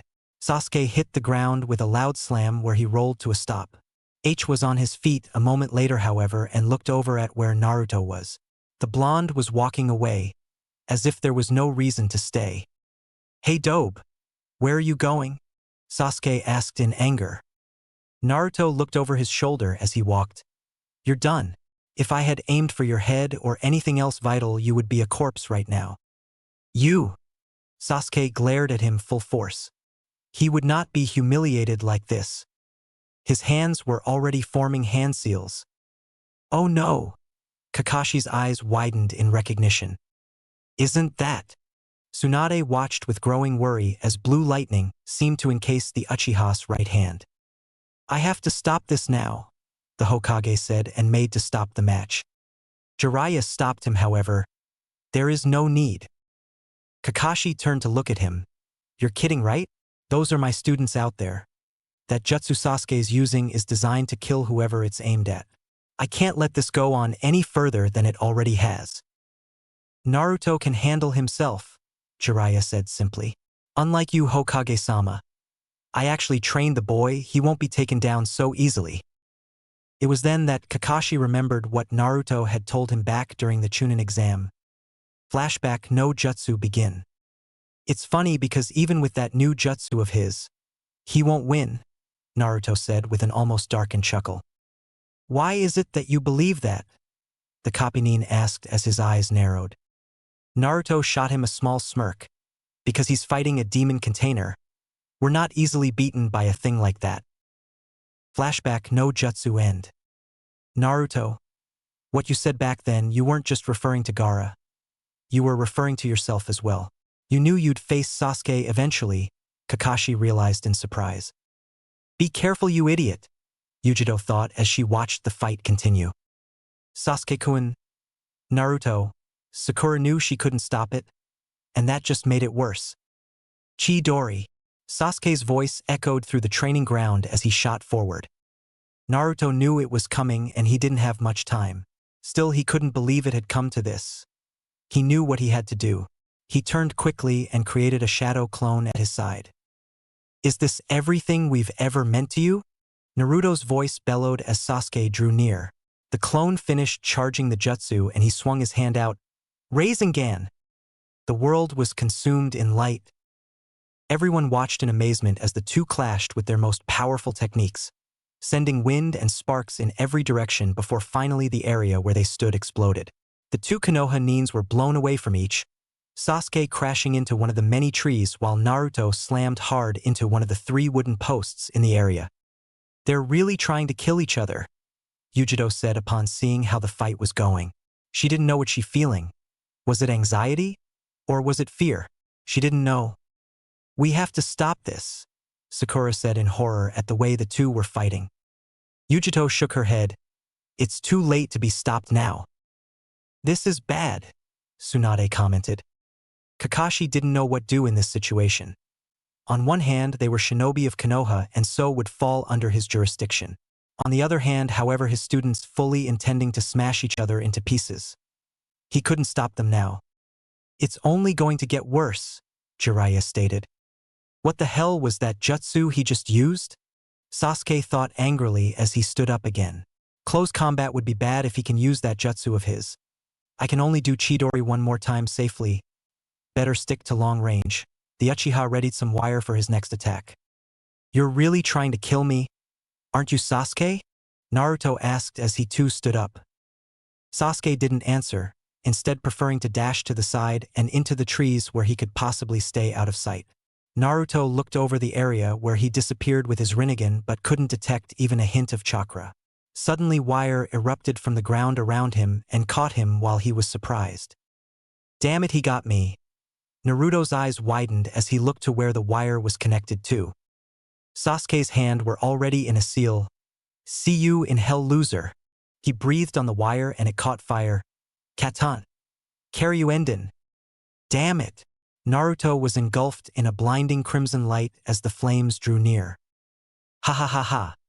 Brat, you should be thanking me for this. Me and that blasted Yandame Hokage who sealed me in here. Oh shit! Tsunade shouted as a column of red chakra spiked out from Naruto's position. Is that Kakashi began? Yes it is, Jiraiya confirmed. Yujito's eyes widened at the sight. This is the first time I've seen him unleash it to this extent. This is nothing like the Chunin exams. Did this happen on the mission to Spring Country? What is going on? Sakura asked as the light died down to reveal. Naruto lowered onto all fours, red chakra encasing his body and taking the shape of a fox with a single swishing tail. It's just like that demon girl, Sasuke thought when he saw it. He realized the danger, of course. This will not be so easy as I thought it would be. Well, what do you think, Scaredy Cat? Naruto asked in a sinister-sounding voice. You're a demon, Sasuke sneered. You really are a monster, just like her. A demon? You don't know the meaning of the word, Naruto shouted as he shot forward at amazing speed. Sasuke didn't see the fist coming until it collided with his face, blowing him back and crashing him through a tree. I didn't even see that, the Uchiha thought in shock. He looked up at Naruto and his eyes began to shift slightly. Concentrate. Suddenly his Sharingan evolved into its next stage as Naruto shot forward again. I can see him now. Sasuke dodged the first strike unlike before, but this time the chakra exuding from Naruto moved on its own and slashed him along his face. He flew back, hitting the ground with a loud thud before rolling to a stop in the center of the clearing. What was that? It's like that chakra of his has a mind of its own, Sasuke thought as he recovered. I'd best stick to purely long-range attacks. Close combat is useless right now. Had enough yet, team? Naruto growled out. Sasuke sneered as he formed a hand seal. Hardly. He suddenly expelled a large ball of fire at the chakra fox. Katan. Gukakyu no Jutsu. Naruto didn't dodge it, however. Instead, he took it straight on and didn't even flinch as it slammed into him. Sasuke was in shock as mist cleared and Naruto stood completely unharmed. That chakra must be protecting him, Sasuke realized. Naruto held out his hand and the chakra shot out towards the Uchiha. Sasuke's eyes widened, but he was unable to do anything as the claw snagged him and with a slight tug brought him towards Naruto. The blonde's right hand was glowing red as he drew near, and then suddenly the fist collided with the Uchiha's face. Sasuke was blown back with tremendous force, ricocheting off of 3 trees before finally coming to a stop at the posts. All was silent for a time until... Kukukaku, Sasuke said as he stood up, the cursed seal on his shoulder having completely covered his body and 2 demonic wings sprouted from his back. Let's finish this, DOB, were his words as he flexed his wings. Naruto snarled at the sight of him. What happened to you? Was it Orochimaru? Did he corrupt you? Kukukaku. His Odo-nins came to me and gave me what I needed to control my new power, Sasuke answered with a sneer. And you trust them? Naruto snarled. Sasuke chuckled darkly at that. Of course not. Not that it matters. His hands were suddenly forming hand seals and his hand was encased in lightning a moment later. Naruto was much the same way with a ball of spinning red chakra in his right hand. They jumped at each other and threw out their attacks, aiming to finish the battle once and for all. Chapter 14, The Long Goodbye. Fire Country. Konoha/hospital. He hurt. He hurt a lot. Pain flooded his senses as his eyes began to flutter open, a groan escaping his lips as the sunlight hit him in the face from the open window. Seriously, why were the curtains not closed for sleeping patients? He shook himself awake and tried to look around to see where he was. At first glance, he knew he was in the hospital and remembered what happened. You're finally awake, a voice he recognized said from the window. Jiraiya smirked knowingly. Your mother was as stubborn as you are. What happened, Erosenin? The last thing I remember was... He thought back but couldn't seem to find the battle's conclusion. You and the Uchiha brat were going at it pretty damn heavily, Jiraiya grunted. You won. In fact, you broke the guy's left arm with a QB-enhanced Rinnegan. Naruto looked at him surprised for a moment before he sighed. I'm sorry. What for? Jiraiya asked but already knew the answer. For getting into that fight. I shouldn't have done it, the blonde replied. Jiraiya snorted at that. Trust me, you're not the first one to put their teammate in the hospital despite the rank difference. Hell, I put Orochimaru in the hospital when he was a Jonin, and I was a Chunin because I couldn't stand the guy. Naruto chuckled hearing that. Still, I'm sorry. Jiraiya just sighed. It doesn't matter, kid. In fact, what does matter is where you want to go from here. Naruto looked at him confused. What do you mean? The Gama-senin smirked at him. What I mean, kid, is, do you want to come with me for training as my apprentice? Naruto's eyes widened at the offer. I. How long would we be away? 3 years, Jiraiya answered truthfully. You know about Akatsuki, right? The blonde nodded in reply. Well, they're going to start hunting Jinchuriki in 3 years, so you need to be able to defend yourself by then. All right, I'll do it. Thank you, Naruto said with a nod. Jiraiya just chuckled and turned to leave. Don't thank me yet. You still have a lot to learn, my student. You're leaving? Yujito asked the Rinnegan user. They were currently at his apartment, which was filled with bags he was using to pack for the trip he was going on later today. Yeah, Naruto answered as he stuffed away the crap littering the floor. Hey, he's a 12-year-old guy living alone. Give the guy a break. How long will you be gone? She asked the question. Naruto smiled sadly at her. 3 years give or take a few months. 3 years? She exclaimed in shock. Naruto nodded nervously. I need to get stronger if I want to face Akatsuki. What about you? Me? Yujito asked with a raised eyebrow. Well, I guess I'm stay around here. I am the Kumo ambassador after all. Naruto just smiled at her. Well, what? I'll miss you too, Yujito, he said before pulling his backpack onto his shoulder. He walked past her and tossed her the keys. The place is yours, for as long as you want it. Yujito didn't know what to say to any of that. She quickly came to a decision, however, and ran to catch up to him. Ready to go, brat? Jiraiya asked his new apprentice. He was standing beside Tsunade, Kakashi, and the Konoha 12, as they had been dubbed, minus Sasuke and Sakura. Yeah, I'm ready, Naruto said as he waved to the Genin and Shikamaru. Troublesome blonde. I'll give you one guess who. What was that, Shika? Ino asked in an all-too-friendly tone. I'll see you in 3 years. Bye, guys. And girls, Naruto said hastily after getting a glare from Ino.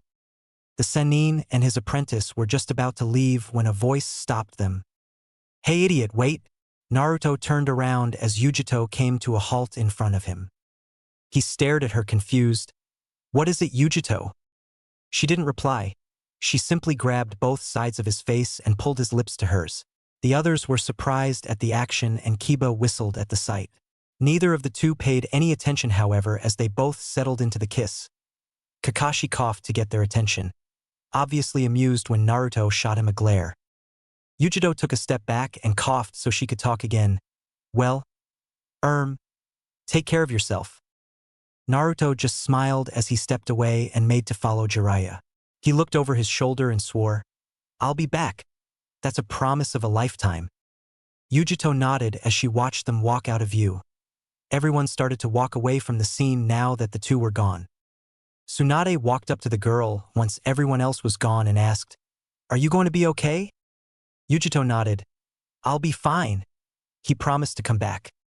Tsunade nodded with a smile. He always keeps his promises. Yujito smiled at that. I know. How would you like to become my apprentice? Asked the Katsuyu-senin. Yujito looked up at her surprise. Thank you. It's an honor, Tsunade-sama. Please, none of that. Just call me Shursho. Fire Country. Konoha/hospital. You lost. Badly at that, Sakan said in amusement from the window. They had taken out the guards in the hospital and had quickly reached the Uchiha's room. Orochimaru's power, Sasuke spat at the word, wasn't enough.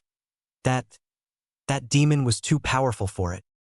Watch your tongue, Uchiha, the redhead. Tayuya warned him. We've come to collect you, Uchiha. Orochimaru wants you. He can give you the power to defeat your brother. Sakan goaded, and it worked. Sasuke smirked at them. Fine then. As long as I get the power I want, I don't care what it takes to get it. Later that night, Sasuke was walking the path out of the village. I thought I'd find you here, Sakura said as she stood to the side of the path. What are you doing here? Sasuke asked. Waiting for you? I love you.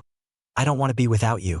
I know I can't convince you to stay, but please take me with you, Sakura begged him, tears freely falling down her face.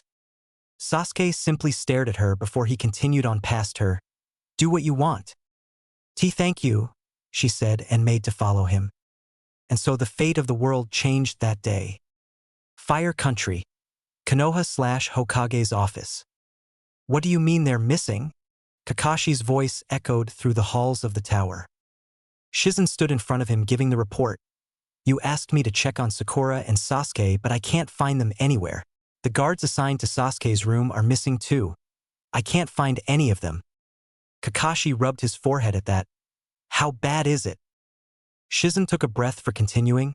I went and checked with the security department and well, according to them, there was a disturbance in Konoha's detection barrier late last night. It was so small that everyone thought it was a wild animal. Are you saying my students abandoned the village? Kakashi asked. Shizen shook her head. No, I'm not. Since the guards are gone, we can only assume that they were taken against their will. Kakashi nodded at that. Get me Nara Shikamaru and Niyujito right now. Shizen nodded at the order. Yes, Hokage-sama. You wanted to see us, Hokage-sama? Shikamaru asked lazily. Yes, I did, Kakashi nodded. Late last night, Uchiha Sasuke and Haruno Sakura disappeared from the village. We believe they've been kidnapped. The Nara's expression turned serious. By who? We believe it was Oto. It's no secret that Orochimaru wants the Sharingan, the Hokage answered. Excuse me for speaking out of turn, Hokage-sama, but isn't this a job for Jonin or Umbu? Yujito asked confused. Kakashi nodded. Normally yes, but I have no one to spare for a mission like this right now. What are our orders? Shikamaru asked. Assemble as many experienced genin as you can and then head out after them. They're no doubt heading for Sound Country and they already have a 5-hour head start. It's best that you hurry, Kakashi replied. Understood, Hokage-sama. Yujito bowed respectively. Fire Country. Forest/near Katana Mountain. It took them 15 minutes to collect the members of Team Shikamaru. It consisted of Chuji, Niji, and Kiba. Shikamaru was of course team leader with Yujito as second in command because of her rank. Everyone seemed okay with it, though Niji told her he would only go along with it because Naruto trusted her. Betray that trust and he would kill her himself. They're up ahead. They appear to be resting, Niji spoke up. Shikamaru nodded at that. Probably from the battle Kiba smelled earlier. What do we do? Yujito asked as the group came to a stop. We stick to the plan, Shikamaru answered. Down! Yujito and Niji shouted as they pulled the rest of the team to the side. Explosion riddled the area where they once stood as the Sound Four appeared before them with what looked like a barrel. What plan is that? Sakan asked with a sneer. How did they know we were here? Chuji asked. It doesn't matter right now, Yujito said as she narrowed her eyes at the Otonins. You're damn right about that bitch, Tayuya smirked at them. Where are Sasuke and Sakura? Kiba growled at them. Wouldn't you like to know? Sakan mocked. I'll handle these fuckers, Tayuya said confidently. Sakan looked over at her and nodded. Don't take too long. Orochimaru-sama will not be pleased if you're late. Tayuya nodded with a smirk. This shouldn't take long at all. The Sound Four, minus Tayuya, disappeared into the trees with the barrel a moment later. Everyone get ready. We don't know what she's capable of, Shikamaru told his team when he saw her making hand seals. Kuchios no jutsu. Doki. Tayuya slammed her hand on the ground. Kanji spiraled out of it, and in a poof of smoke 3 elephant-sized demons appeared. Let's play. Let's go wild. Yujito shook herself. Why did I just think of Naruto? Tayuya pulled out what appeared to be a flute and started to play. A moment later, the three doki shot forward and struck down on the team with their weapons. Team Shikamaru evaded the attack, however, and quickly withdrew into the trees above. We need a new plan, Neji grunted as he stared down at where Tayuya stood. I'm thinking, Shikamaru responded. Think faster, Yujito told him. Come on, morons. I want to have some fun before I beat you. Tayuya smirked up at them as symbols started to move across her skin. What is that? Chuji asked in worry. That's… Uchiha-san had that back during the preliminaries, Neji told them. If you remember, he used it against the Odo team that was sent to the exam. It's a curse seal. I've read about them. Orochimaru uses them on his subordinates to enhance their strength and loyalty, Yujito explained. Guys, is that what I think it is? Chuji asked with a start as he pointed towards the redhead below. Her eyes had changed. They were a different color, but the pattern of them was the same. It was the Rinnegan. Holy shit, she has the Rinnegan, Kiba exclaimed. That's why she reminded me of Naruto. Yujito's eyes widened. Shinra Tensei. Chapter 15, Fire and Sound. Fire Country. Forest/near Katana Mountain. Trees, boulders, hell, even the earth itself was blown away by the blast of gravity that was sent out. Team Shikamaru recovered, however, and looked at the source of the attack. A red-headed girl about their age with eyes that were all too familiar to the group. She has the Rinnegan? What the hell? I thought Naruto was the only one, Kiba exclaimed in surprise. Clearly we were mistaken. Neji mused upon seeing the powerful Dojutsu. This just got a lot more troublesome, Shikamaru said with narrowed eyes. Bansho Tenin. The group turned and evaded several trees that came at them. You can run, but you can't hide from my eyes, little rats, Tayuya stated. Yujito stuck to the trunk of a nearby tree and kept her eyes on the Otonin. You all get out of here and go after the Uchiha and Pinky. I'll stay here and face her. You can't expect us to leave you to fight her alone, can you? Kiba growled out.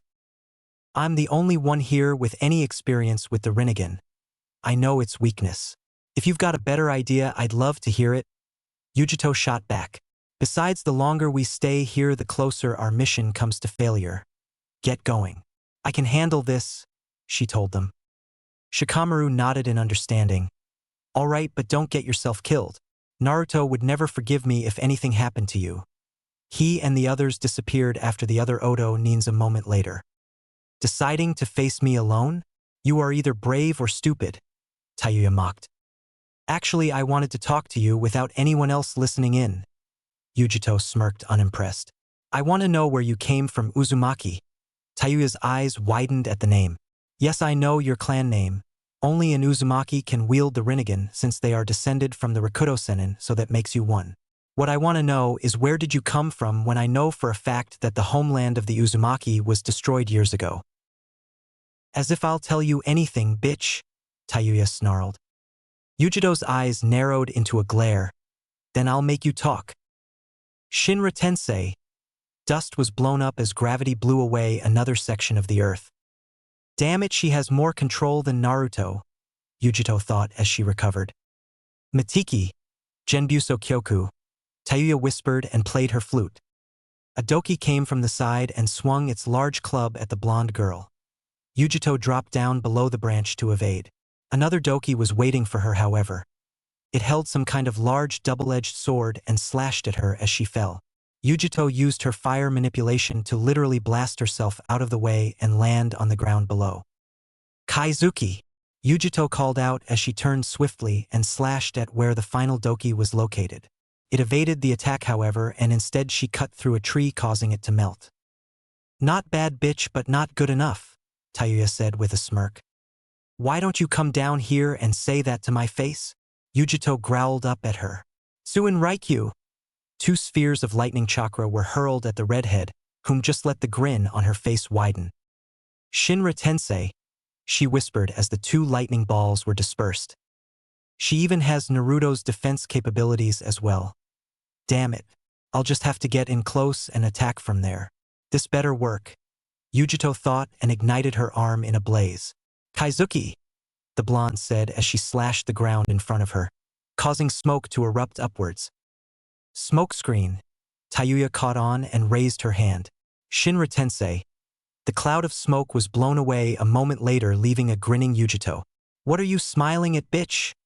The redhead mocked but became wary when the grin widened. Shit, Mitiki. Genbuso Kyoku, she said as she started playing her flute again. Yujito appeared behind her and slashed with her flame-covered arm. Kaizuki! Before she could land the hit, however, a doki came from the side and caught her with its club. Yujito flew several feet before crashing through a tree and landing in a heap on the ground below. The blonde stood clumsily a few moments later as the three doki surrounded her and Tayuya stared down at her. No one has survived the sound of my flute, the redhead said simply. Makio no ran, Tayuya whispered as she played a different tune. Now what is she doing? Yujito asked in thought and saw the three doki spew out some kind of fog monsters. What the hell are those things? Her eyes widened as the three monsters caught her. These spirits will drain your chakra until there is nothing left. You will die here. That's all there is to it, Tayuya said simply as the fog monsters wrapped themselves around the blonde. She's right, they're draining my chakra. Damn it, I'll be dead in minutes if this keeps up. Yujito growled in thought as she attempted to break free but no avail. Suddenly her eyes flashed in recognition. If I can't break free, maybe I can give them a stomachache. Yujito started channeling the Nibi's chakra, which was then drained from her system by the fog monsters. The spirits broke away, releasing a screech of pain before dissipating into nothingness, surprising Tayuya. What did you just do? The redhead exclaimed upon seeing the fog monsters disappear. As if I'll tell you anything, bitch, Yujito said, mocking her words from before. Tayuya's face became red in anger. You dare mock me? Fine, let's see you handle this. She dismissed her doki knowing they were useless at this point and brought her flute to her mouth once more. Mitiki, Mugenansa, she whispered as she began to play. The world seemed to distort around them. The sky changed into what looked like a red ocean. Wires hung from the ceiling and pinned Yujito the ground. Around her were hundreds of bones. Yujito struggled to break free, but it proved in vain as she looked at her arms. They seemed to melt before her eyes as she let out a pain-filled scream. Game over, Tayuya whispered as she approached. Once she was literally right in front of the blonde, she raised her hand. Shinra Tensei. Yujito gasped as a loud crack echoed through the forest. A moment later she fell backwards and hit the ground with a thud. Tayuya stood over her with clenched hands. She stood there looking down at her fallen opponent for a few good seconds before turning away. I'm sorry I had to kill you, but I can't risk my secret getting out.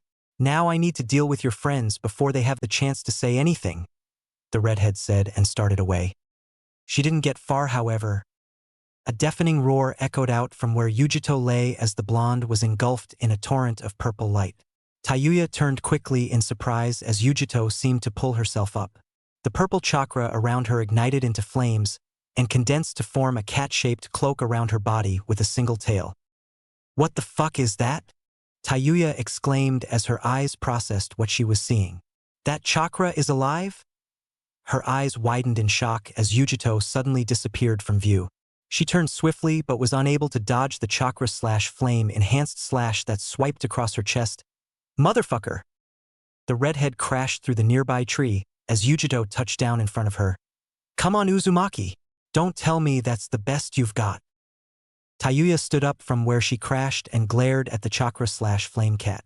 Her curse seal had absorbed most of the attack, but she knew it couldn't take many more like it. Eventually it would have to retract or it would corrupt her body from the inside out, even with the drugs Orochimaru had supplied them with. Even though she had been given a curse seal, she knew that Orochimaru didn't really want her.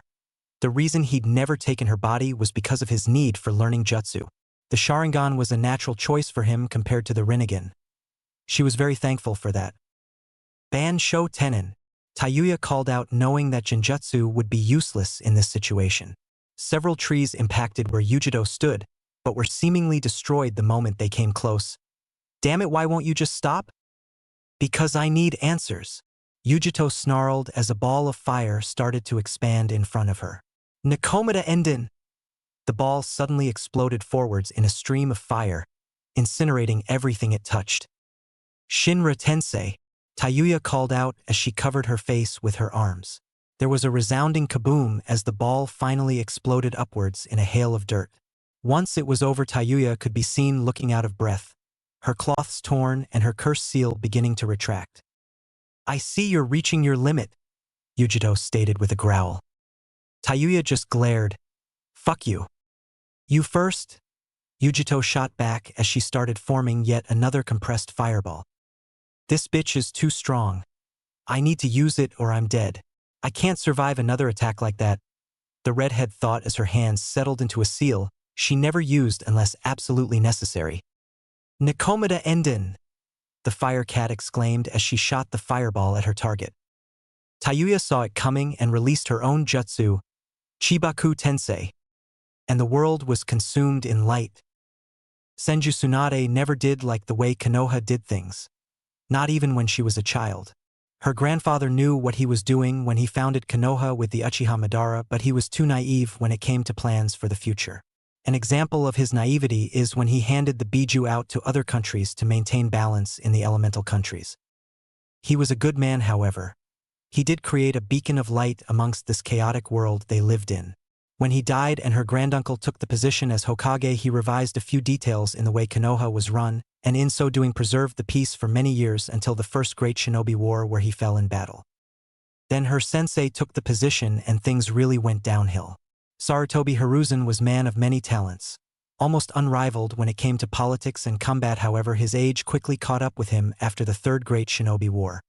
He knew this also and appointed Namikaze Minato as his successor, since he was much better at keeping the council in line, and was nay unstoppable on the battlefield, having practically single-handedly defeated Iwagakure no Sato. In all honesty, if it wasn't for the Kyuubi's attack on Konoha, then Minato would still be Hokage to this day and Kakashi wouldn't have had to take the position. The Kapini knew he wasn't Kage level by a long shot, but it wasn't his strength that made him Hokage. It was his reputation. He was a man to be feared of, second only to Namikaze Minato himself. Ever since he became Hokage, he stopped slacking off and worked on regaining his lost strength from before Kyuubi attacked. He'd really let himself go over the years since Minato died, and he knew if Konoha was going to survive, then it needed a Hokage who could protect it with the will of fire, just like all the previous Hokages. Hokage. That title brought up some unpleasant memories for one Senju Tsunade. Her fiancé Dan and her younger brother Nawaki were killed in service of Konoha during the Second and Third Wars. Because of this, Tsunade had ended up with thinking that Konoha was responsible for their deaths and disappeared for many years with the permission of the Sandaime Hokage. Truthfully, if it wasn't for the completely unpredictability of one Uzumaki Naruto, she wouldn't have even stepped foot back in Konoha ever again. Then there was her new apprentice, Ni Yujito. It was pretty obvious to her that she and Naruto were smitten with each other, but knew they needed to keep things professional while they were a part of the same team. It didn't really come as a surprise when she saw Yujito pull the two of them into a kiss as Naruto left with that pervert Jiraiya. When Tsunade took the young girl on as her apprentice, it was because she reminded her of how she was at that age. She stood up for what she believed in, always fought with all her heart, and was completely dedicated to helping people. When the young girl began working at the hospital, Shizen helped out too by giving her some textbooks on medicine and the like. Though none of the other villages admitted it, Konoha was and still is the best place to find medical help. Tsunade herself was a prime example of a medic nin. She could heal just about anything physically possible, and her talents had made her well known. Tsunade set up a test of sorts for Yujito. She had to perform a basic surgery on an unconscious fish which had becoming poisoned. It took months to get it right for even the best medic nins. So it came as a big surprise when she found that the poison was gone from the fish at the end of the day, and Yujito was looking quite smug standing off the two side. Yujito had passed her little test on her first try. That simple fact drove him one very significant detail about the girl. Yujito's potential in the medical field rivaled that of her own. So naturally she had a vested interest in the girl. Jiraiya had even made a comment over one of their drunken get-togethers that Yujito looked and acted just like she did as a teenager when she was with Dan. For Tsunade, that realization terrified her because it felt like she was looking in a mirror every time she saw the girl. Tsunade didn't want her to face the same hardships if she could help it. That's why she was out here now. When she heard that Yujito and half of the Konoha 12 had set off after a seemingly kidnapped Sakura and Sasuke, she knew something was wrong. She went with the medical team which had been dispatched following the team from Suna which had come as part of the now allied village to help. About 27 miles from Konoha, she felt the background aura of a disturbing chakra she knew to be that of a Jinchuriki's Biju. Having faced several during the wars, she knew that they were not to be taken lightly and that it could only be Yujito. She had told the other medic Nines to continue on while she headed off to find her apprentice. The site she came to was not what she expected, however. There was a large crater about 80 feet across covered in debris. Flames dotted the area and she caught sight of two figures lying unconscious in the center of it. One was definitely Yujito, though she looked like she'd been through hell. She was bleeding extensively from her arms and her clothes were ripped as if something tried to tear them apart. The other girl wasn't much better off either. Her clothes were stained in blood, giving them a color that matched her hair. Upon closer inspection, Tsunade saw that she was an Oto Nin, which caused her eyes to harden. They were both alive, thankfully, though they weren't out of the woods yet. Literally. It took all of 5 seconds to come to a decision regarding the situation and quickly made a shadow clone. Tsunade and her clone picked the two up after she finished patching them up as much as she could, and they set off towards Konoha. You had better buy me some sake for making me worry, Yujito-chan. Chapter 16. The Musical Whirlpool. Fire Country. Konoha/Hospital. The mission was a failure. It turns out that Uchiha Sasuke and Haruno Sakura had betrayed them all. They had abandoned Konoha and with the help of the Sound Five managed to escape into Sound Country. With the aid of the team from Suna, the Sound Five were all eliminated aside from the one that was captured, Tayuya. Tsunade had healed Lee's wounds and he had aided the squad leader Shikamaru during his battle with the leader of the Sound Five, Kagaya Kimimaro. While Lee faced the bone-wielding Oto Nin, Shikamaru headed off after Sasuke and Sakura to the Valley of the End. When he got there, however, things didn't exactly go as planned. Sasuke explained that he only wanted power and wounded Shikamaru with Chidori. Truthfully, if it were not for the quick thinking of Inara, then the attack would have most likely killed him there and then. Naruto may have survived it and perhaps Gaara and Yujito might have also, but a normal human wouldn't have been able to. It was a good job, it was only a glancing hit. The two traitors escaped into Sound Country and Shikamaru knew he couldn't do anything about it.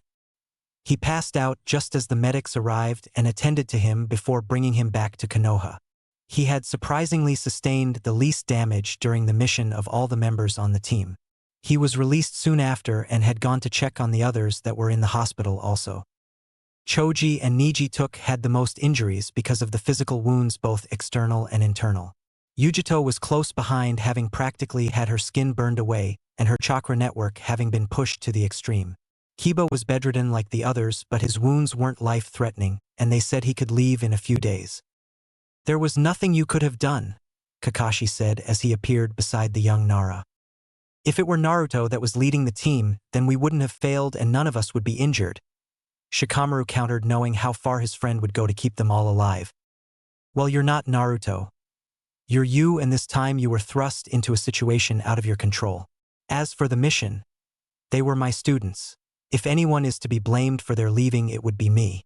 I am the one who trained them after all, Kakashi told him. Shikamaru shook his head at that. Perhaps it's not anyone's fault this happened. They wanted to leave, and they did. Yes. And now I have to write up a Nukenin form for them both. The Hokage turned and headed towards the security section of the hospital, where the prisoner was located. Yujito groaned as her eyes fluttered open. The effort alone caused her to wince. The light shone through the window, which made her ask why it was even there. I mean, what's the point in it other than to make its patients miserable? She shifted slightly and sat up with great effort, sending painful jolts throughout her arms. I hate hospitals. Oh, the irony. Why did you choose to become a medic Nin? Tsunade asked from the chair to the side. It was a good idea at the time. Yujito groaned and painfully turned over to face her. How long was I out?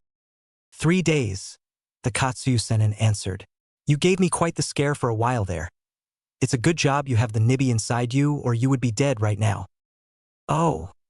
Well, what happened exactly? I remember fighting that Uzumaki and then everything went blank. Where is she? Yujito asked as she painfully sat back up. So you already know. It was a statement, not a question. We just ran a DNA check on her. She's definitely an Uzumaki, but we weren't able to find a name. Any idea where she came from? She can't be from Whirlpool Country. Kyubi would have attacked when she was a baby or something, the Kumo Chunin asked. Tsunade nodded at that. Jiraiya and I checked Whirlpool Country several times over. There was no one left when it was destroyed, and even if there was, you just can't leave Whirlpool Country. At least not by regular means. Hell, the only way in or out is to either reverse summoning or walking the whole way. Ships can't get anywhere near it because of the large number of whirlpools in the area. They're so strong they can destroy a freighter in a matter of minutes. So if she's not from Whirlpool Country, then where is she from? Yujito asked with a frown. Tsunade took a few seconds before responding. You already know. She's Kushina-sama's daughter, isn't she? Yujito asked with a sigh. Tsunade nodded. Yes, she is.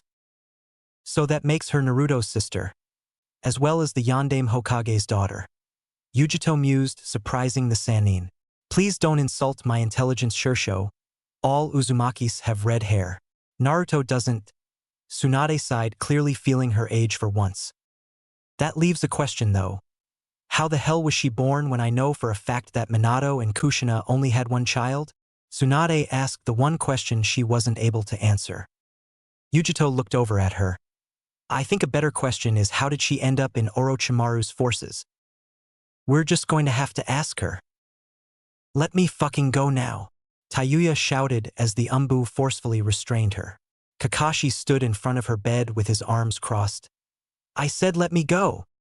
You're in no position to demand anything. The Hokage shot back as the Umbu tied her to the bed, so she couldn't escape. He motioned for the Umbu to leave.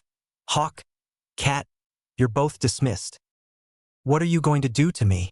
Couldn't you have just killed me outright? Why did you have to prolong my suffering?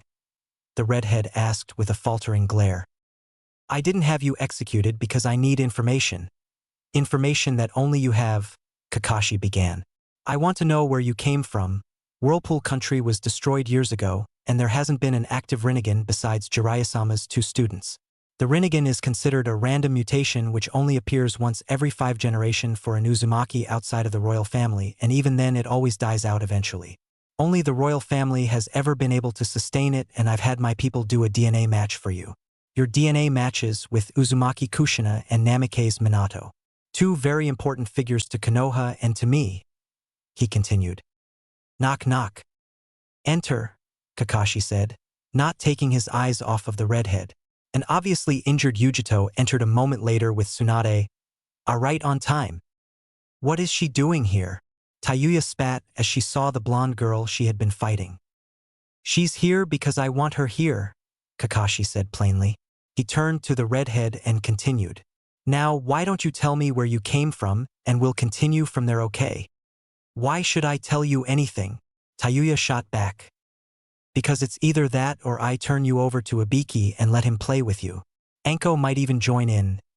Now Tayuya may not have heard of Ibiki, but she sure as hell knew about Anko. You didn't last long as an Otonin without learning of the Hibisenin's old apprentice. Alright, I'll talk. Jackass. Tayuya muttered the last part bitterly. My name is Uzumaki Tayuya, and yes, I admit I have the Rinnegan. As for where I come from, I don't know, okay? The pedophile found me during a raid on Iwagakure no Sato 7 years ago, she explained. Unknown to her, Kakashi's Sharingan was focusing in through his Hitai and could tell she wasn't lying. I see. IWA you say? He questioned. Tayuya responded mockingly. Yes, I say. The Hokage sighed at the answer. IWA, huh? I can't believe you lied to me, Minato-sensei. True, we had just finished fighting a war with them, but still. You should have told me. He turned to her again and asked, How old are you? 14, why? What's that got to do with anything? Tayuya's voice almost sounded insulted. Then I think I know how you ended up in IWA, Kakashi said with a sigh. Tsunade shot him a curious glance. You know something, Kakashi? The Hokage nodded. After the 3rd Great Shinobi War, Kushina-sama was pregnant. This was before they married, and he was still my sensei. How come I didn't hear any of this? Tsunade demanded. Kakashi shook his head at her. I only found out by accident and Minato-sensei told me that it was a miscarriage, so I didn't bring it up again. Well, I think this little brat is living proof that it wasn't a miscarriage, the Sannin said, gesturing to the bedridden girl. Kushina-sama was captured by IWA after the war. She was missing for weeks before Minato-sensei found her and killed her captors. If she was going to give birth, it would have been then, Kakashi said, shaking his head. So what? They kept my mother alive just so that she could what? Give birth to me? Tayuya demanded. Kakashi shook his head again. No, they most likely wanted to turn you into a living weapon to be used by IWA. Imagine it. The Rinnegan alone makes you very valuable, but being Minato-sensei's daughter too? That's practically asking them to turn you into breeding stock. She felt like she was going to throw up at that. It would have been the ultimate form of vengeance upon Minato-sensei. Didn't go as planned, I bet, or she wouldn't have ended up with Orochimaru, Tsunade said as she leaned against the wall. So what went wrong? You mentioned Orochimaru raided them and got you. He had to have known you had the Rinnegan, so why didn't he use you as one of his bodies? Me? A body? You don't know him at all, do you?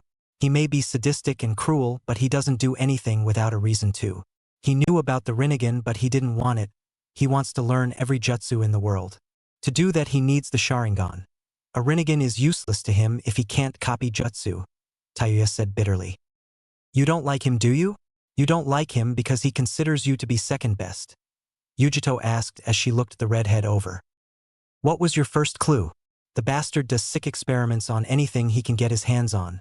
When he gave me the curse seal, it was to ensure by loyalty to him. Tayuya grumbled the last part. Well, that's funny because your curse seal is gone. Tsunade spoke up upon hearing that last part. Tayuya looked up at that, then checked her shoulder. How? The only time he destroys them is when the user is dead. Tsunade smirked at that.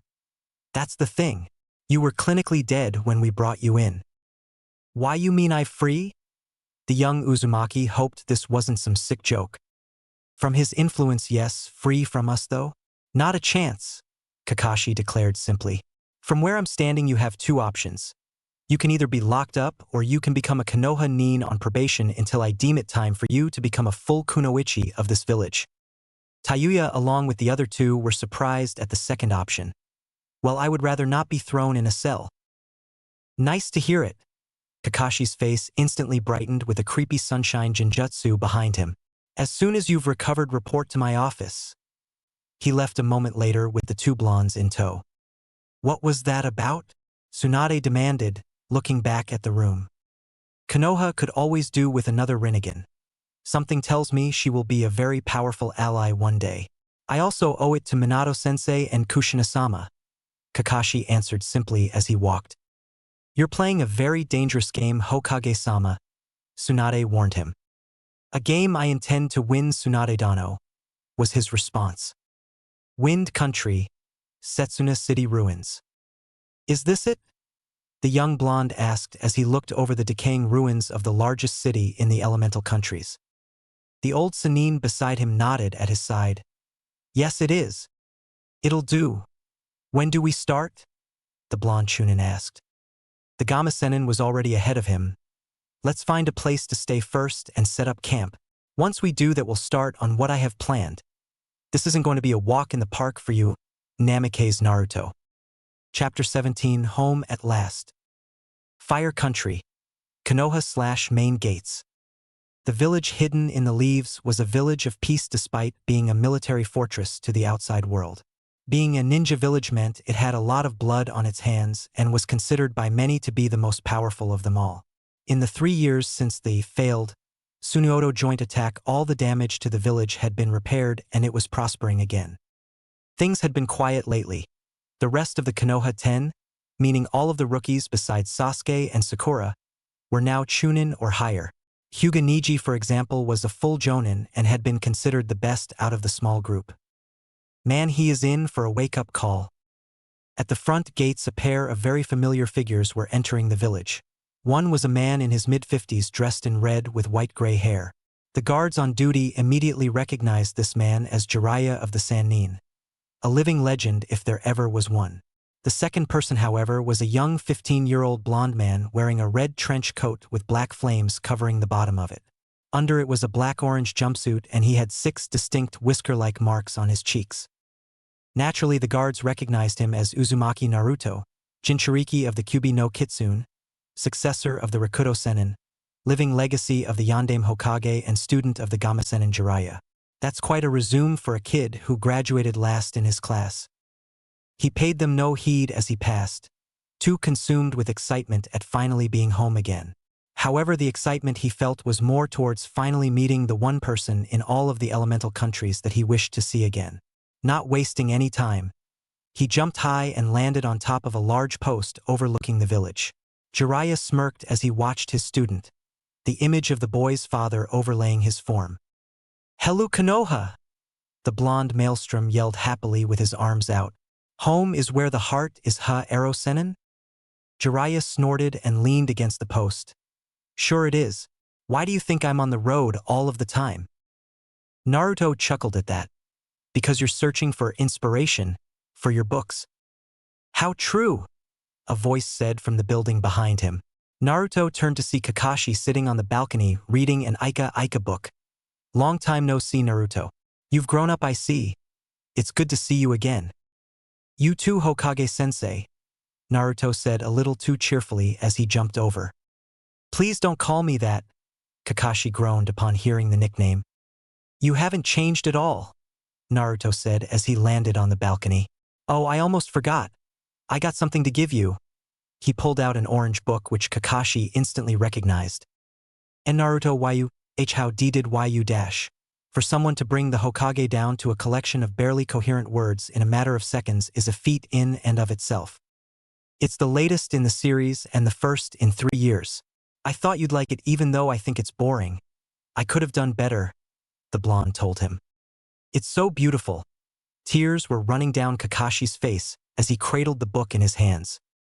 Naruto just chuckled. Now, I could do with some ramen. He jumped down a moment later and started towards his favorite ramen stand. Kakashi dropped down beside Jiraiya and they made to follow. How good is he? The question was simple. Good enough to face you on even ground in an all-out fight, the Gamasenin answered. It was the best I could do in only 3 years, unlike with Minato who I trained for 6 years. Leadership skills? The Hokage asked as they walked. He knows when to joke around and when to be serious, Jiraiya told him. Holy! Naruto exclaimed as he turned a corner. There, standing in the middle of the street beside Senju Tsunade and a red-haired girl he didn't know was Ni Yujito. The Kumo Nin turned and stuttered upon seeing him. And Naruto? Wow! Was all he said as he gave her a once-over. She was taller and still wore cloth similar to the ones she wore 3 years ago, but they were more purple now than black. She'd definitely grown judging by her looks too. Naruto had to beat down his perverted side just to stop himself from having a nosebleed. Jiraiya was able to hold up a lot better since Tsunade went through the same thing. You've grown, Yujito said, breaking the silence. So have you? More beautiful, I mean, Naruto corrected himself. Yes, I know, Star Wars Anakin and Padme. And you're a charmer now too. Idiot, Yujito said with a smirk. Naruto gave a mock cringe. Did you miss me? With every jutsu so far, she shot back. You wound me so.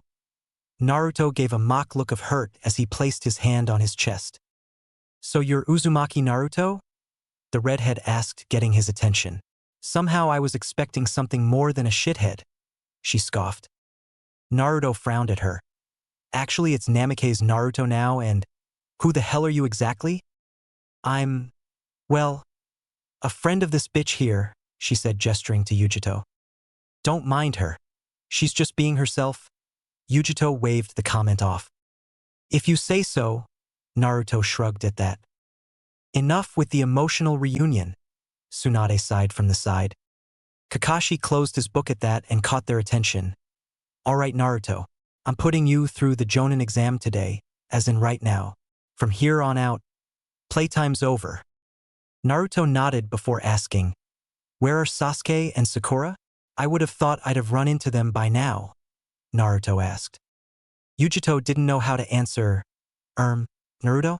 I think there's something you should know about that. Fire Country. Konoha/training ground.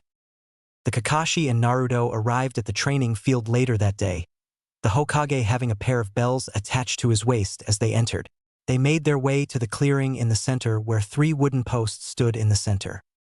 The rules are the same as before. You can use whatever tactics you want in order to get the bells from me. You have until sunrise tomorrow, Kakashi said as his former student approached the posts. This place, it brings back memories. I can't believe that Sasuke and Sakura would turn traitor, Naruto said, shaking his head. Kakashi sighed at the memory of his other former students. I didn't want to believe it either, but they did. Just ask Shikamaru. Naruto turned to him.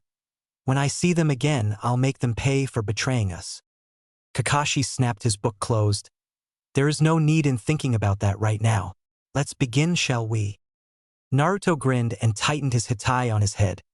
You won't be able to read your book this time, Hokage-sensei. Kakashi smirked and lifted his hitai to reveal his Sharingan.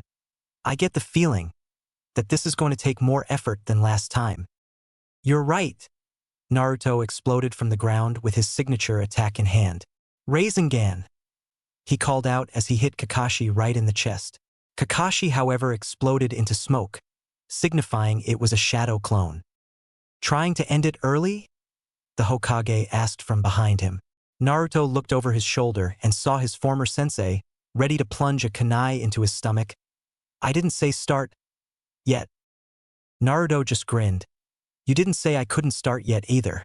Another Naruto had somehow appeared behind Kakashi. Your move, Hokage-sensei. Kakashi took notice of the clone behind him. You've improved. He disappeared in a poof of smoke and Naruto dismissed his clone also. Come out wherever you are. The area was silent as the blonde looked around cautiously. You're not left. You're not right. You're not above, so that leaves below. He slammed his hand into the ground. Doton, Doryukatsu. The ground erupted upwards for a moment before slitting in two, revealing a surprised Kakashi in the center. You can't escape my eyes, sensei. Kakashi smiled under his mask. You've grown quite well, Naruto. Now I don't have to hold back. He disappeared in a burst of speed and reappeared above the blonde. Raikiri! Naruto's eyes widened and he disappeared in a flash of yellow. Shuinpa no Jutsu. Naruto skidded a few feet away as Kakashi touched down on where he had been standing moments ago. That was a little too close. That wasn't Hiraishin no Jutsu you just used, Kakashi commented with his Sharingan spinning. It's something I've been working on since my fight with Gaara. Naruto shrugged.